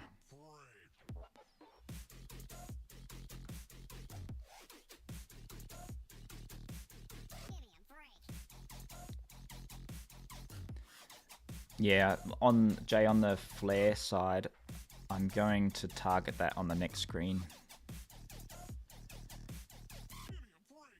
Auto captions are fantastic. Custom GIFs will be amazing for that.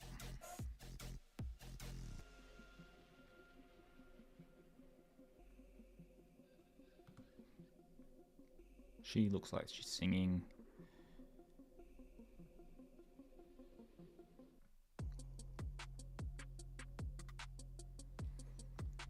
Talking.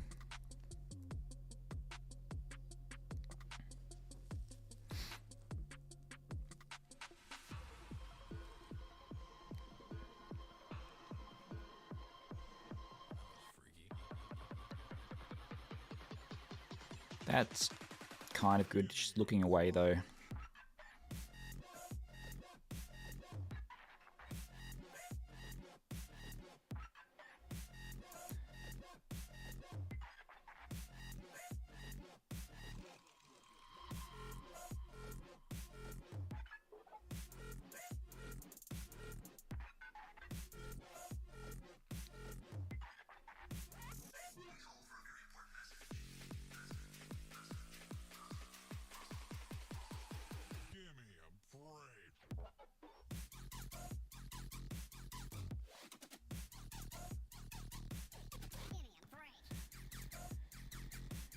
The only one that I found so far of someone talking, that one. But it needs to be like an action shot. Too much action. Too much action. And she's talking to a phone.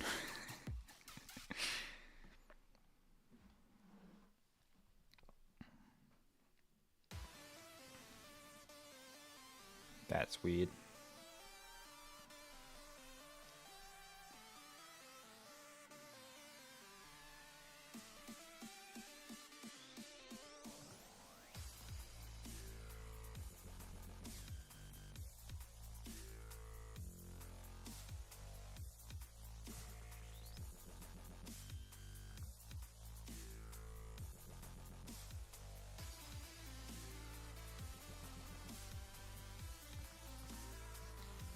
Shortlisted.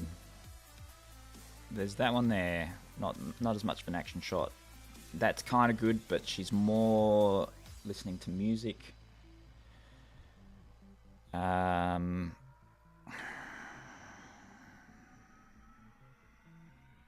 That's the action shot I want, but something's not quite right with that shot. That might work.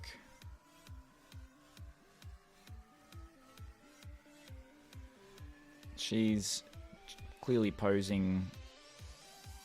They're not in front of a microphone.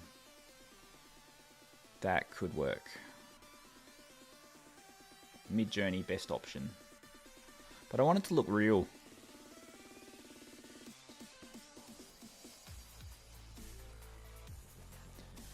Downloads this one here. So I'll set that up as a mask.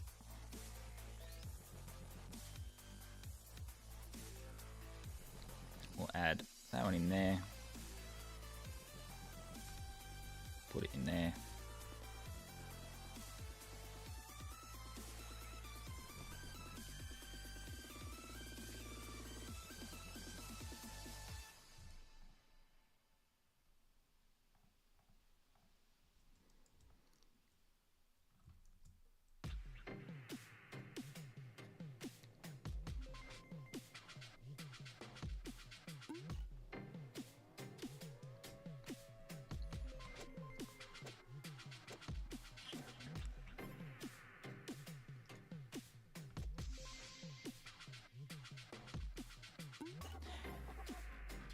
Add live captions to your videos. Add live captions to your streams.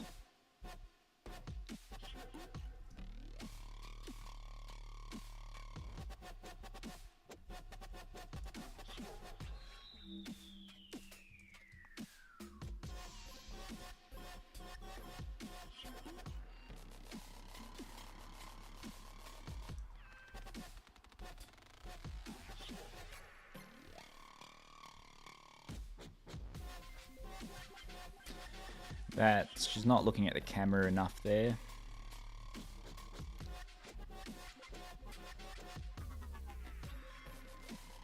Did I end up downloading the other one?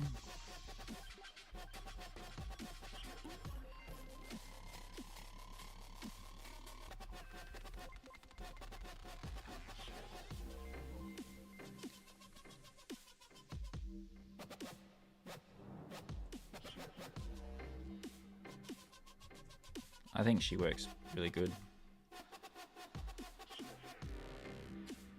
Gotta have the microphone in there. I want her head to come out just a little bit.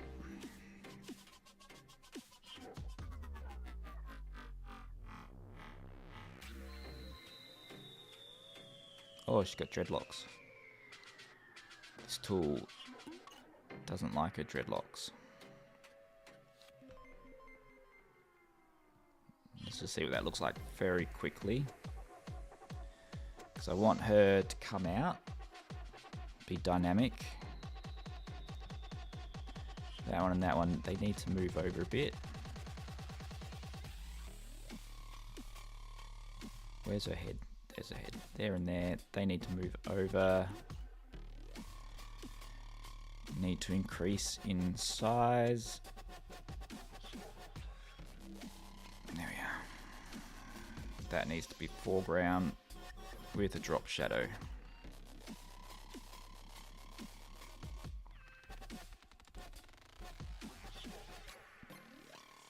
Add live captions to your stream. I actually think that turned out awesome.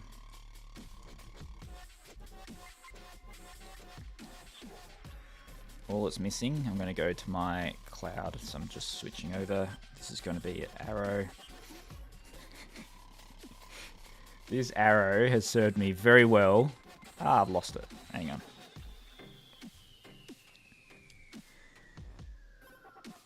This arrow has served me very well. I add it to every single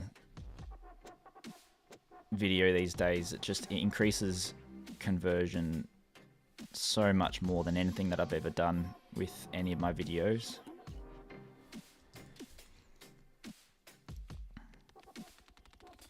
Boost engagement with live captions. and then we show where the captions are.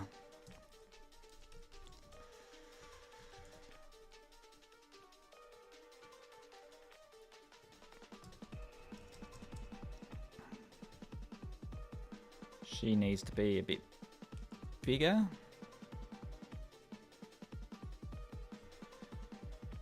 And up a bit.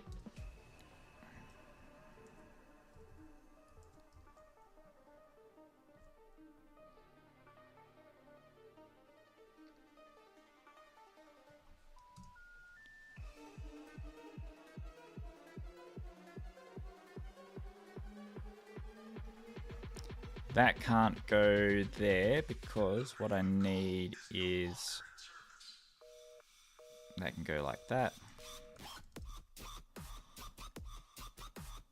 I moved her too far.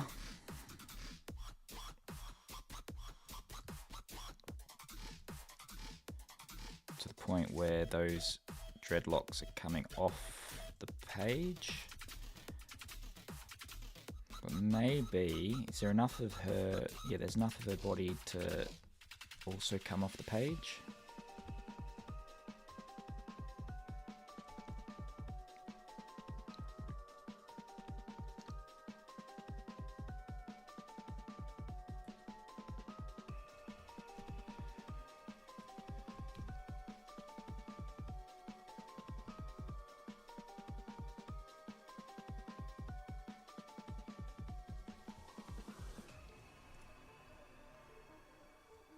So she comes right off the page like that.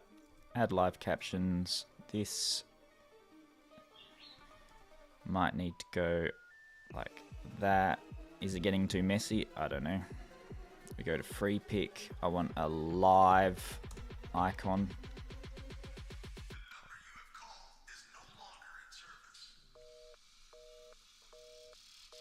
Download.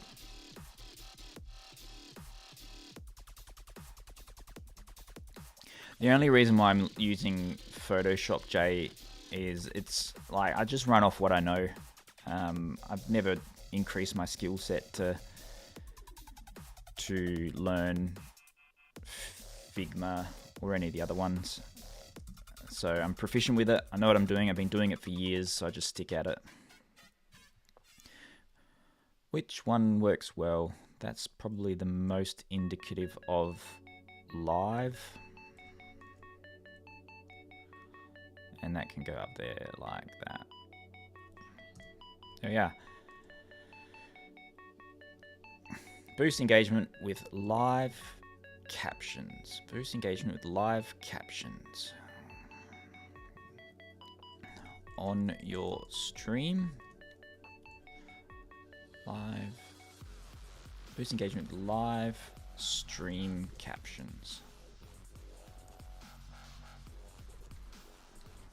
But that's the format that I'm going to go with. I think that stands out. That works well. These screenshots for the App Store, that's right. It goes on the App Store here. And then when we go to App Store listings, these are the previews that get displayed. So this is what I'm building at the moment, just the image that shows. Some people like me do not have Photoshop, says Hybrid. Yeah, and if you've never used Photoshop, I mean, don't start now. There's cheaper alternatives, but like I've got muscle memory and reflexes of how to of what I use designing this stuff. So I stick to the tools I know. I've been sticking to the tools for decades now. Okay, so App Store. So live auto captions App Store template. App Store image 1.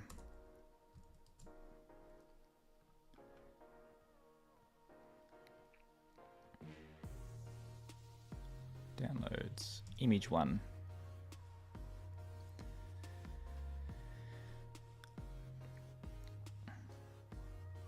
First image. I think that works well. What do you think? I'm actually really happy with that. Photopea, free alternative online if you wanted to play around. When I say I stick to what I know, have a look. Like I'm using Photoshop, the 2021 version. I've turned off all the live updates. I don't like any of the AI stuff. It said agrees with me. Photoshop just because I know how to use it decently enough than anything else. That's right. Thanks, Jay. I think it does look good. I think it's reflective of what the app does. If anything, I could move the window down a bit, increase the spacing for the boost engagement.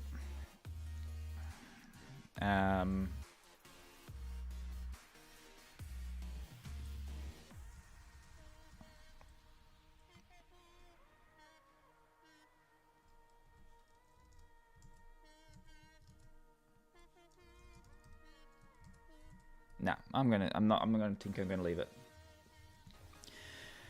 Next screenshot is we want to do something about the flare.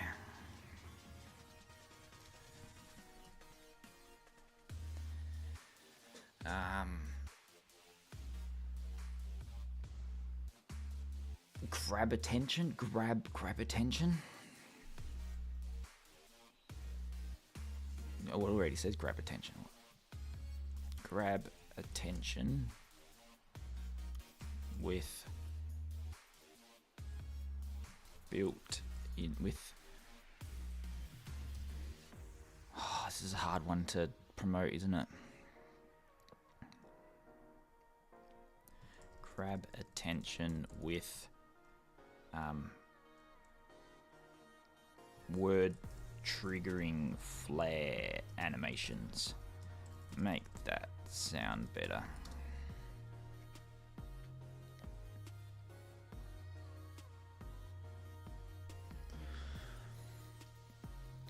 Grab attention with voice triggered flare. Catch eyes with animated flare. Stand out with voice powered flare. Spark excitement with voice triggered flare.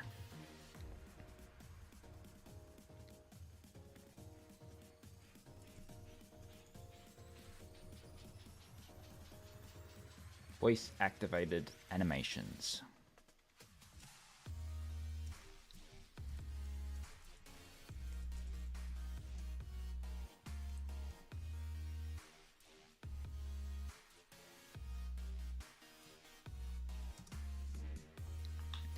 Grab attention with voice activated animations. It's very descriptive. I think because calling it flare is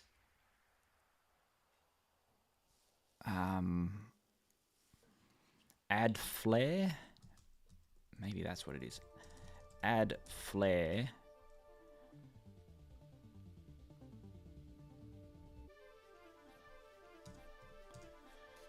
with voice activated animations.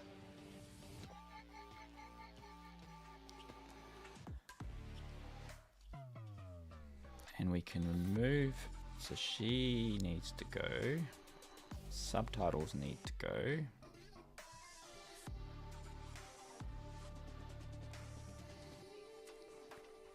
Because it does have to tie in with the voice side of it because it's an app that does subtitles, so it needs to have something, doesn't it?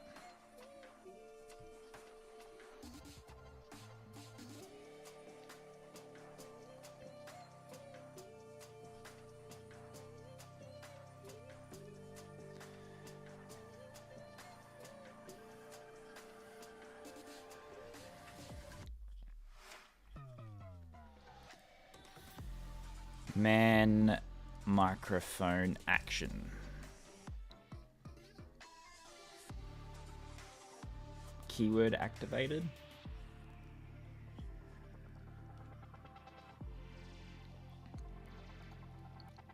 We don't want a studio shot, we want a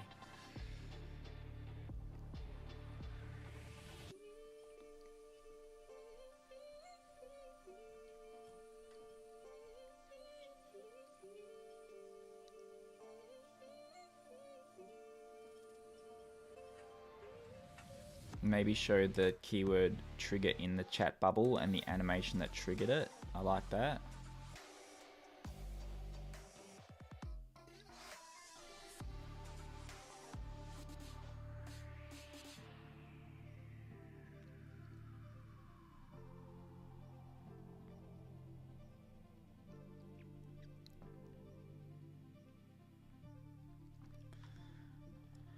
Man, podcast action.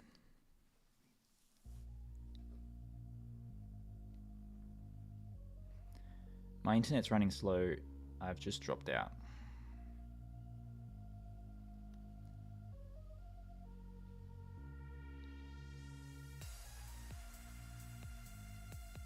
My internet's running slow. I'm probably dropping out all over the place. I see when it was loading them, like I'm amazed I'm still streaming. My internet is so slow. That looks like a good shot. This has to be an action shot where he's standing there and the animation is coming out of the screen. So the man's not coming out of the screen.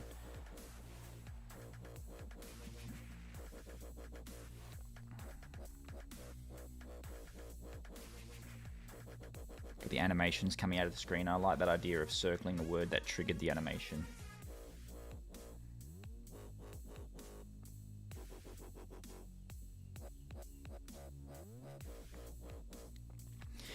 An issue with these, not a lot of diversification of the types of people in the shots, which is unfortunate.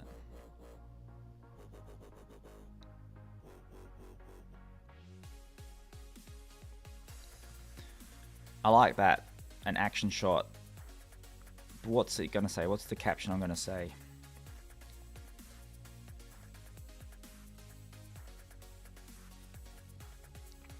We have the same keyboard and it sucks dog doo-doo.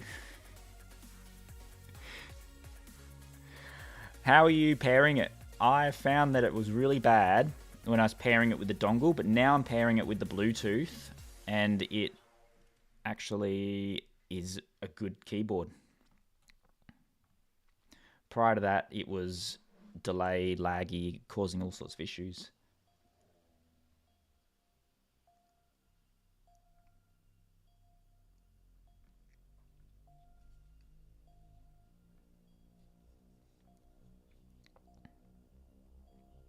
Oh, that's a good one. Oh, but we've already got a purple background. Because it'll... Yeah, we can't have a purple background though. Want an action shot. But it might just be a matter of him. And what caption? What are we gonna say?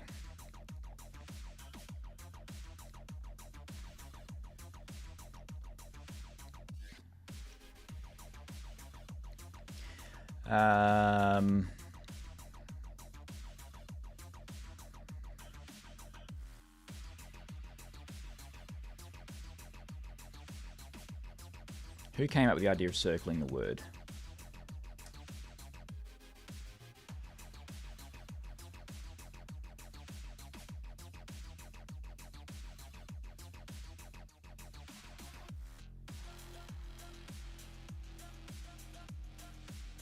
Jay.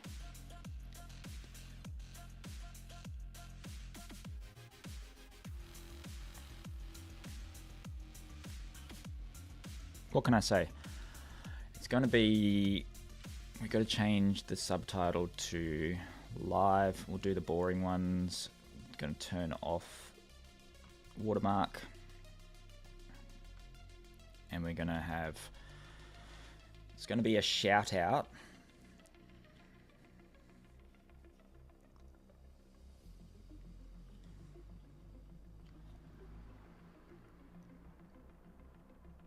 This is fun on stream, isn't it? Because, like, I can capture what's happening in the app.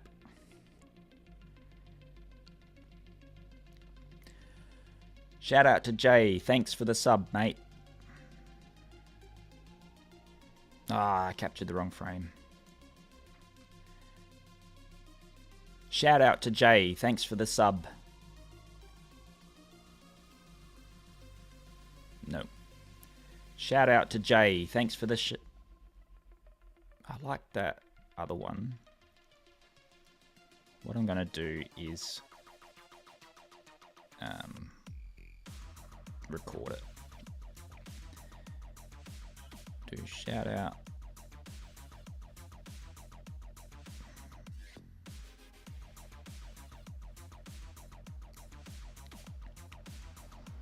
Shout out to Jay. Thanks for the subscription. Hang on, what? That shouldn't have been that one. Shout out to Jay. Thanks for the subscription. Oh, interesting. There's a bug.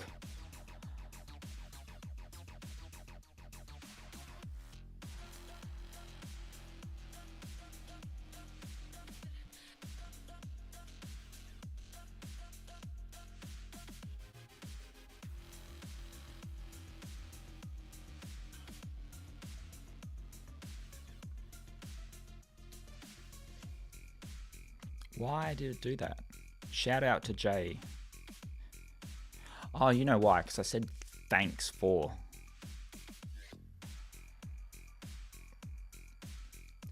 Shout out to Jay. Thanks for the sub. No, that didn't work. Actually, that is... Yeah, I'm still saying thanks for, and then that's triggering them. Shout out to Jay. Thanks for the sub. Shout out to Jay. Thanks for the sub.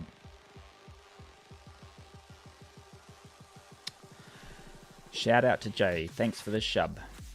Shub. Chub. Shout out to Jay. Thanks for the sub.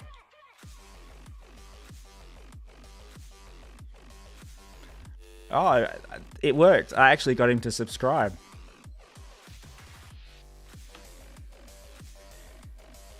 And I'm going to go over to where I save all of my video recordings.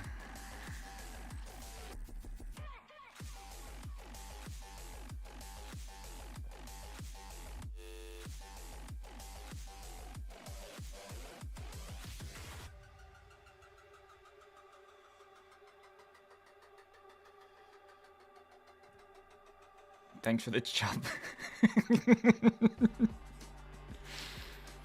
Yeah. Thanks for the sub. There it is. That's the one.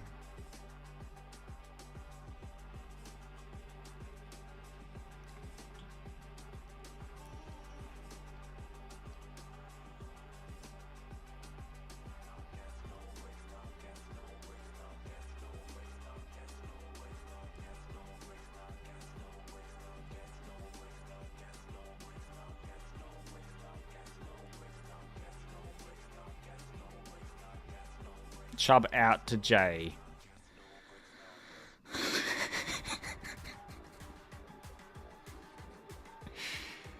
Oh man. Shout out.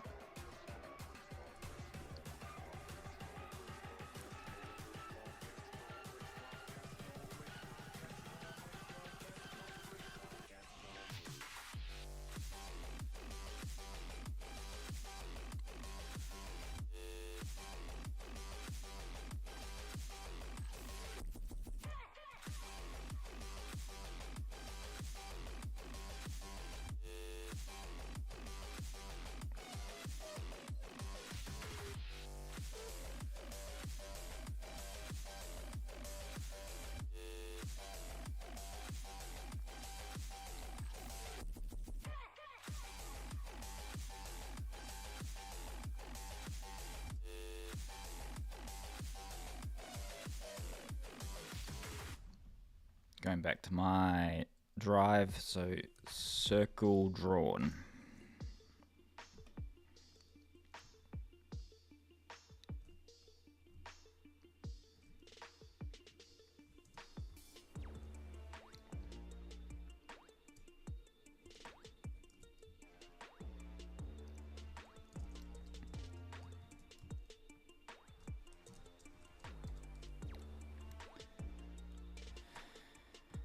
going to rasterize that.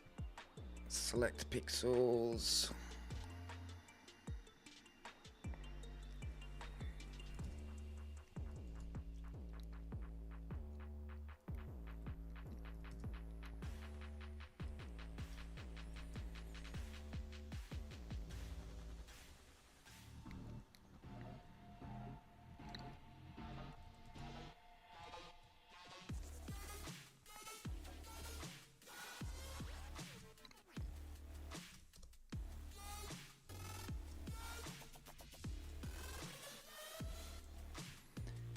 That needs to go on the top.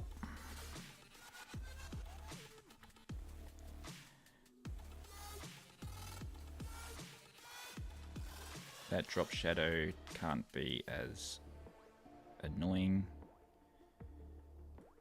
There we are. And then we went with, I don't actually know that we have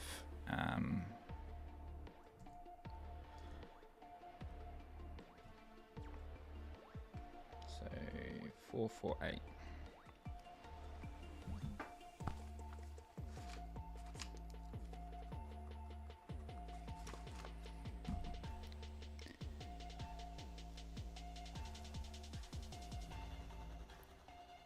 Need something with less context in the background.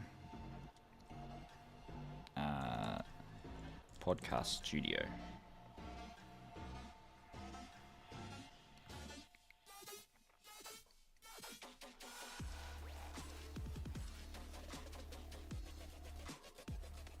Podcast Room.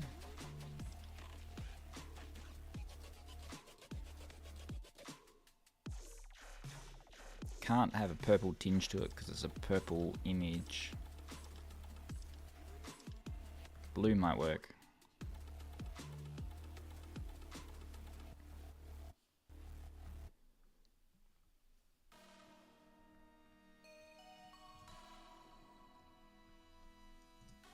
We add that there.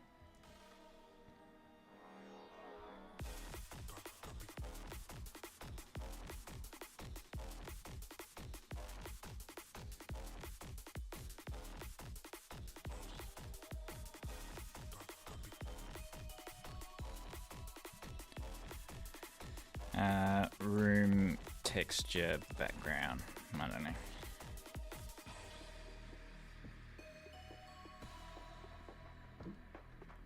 Has to just be a low, something with not much going on, because we don't have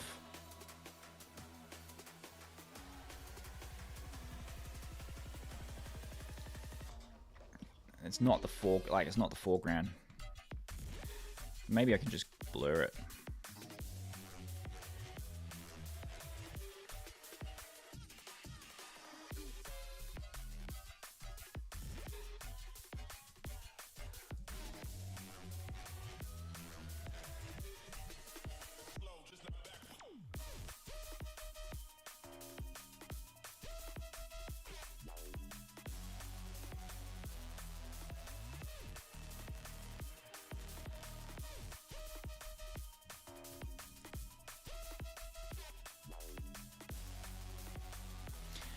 That's too much going on.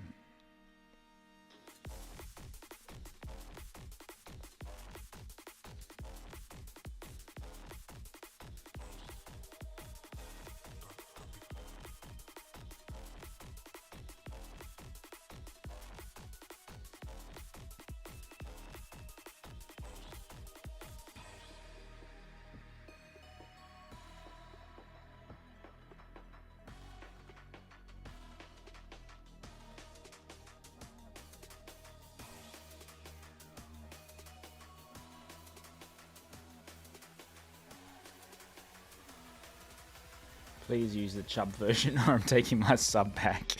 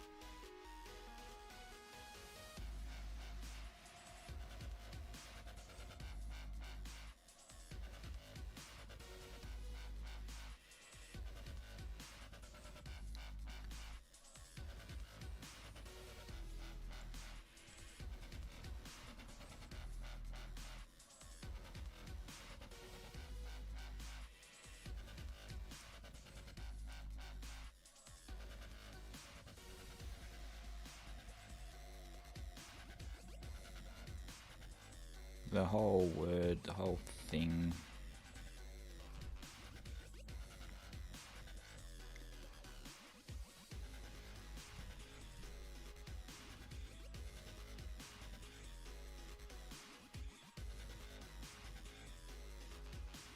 For how many hours do I sit in front of the chair? I've been sitting now for 5 hours.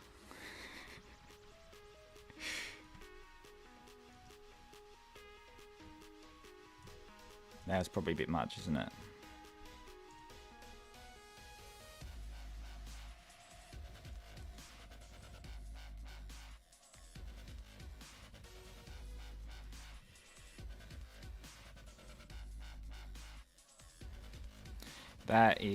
There's a lot going on there.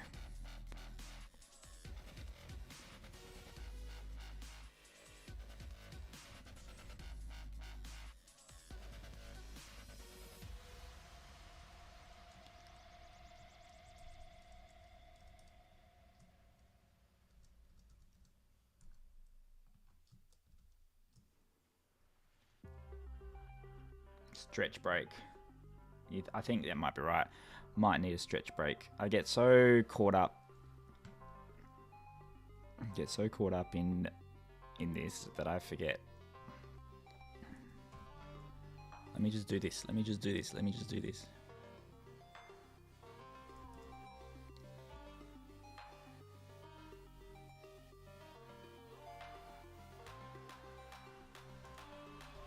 Oh, there's a lot going on there. I reckon you're right. I reckon it's time for a stretch.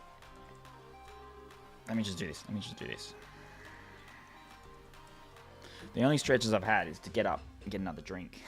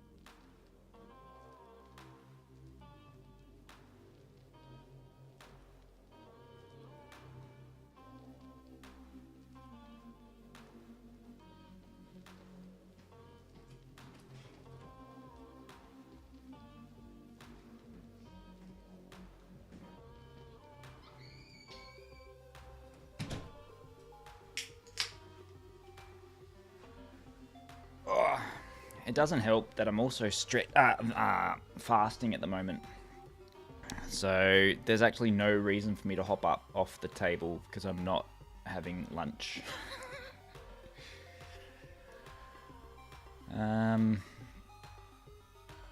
Add flair with voice activated animations.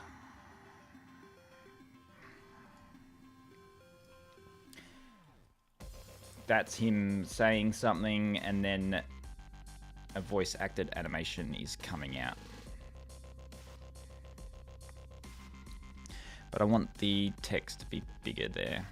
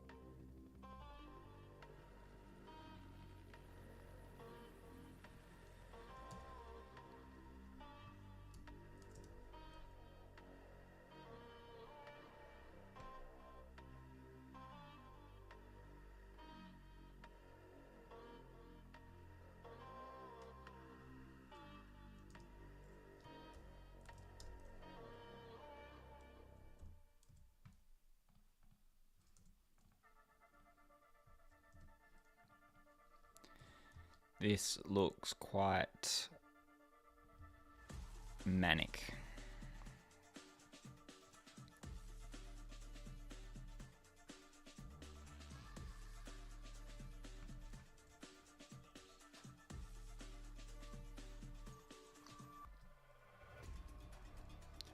So we got a shout out. Thanks for the sub.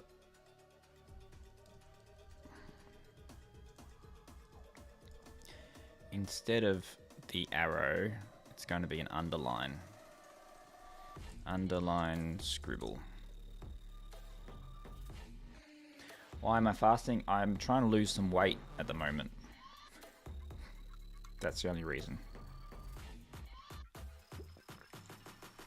I've lost about 6 kilos. Doing these YouTube videos, I got sick and tired of looking at my round face on the camera, so I thought I'd try to do something to fix it. And for the whole year I've been exercising, doing a lot of exercising. And then I found out the more exercise I do, the more I'm craving food, the more I'm craving food, the more I'm eating. So I thought I'd break that cycle. So I'm just doing that 1 meal a day thing at the moment. And it's been working.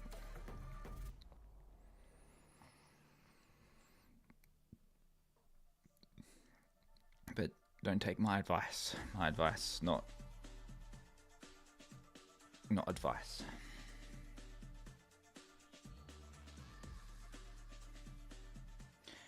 Maybe one of the more low-key ones. It's possible. I wanted an action shot.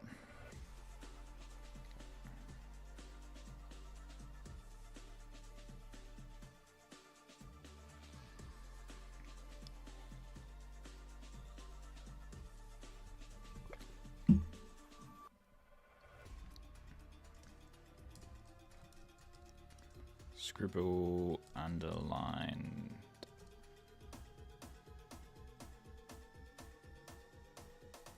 I want like a pen that just scrubs underneath it.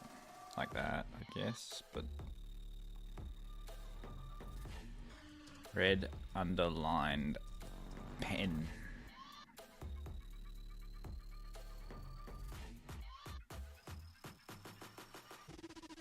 Red scribble underline.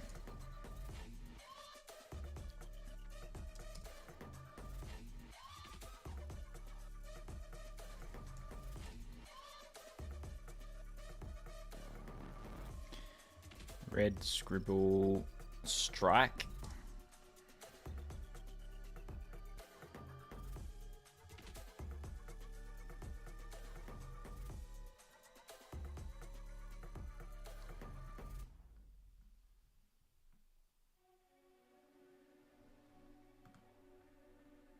Red stroke.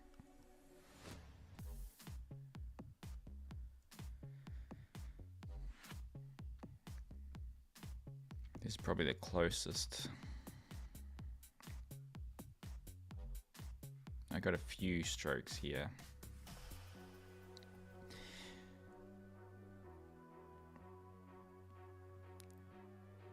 I mean, you can't, it does grab attention.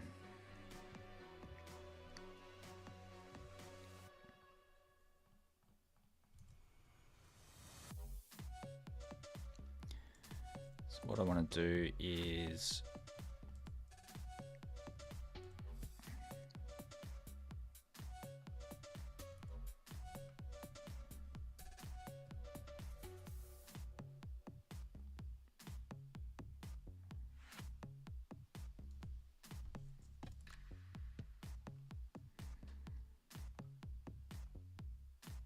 kind of want that.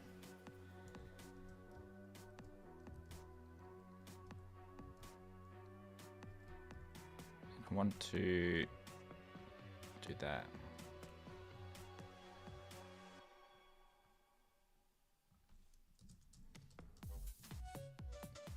That didn't look as good as I thought.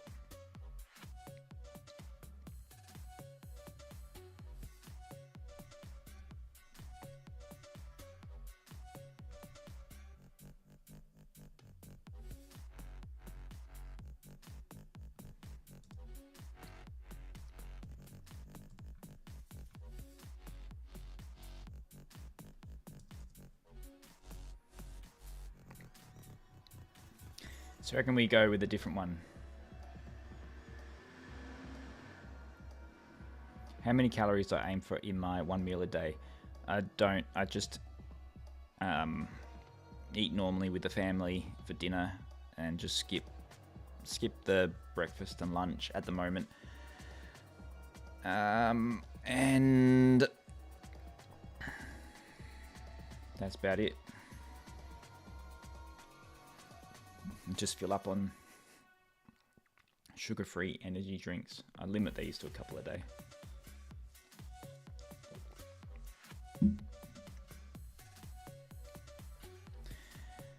Wonder if that should be white.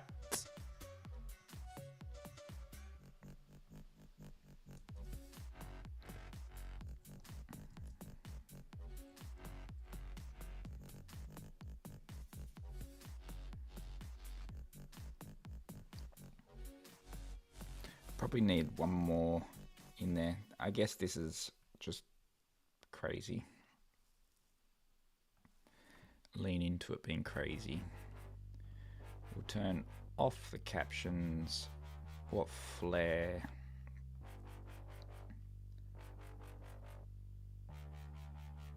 Which default one?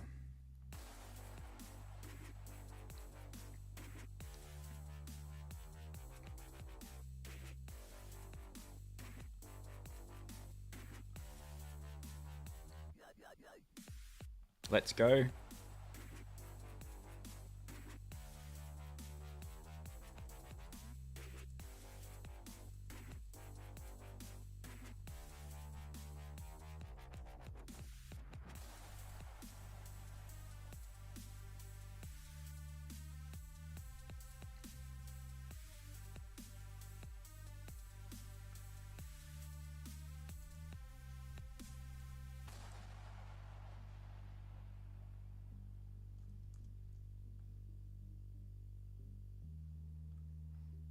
Maybe that's all I need. I don't know what that is in there.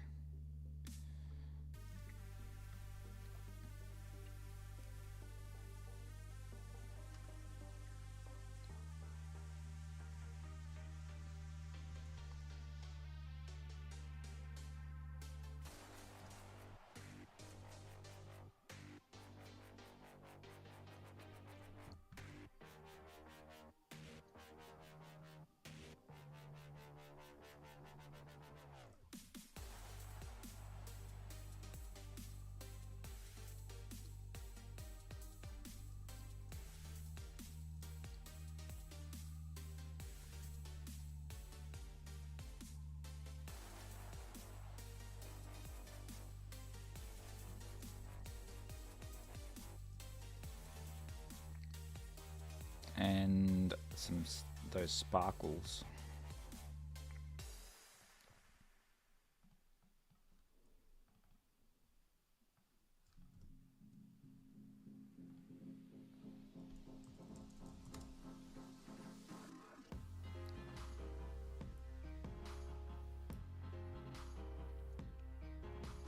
Sparkles.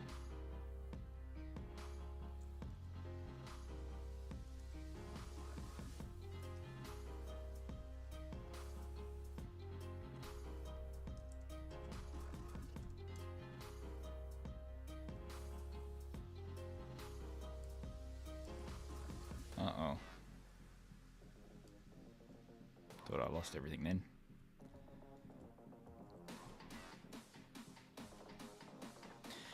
I think I just have to lean into the fact that this is a manic looking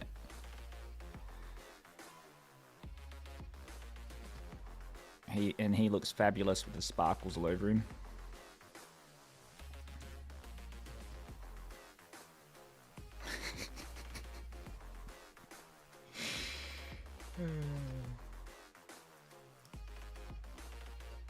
For some reason that stock photo makes me uncomfortable.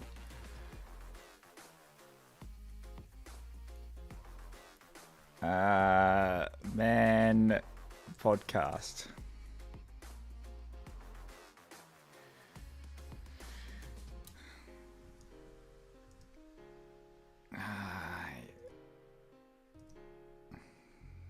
It's the beard, isn't it?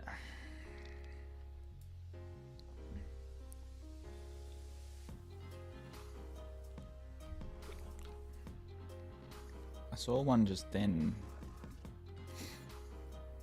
Could this work?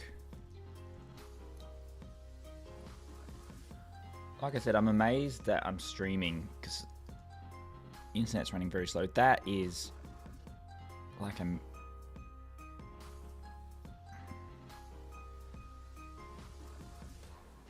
that's just manic. That's just, there's a lot going on. I think I'll... Yeah.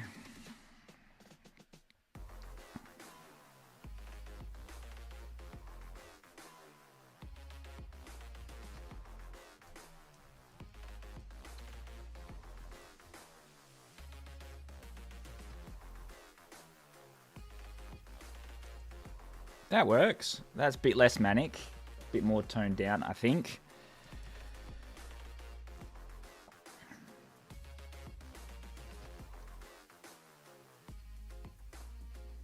I'm calling it. That's it. 2.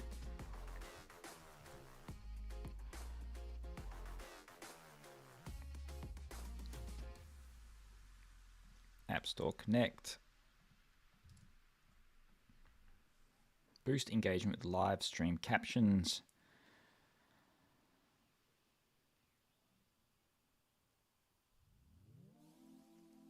Add flare with voice activated animations. While I was uploading that, then everything dropped out.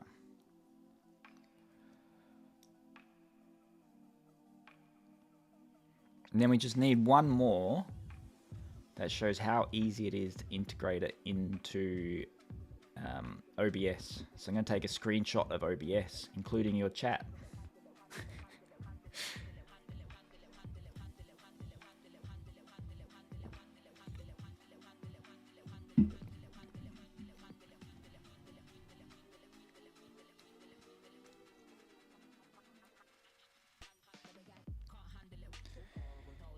Easy integration. So we're going to say, we'll go back to template. Easy setup with OBS and Streamlabs. Simple setup, easy setup. OBS and Streamlabs. Simple setup. What did we end up going with?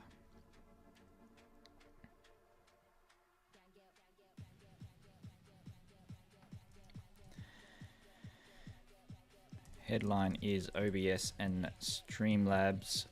What would second one be?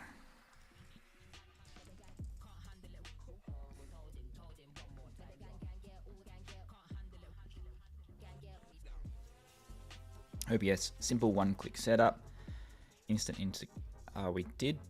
I remember where we touched on that. It was here.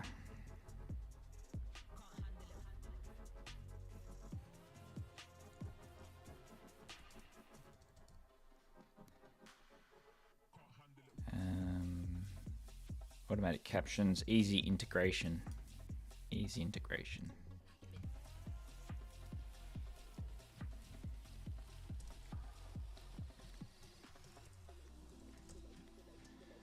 Streamlabs, simple. Streamlabs, easy integration or simple setup.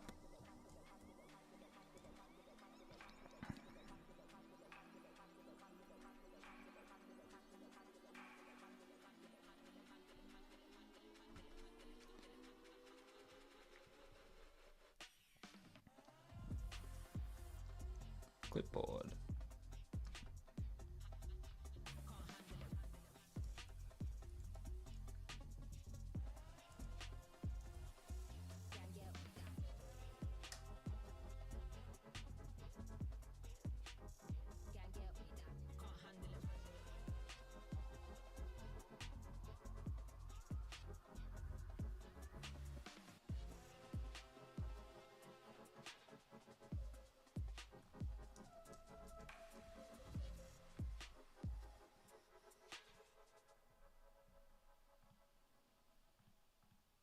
Just gotta add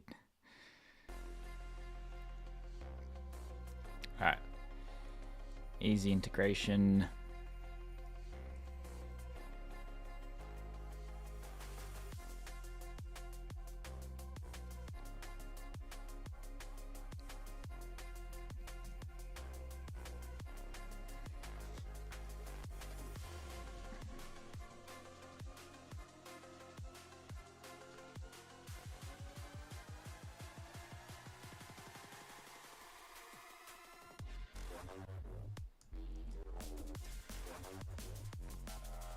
Select pixels, I'll make that a mask.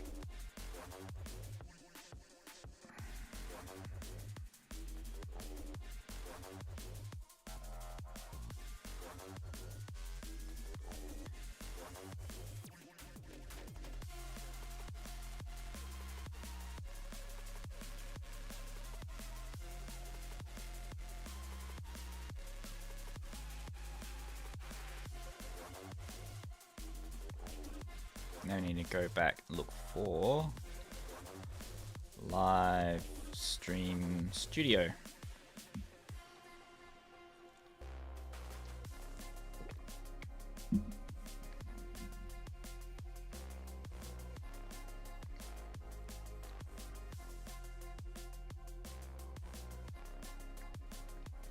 Hello, FLVGZ.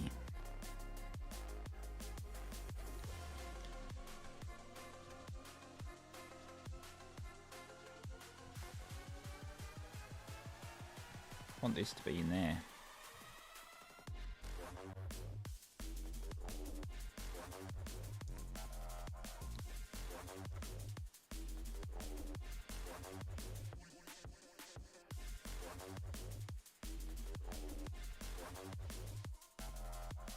Flags. Okay, now I get it. Flags. Hello, flags.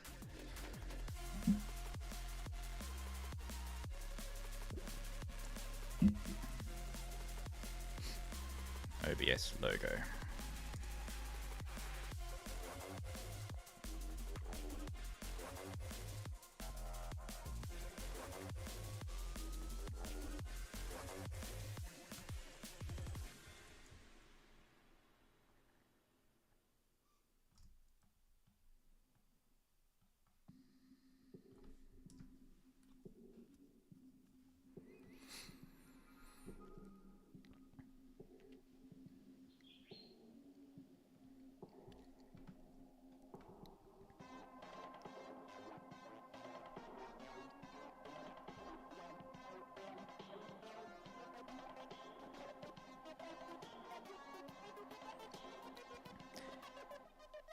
Easy integration.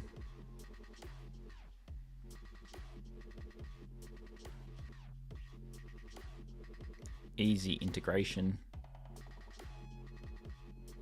Easy integration.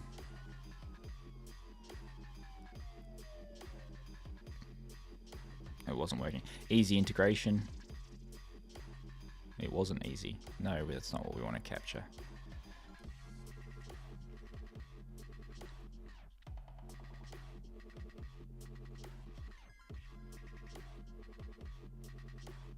Oh, computer's running slow again. Easy integration with OBS and Streamlabs. Easy integration with OBS and Streamlabs. Why are you playing up? Easy integration with OBS and Streamlabs.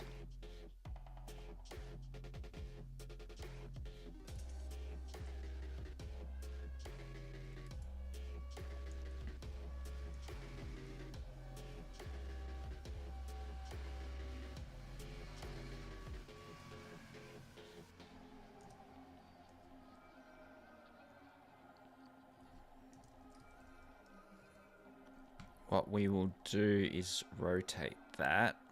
So we'll keep the text not mirrored, but we got to mirror that for the sake of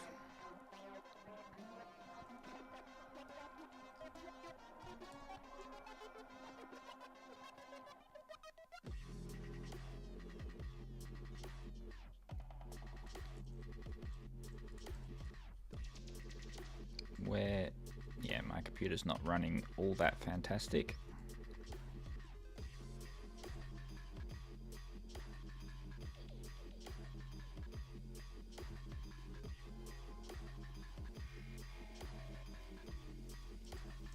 It's not letting me do it.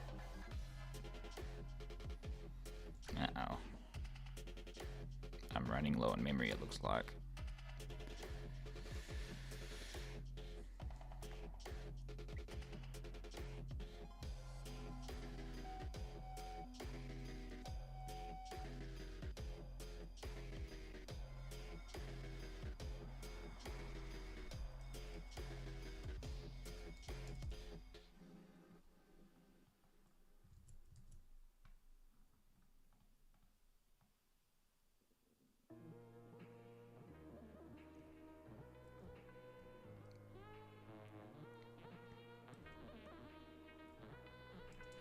So I can't use my keys for some reason, it's not letting me do it. Let's close some of these.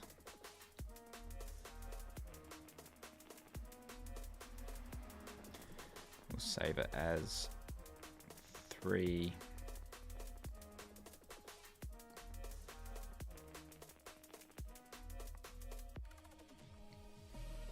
I think we're done with Xcode anyway. Xcode will go. Force that one to close.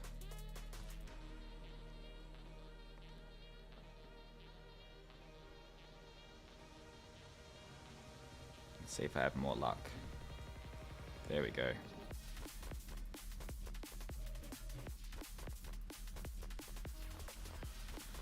Easy integration with OBS and Streamlabs.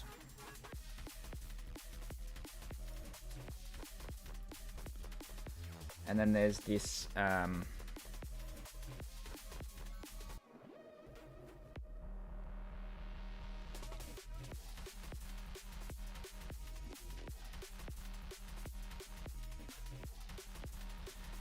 this bar that I want to capture.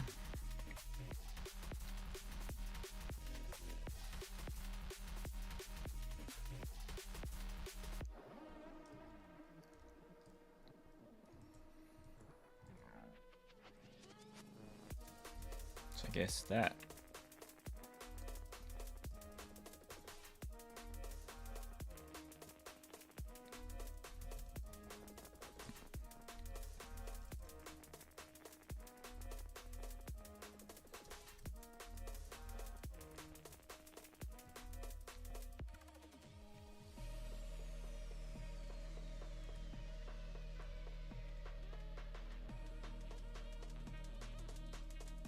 Oh, there's some feathering there.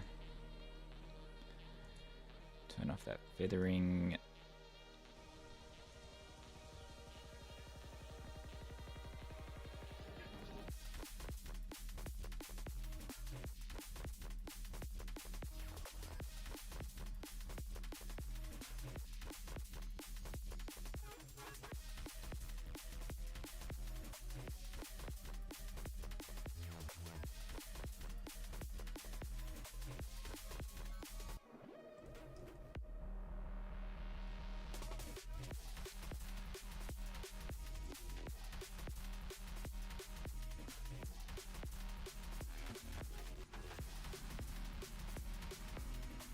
If I'm being honest, probably been easier just to draw that from scratch.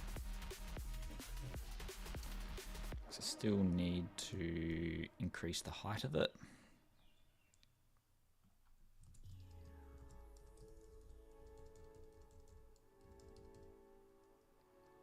Like that.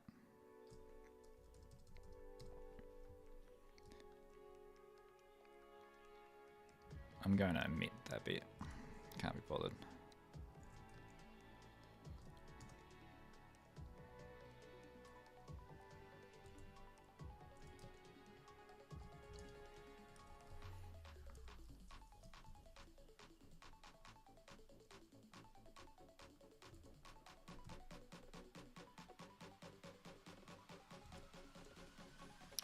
Easy integration with OBS and Streamlabs.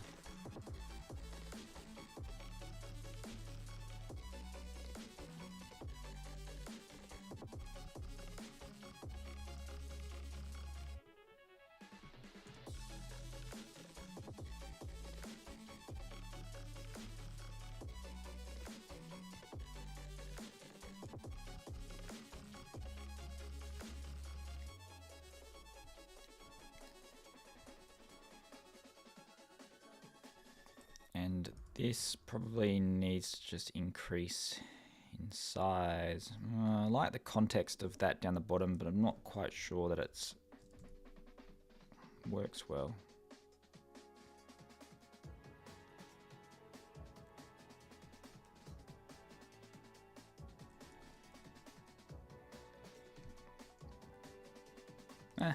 I think that's it.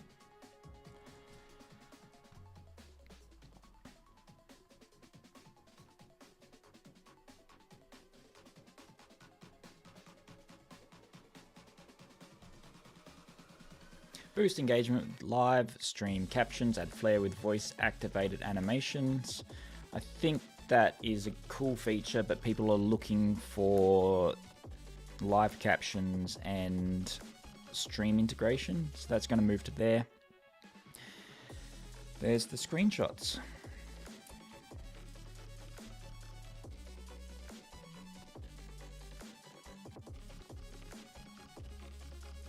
I'm going to flick to the whiteboard while I enter my contact details.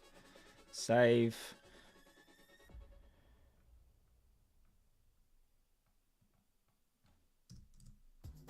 Save.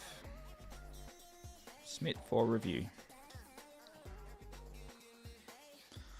You must enter privacy policy URL in app privacy.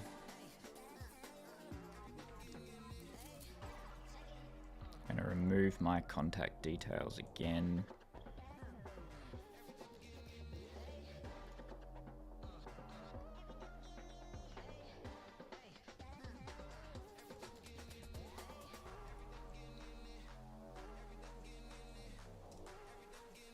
Save.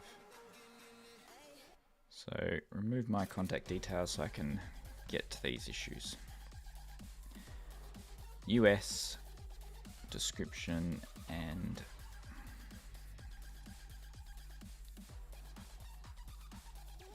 this is the tedious part of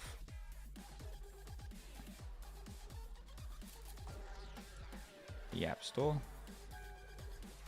Support URL.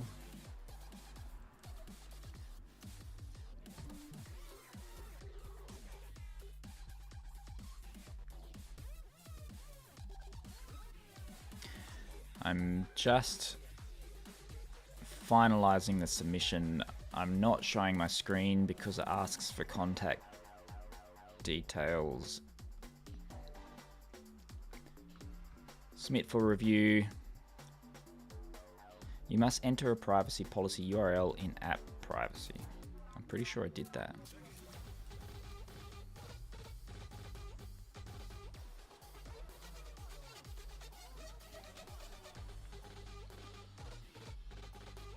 Ah, I have to do it for the US.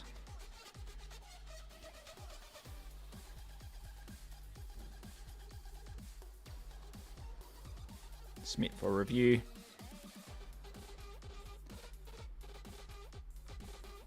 Have a look at this. Submit for review.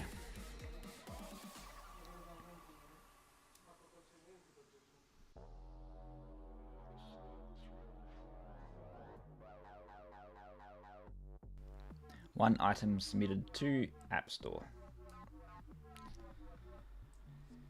So I can see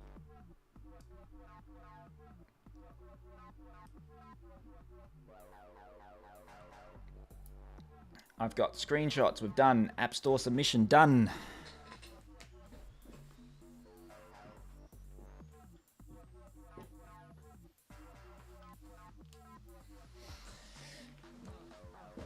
Final step, creating a website. I haven't created a website in a while. But that's coming together nicely. I'm really happy with how those screenshots turned out.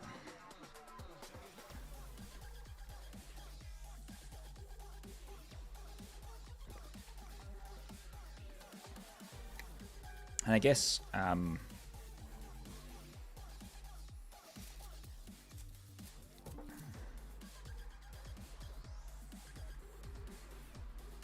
so what happens now, submit it to the App Store.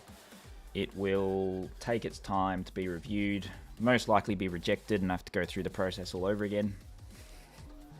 with some arbitrary rule that I've broken that I don't even know that I've broken. But I think I'm hoping that it gets approved on the first time. I don't know.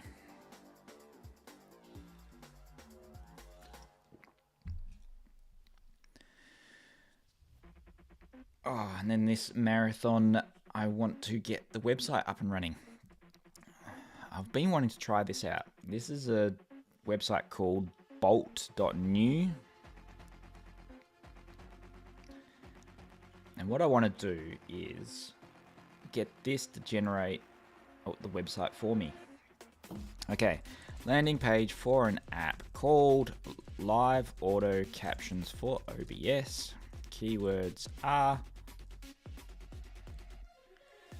captions, subtitle, closed captions, OBS captions. Using the modern style of landing page, background black with foreground purple, text, buttons, etc. Attached is a style of site I like. Use this as inspiration.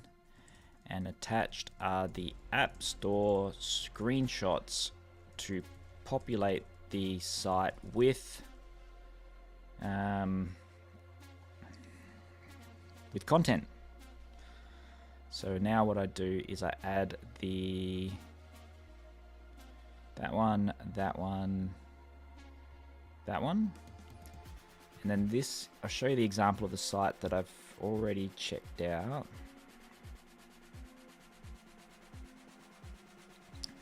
This is the example site I want to use. So I'm plugging this into this prompt and I want it to create it. So that was, example site. I didn't press shift when I did that. Image 1, image 2, image 3, open.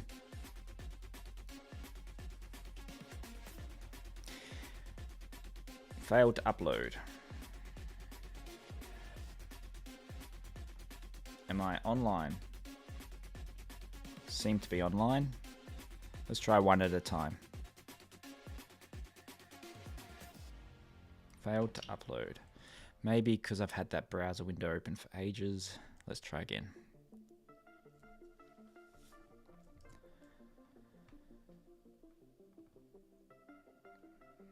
Okay, I'm going to it signed me out, so I'm just going to sign in again.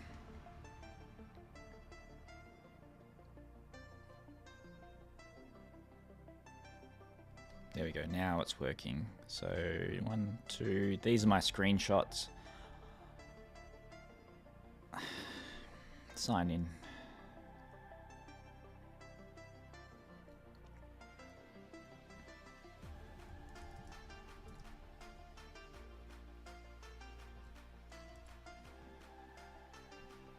It's opened a whole new window after I've signed in. 1, 2, 3, and the example of the site I want to use is this one. Go.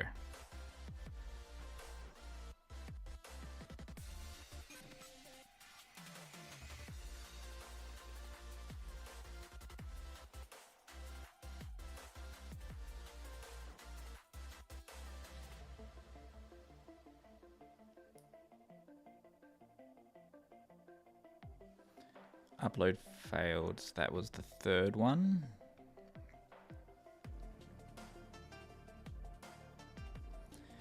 All right, let's see how this goes.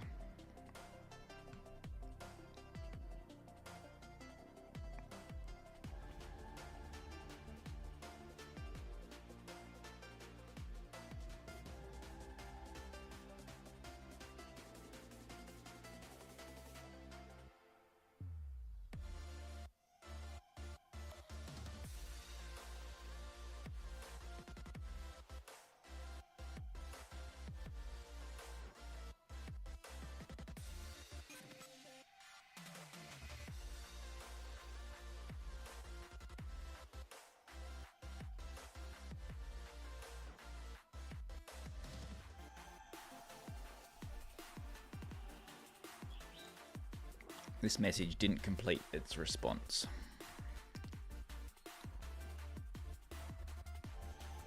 So it's not working.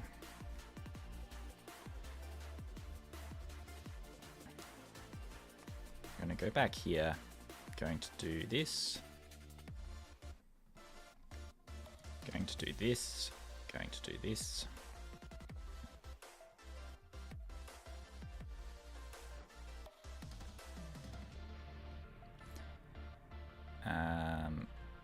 Don't use any frameworks, just use vanilla HTML, JavaScript, and CSS.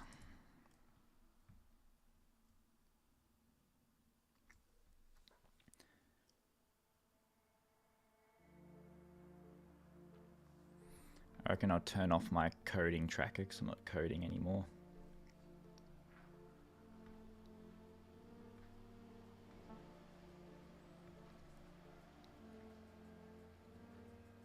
So using just your stock standard JavaScript and HTML. Creating the style sheet.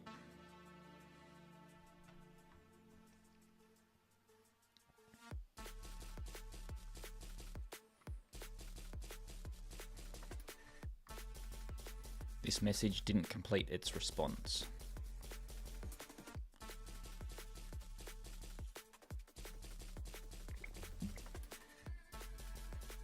Is that on my end or that end?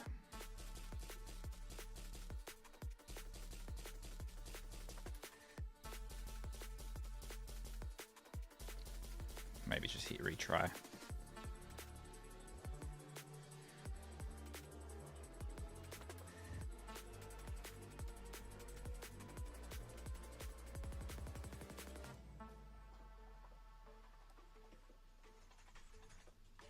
Alright, retrying.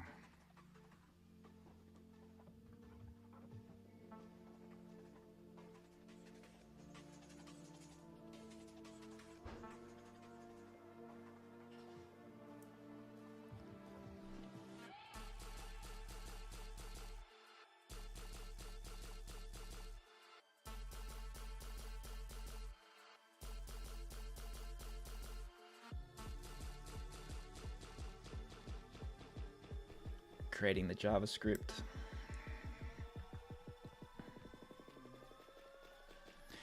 I've created a modern responsive landing page with dark theme, purple accent, smooth animations and transitions, responsive design that works on all devices, gradient effects and glass morphism elements, optimized performance with animations.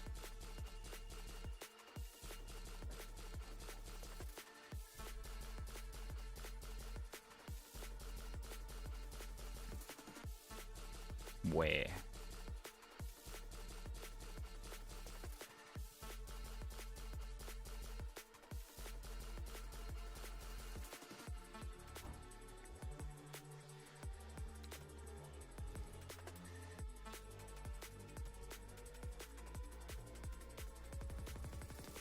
Main.javascript. Style.css.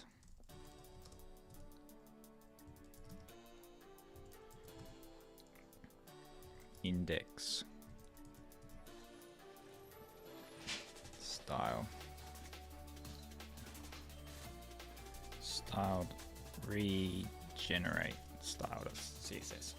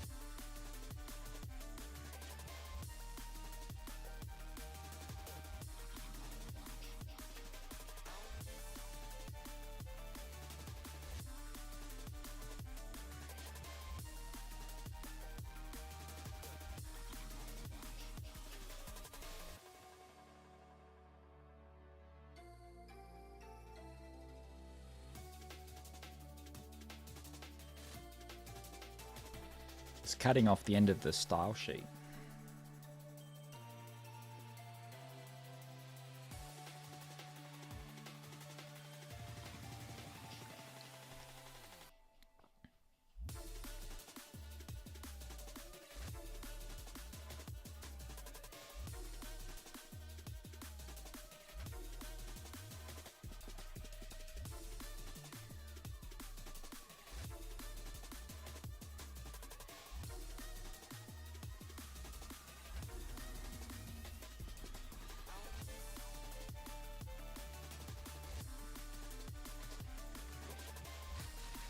Yeah, did it again.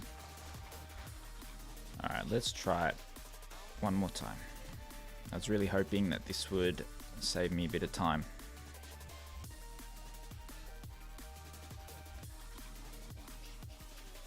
There. And this is a screenshot of the site that I like. There. Open.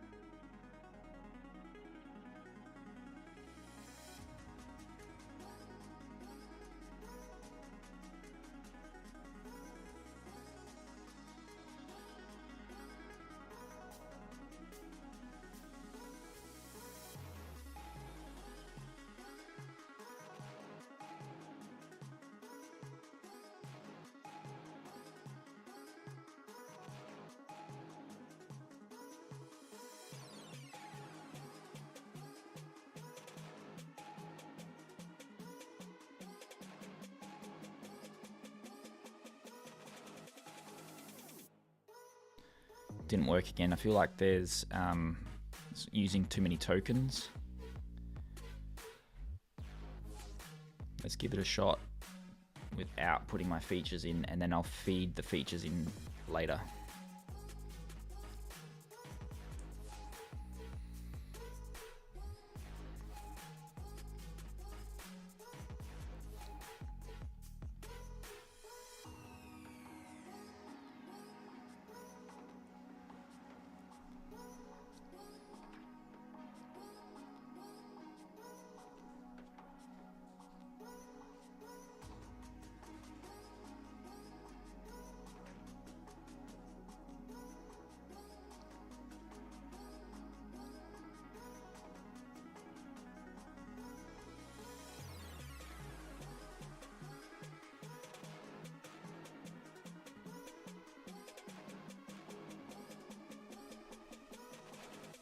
That style sheet completed then. Oh, there we go. Oh, look at that.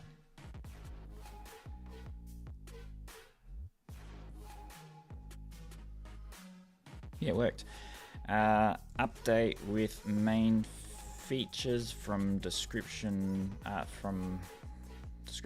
below. Main ones we talked about were boost engagement with live stream captions, add flair with voice activated animations, OBS and Streamlabs easy integration. Here's the App Store description. I'm going to switch away while I jump onto the App Store because my contact details are on there.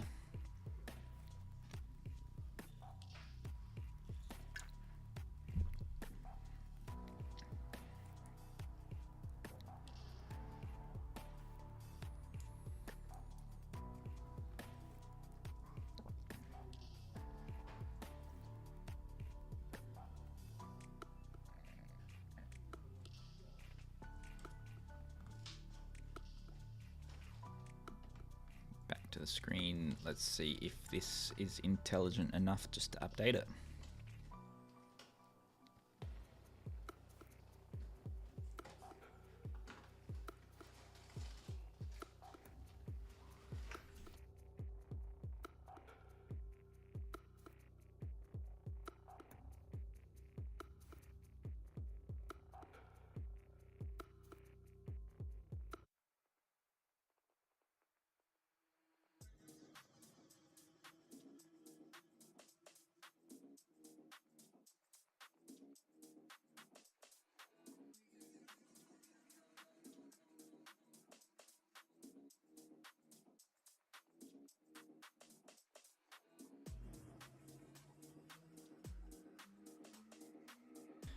While it's doing this code, I'm just sitting back.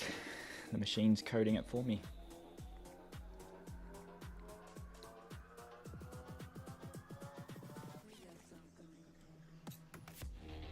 Boost engagement with live captions.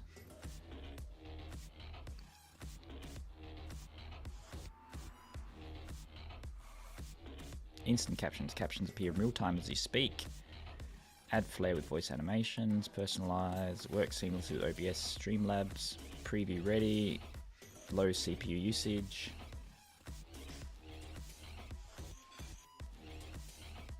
Perfect for content creators. Make your content accessible and engaging. Gaming streams keep viewers engaged even when muted. In real life streams never miss a moment with live captions. Educational content make learning accessible to everyone. Podcasters transform your audio into engaging video.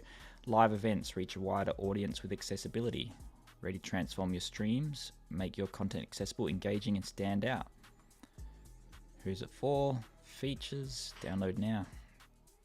That worked really well.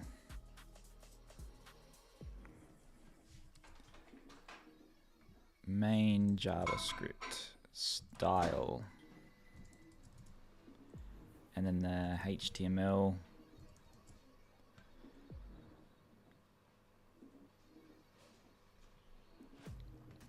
And then it just works.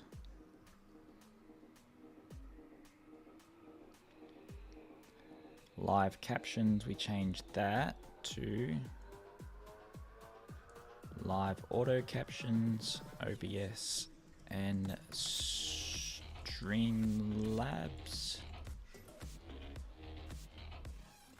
There we go.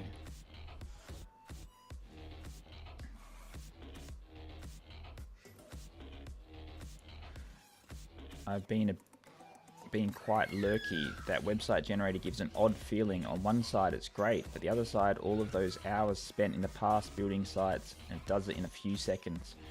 I know, it's crazy. When I was running my web design agency, I was knocked out by Squarespace and GoDaddy and everything. Now it's like you can just make this stuff with no experience.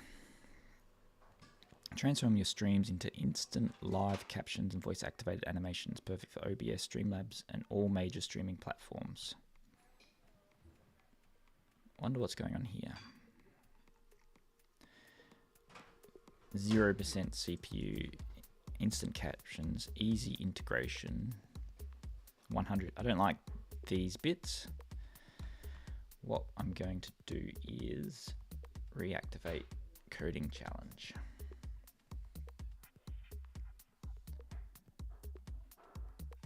Reset. There we go. All right. So what I want to do is change this 0% CPU impact because that's not true. And the main features we talked about were boost, engagement, add. Does that work there? Boost engagement. We want numbers there, don't we? So now, low CPU impact, boost engagement. What's another feature? There's still some curation that needs to happen. So it does the bulk of it, but you still need to curate it.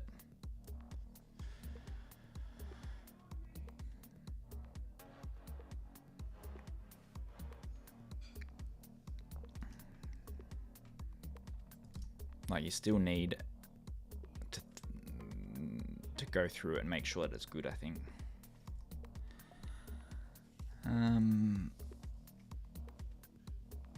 Boost engagement with OBS.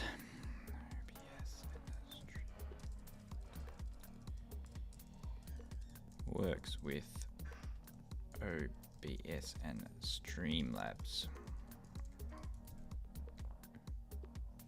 No. And also, does it work on mobile?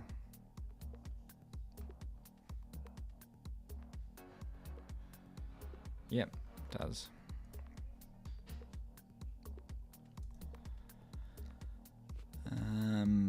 Main features. So, and the problem with AI generated stuff is you can just kind of default to that, and like all the copy and everything's just a bit boring.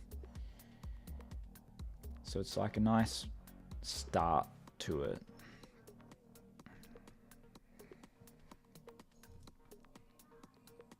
But we've been through the thought process. Boost engagement with live stream captions. Add live captions to your OBS and Streamlabs dynamic speech bubbles and custom animation flair.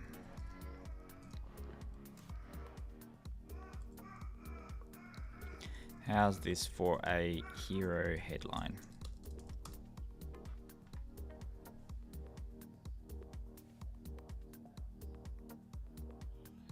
How about bandwidth? No impact on internet bandwidth. Structure is good, but let's make it punchier. Here are a few variations. Make streams pop with live captions and flair. Add instant captions and voice triggered animations too. I like that.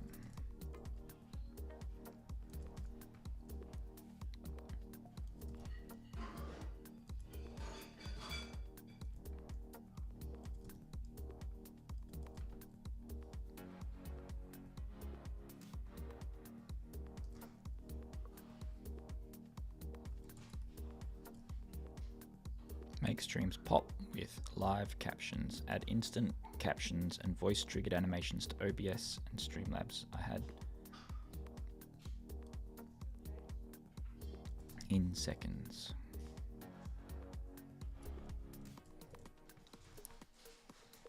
Within moments.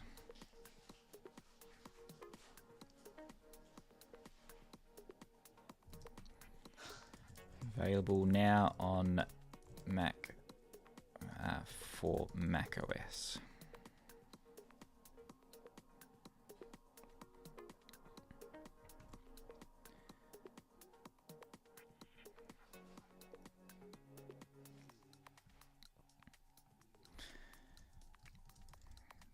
%, bandwidth impact.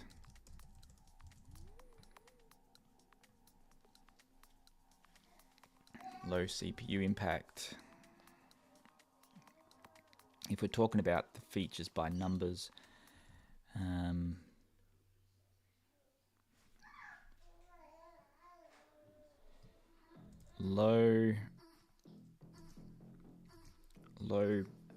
so 3 features that I can talk about that are number based: low impact on speech, low impact on like low delay latency, make it marketable,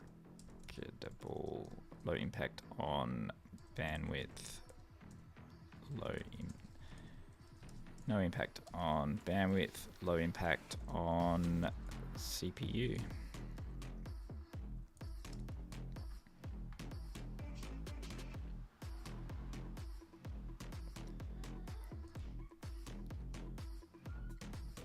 Fast, 0 impact on stream,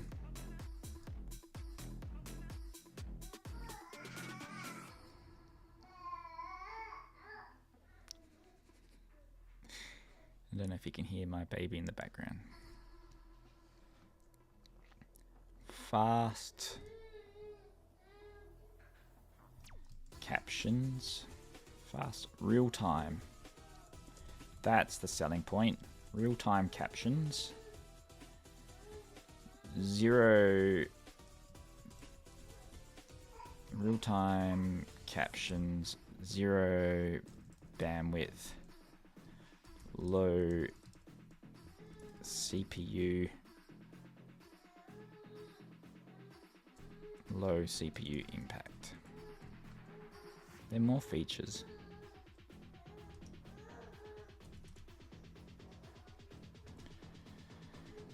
No, I don't want to be focusing on the numbers here. This has to be features, doesn't it?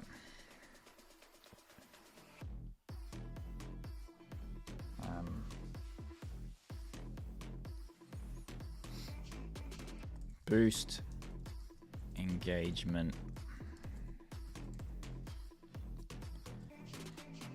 Add flare.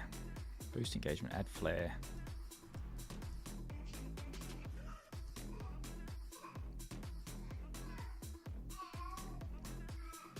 Easy integration, easy setup. Integration's too technical. Easy setup. Boost engagement, add flare and animation. Boost engagement, add flare and easy setup. I'm not happy with it, but we've got easy integration there.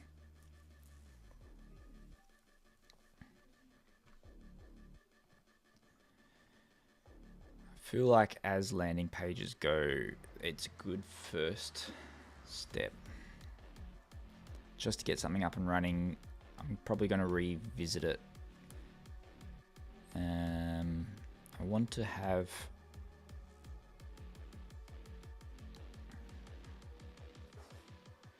needs an image in there, like an image just there.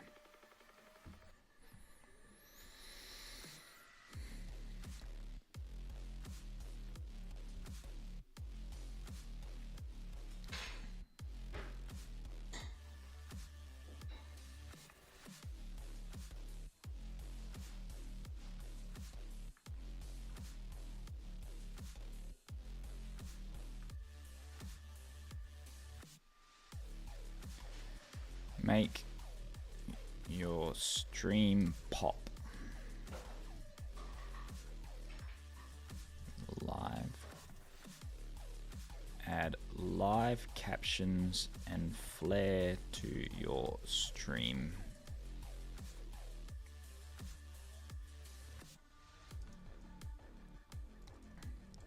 Add real-time captions, subtitles, and voice-triggered animations to your OBS and Streamlabs. Stream within moments. Now available for Mac OS.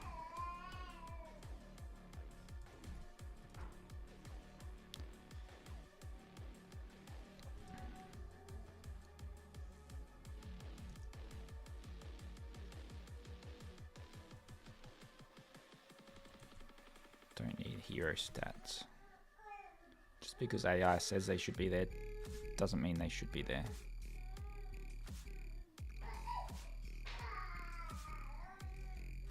Test 1, test 2, test 3. They're the dots. Hello everyone, welcome to the stream. Why does it say that? Caption preview. So they're the captions that are there.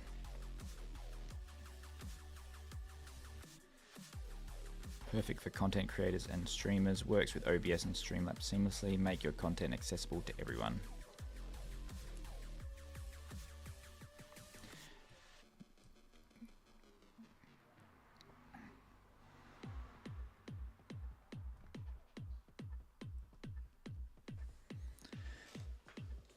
Add live captions and flare to your stream.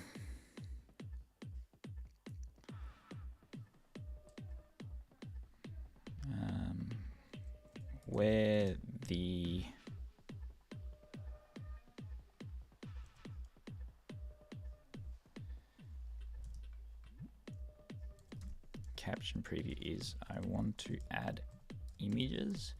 Maybe if I just add it here, image source.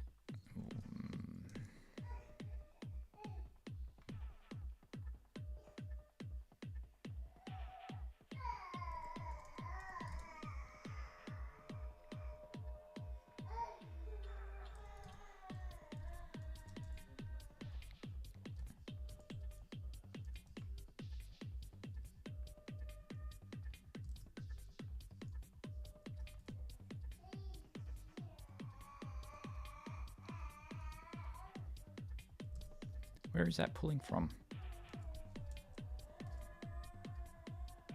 Caption preview, caption preview.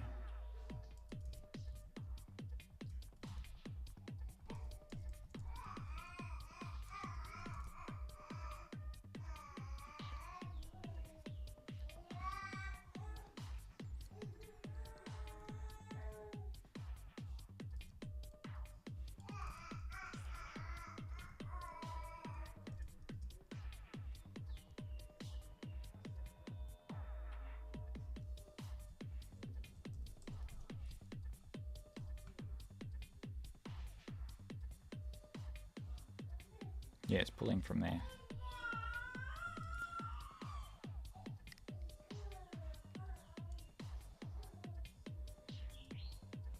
I think it's randomly pulling from there.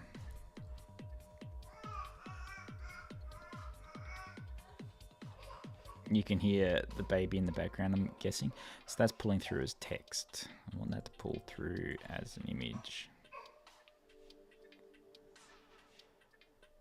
Text content dot inner HTML.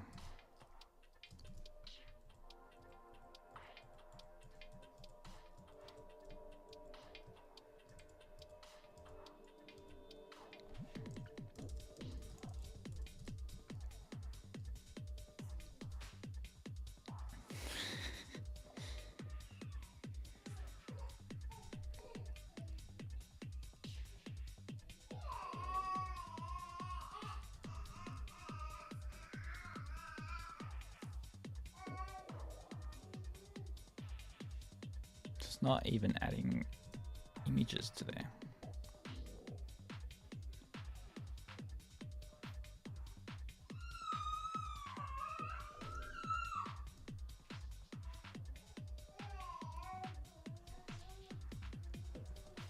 Oh, because I haven't closed off the bracket.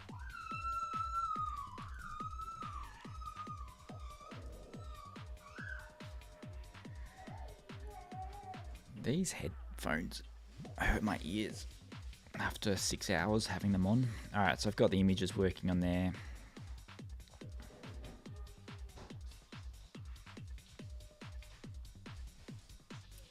We've already got images we can use, right?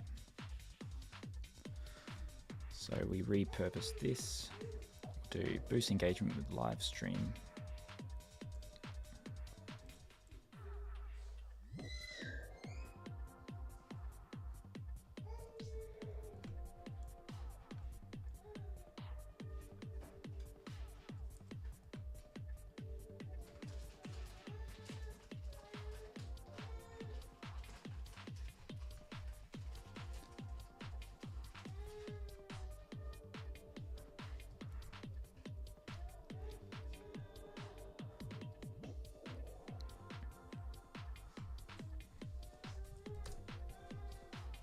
Hero 1.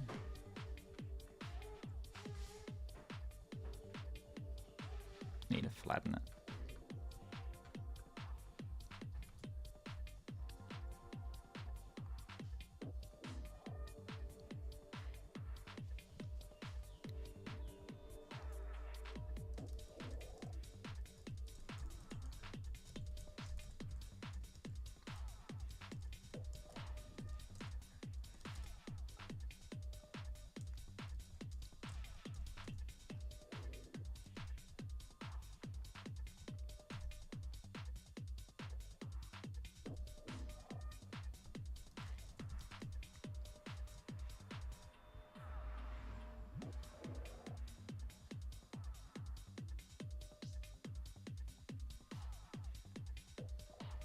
cut it off too much on that side.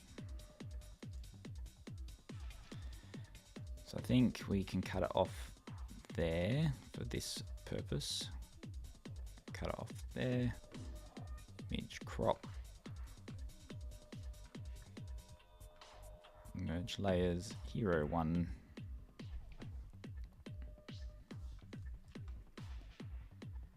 And the width of that, that's got padding in it.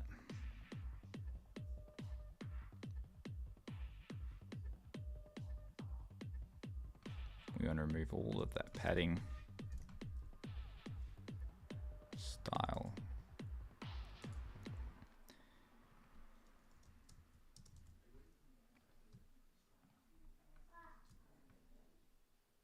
Don't like that little scroll bar that is added there.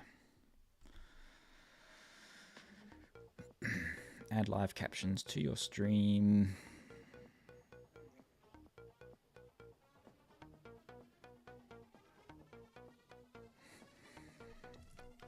We don't even need text.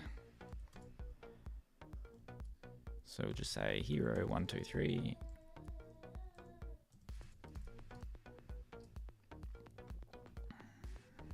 And we will add, we'll just default to hero 1. And the style sheet, we will, we need to put the other hero shots in. Before we do that, I want to get the style sheet working.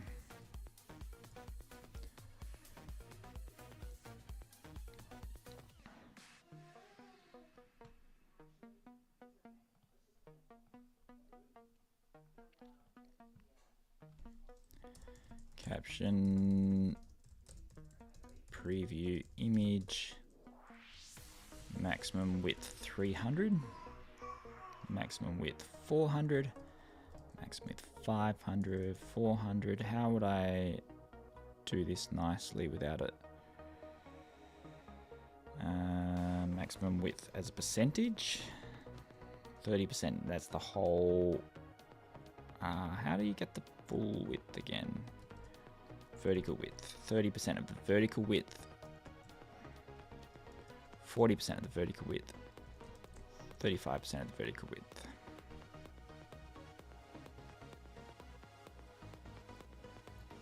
Does it need all that extra stuff, that window around it?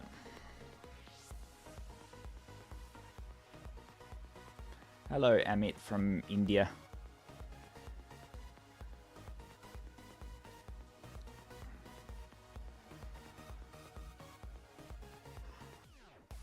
I realize now how much I dislike working in websites because you have to design everything from scratch. Well, all of the elements in Swift UI, all the styles already sorted for you.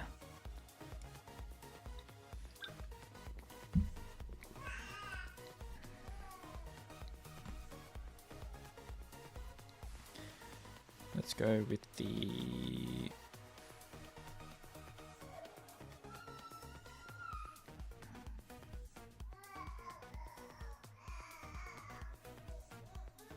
remove that one, that one.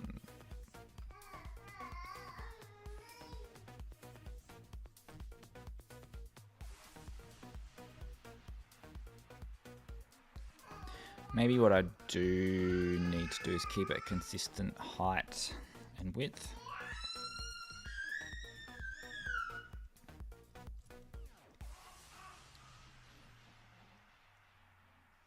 I feel like that's going to be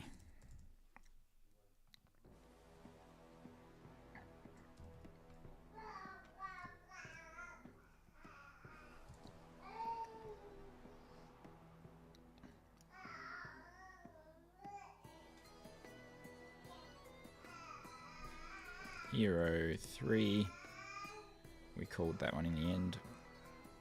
Might call it Hero 2.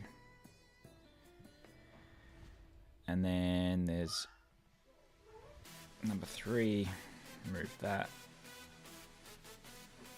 And the background.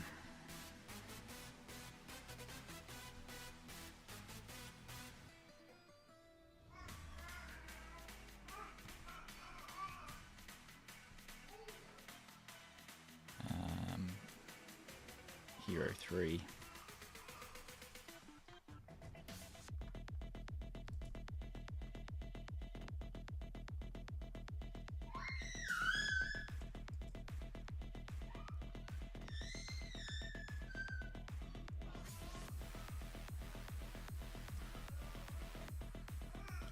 Two, 3. Oh. Sending a lot of energy for the launch from Argentina. Thank you.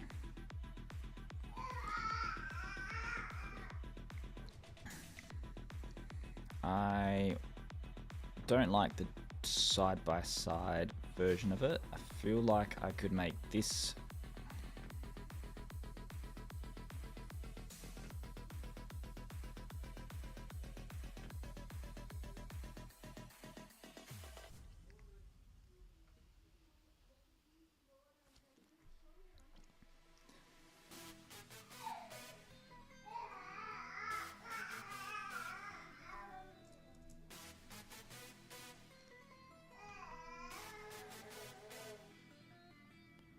hero image.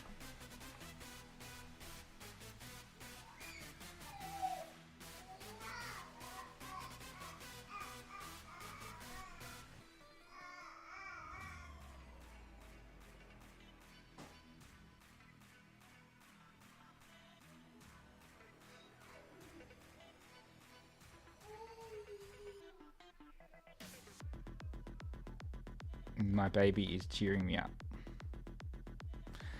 Yep, he's getting very excited in the background. I can hear him over my headphones.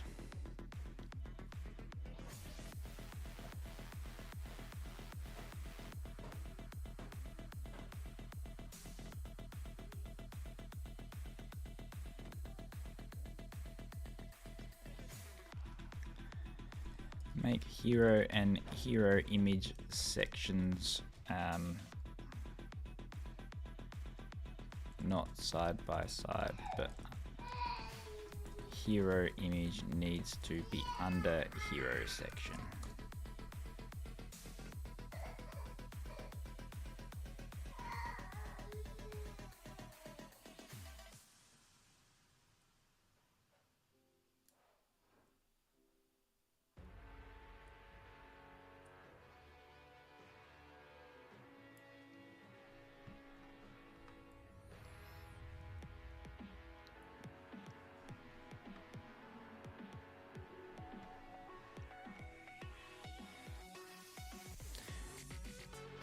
That sidebar is not entirely accurate, is it? Because I'm using AI here.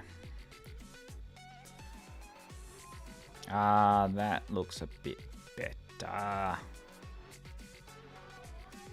Alright, we're going to replace my style here with that one.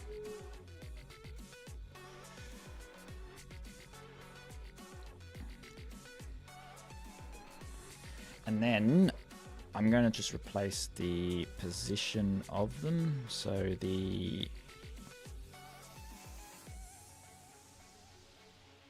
hero image goes up there.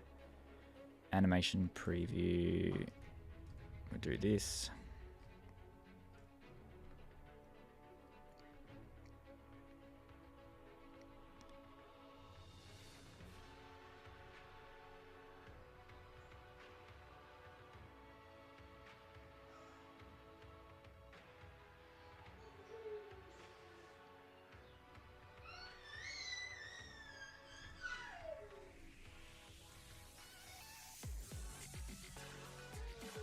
What are my top 5 places to launch startups? The only place I know is the App Store. This is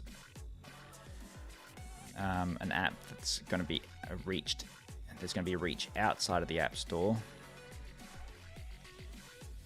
So I'm out of my comfort zone a bit, setting up a landing page for it.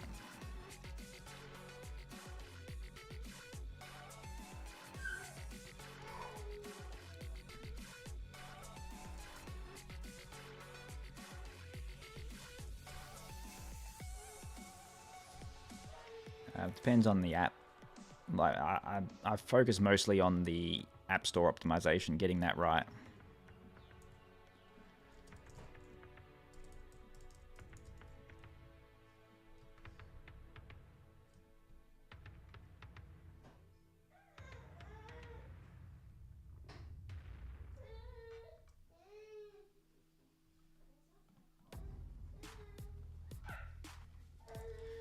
hero icon, width 200, height 200, 150, 150, padding bottom 20. Oh, margin bottom 20, margin top 10.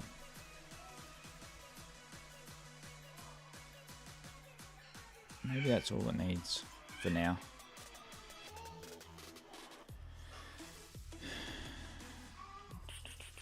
And then a bit of a preview underneath it.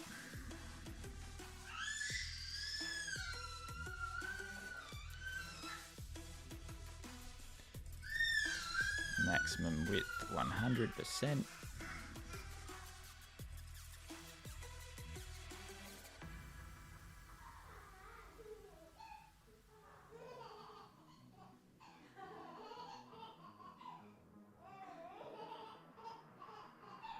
For Astro, so I'm targeting the Mac OS store. So what I'm trying to target is I feel like people don't search the Mac store for, I got a happy baby in the background. I feel like people aren't searching for the apps in the Mac OS store. I've got an app that's in there already and it just doesn't get any traction. So I'm trying to create a website that has two purposes.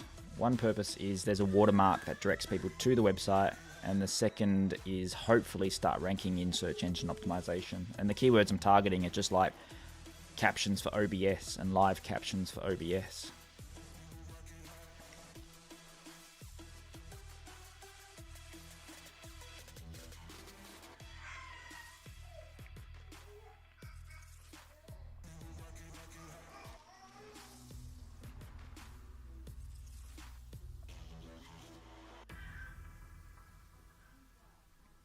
We can get rid of this background.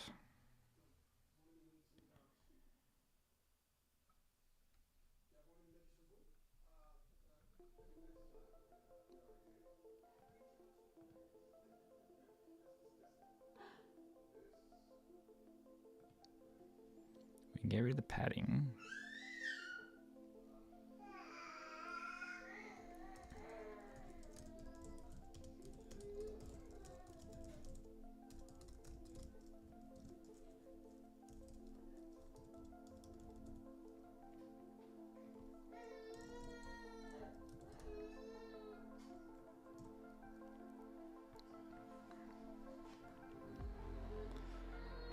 I'm thinking we're nearly done. I want these to be consistent width and height, so that's too wide. 600, make them 600 by 400.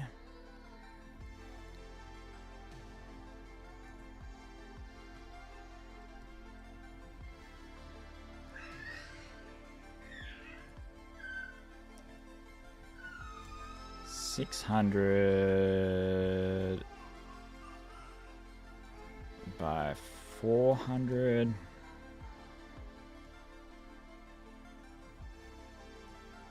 That's too low. Let's see what it looks like. 600 by 400.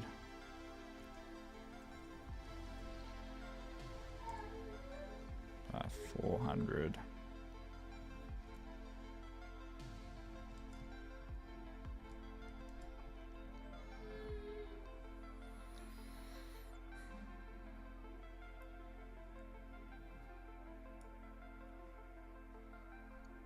Maybe they just center a line in there.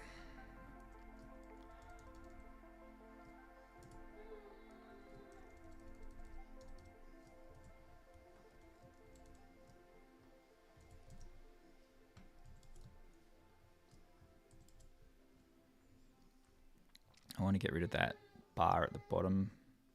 Animation preview.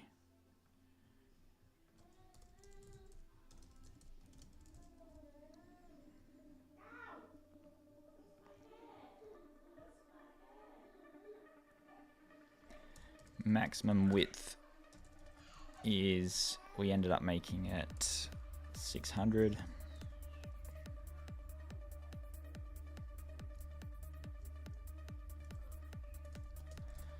Text align center.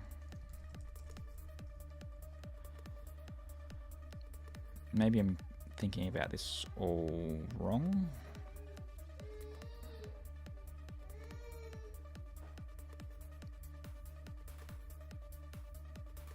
Maybe I should put screenshots there, but I think that is style main. I think that's a good enough starting point. I think that's good enough to try to start ranking for keywords. And I'm not 100% happy with it. Still needs a bit more work. But I think that is enough for people to be able to see the URL. Click on it, download it. Basic understanding of what it does. Maybe I should have put screenshots in there. Maybe I still can. But I think that's, I'm going to call it, I'm going to say that's the website for now, the landing page.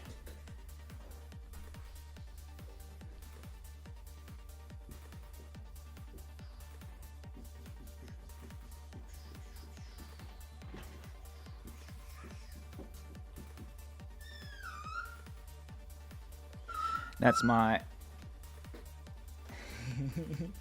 that's my celebration, because I think we're ready to upload it.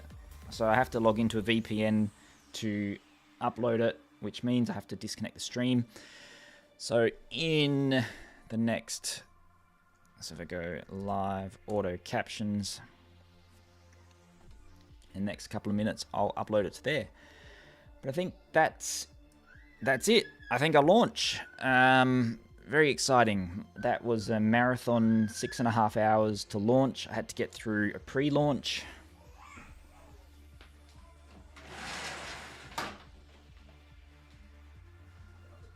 We added a watermark. We put instruction links. I've got to add the instruction links on there. So when the Apple testers go through, there's no broken links.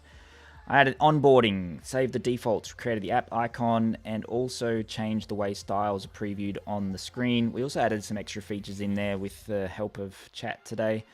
We added the ability to turn off captions, because turns out a live automatic captions app, sometimes people want to turn off the captions. Who knew? I didn't know. But especially with the triggers of the animations, it got pointed out that some people might like the animations. I can run through it, eh? So let's load it up. I'm just gonna live auto captions. Run through the final version.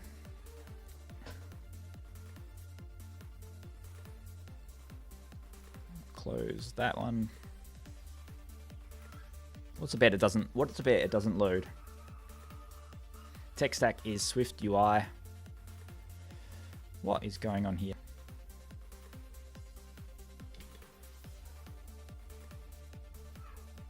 Let me just, I've got Xcode crashing.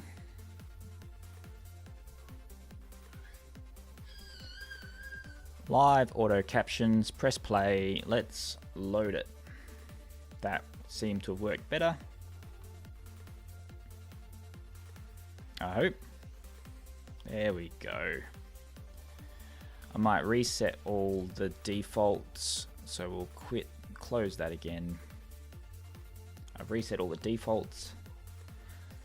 This is the app. Welcome to live auto captions. Boost stream engagement. Add eye-catching live captions to make your stream pop.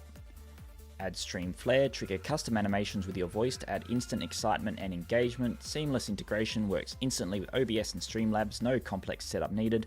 Add free experience. Thanks for downloading my app. I hope you enjoy it. And then we've got all of these animations that come up automatically. So this is the window. I move my mouse away and adds captions automatically We can also customize the captions that we're using. So we can go with TikTok style captions that automatically appear when I'm talking. And we can go with boring captions. They're the boring captions you get on any captions app, and they're boring. And then we can turn them off. We can also customize the alignment, font size, all this stuff. We can add some flair. So for example, if I say thank you, it will show some flair for thank you. Well, it should, no, the trigger is, if I say thank you for subscribing, it will show a trigger. Hang on. Thank you for subscribing. And then if we say, shout out to everyone who subscribed. Let's go, let's do this. And say, I'll be back. Be right back. That didn't work. Be right back. There we go. This took a total of 8 days of development, so around about 2 to 3 weeks, but I did use a lot of the code that I've used for another app that I've been building. And then in the help, this is the section that I've got to create the links for. And then in settings, we can change which microphone it is, which text it is. There's also a live auto captions watermark down there that you can't see. We can also change it, so I can make it like green. You can green screen it. But there's a watermark. Turn it on and off. In a future version, it will only be, you can only turn the watermark off if you purchase it. But for the time being, it's free. Anyone that downloads it probably get it for free for life. So download it. That's it. That's it. I'm pretty excited. Hopefully App Store release it and approve it pretty much. Let's see if they've even looked at it. Nah. So that they might not approve it for a few days, but hopefully that's my end done. Thanks for joining me along this journey, and next week I'll be back to my best auto captions app, which is a short form video captions app using the same sort of that same sort of code base. Thanks for tuning in, and see you next week.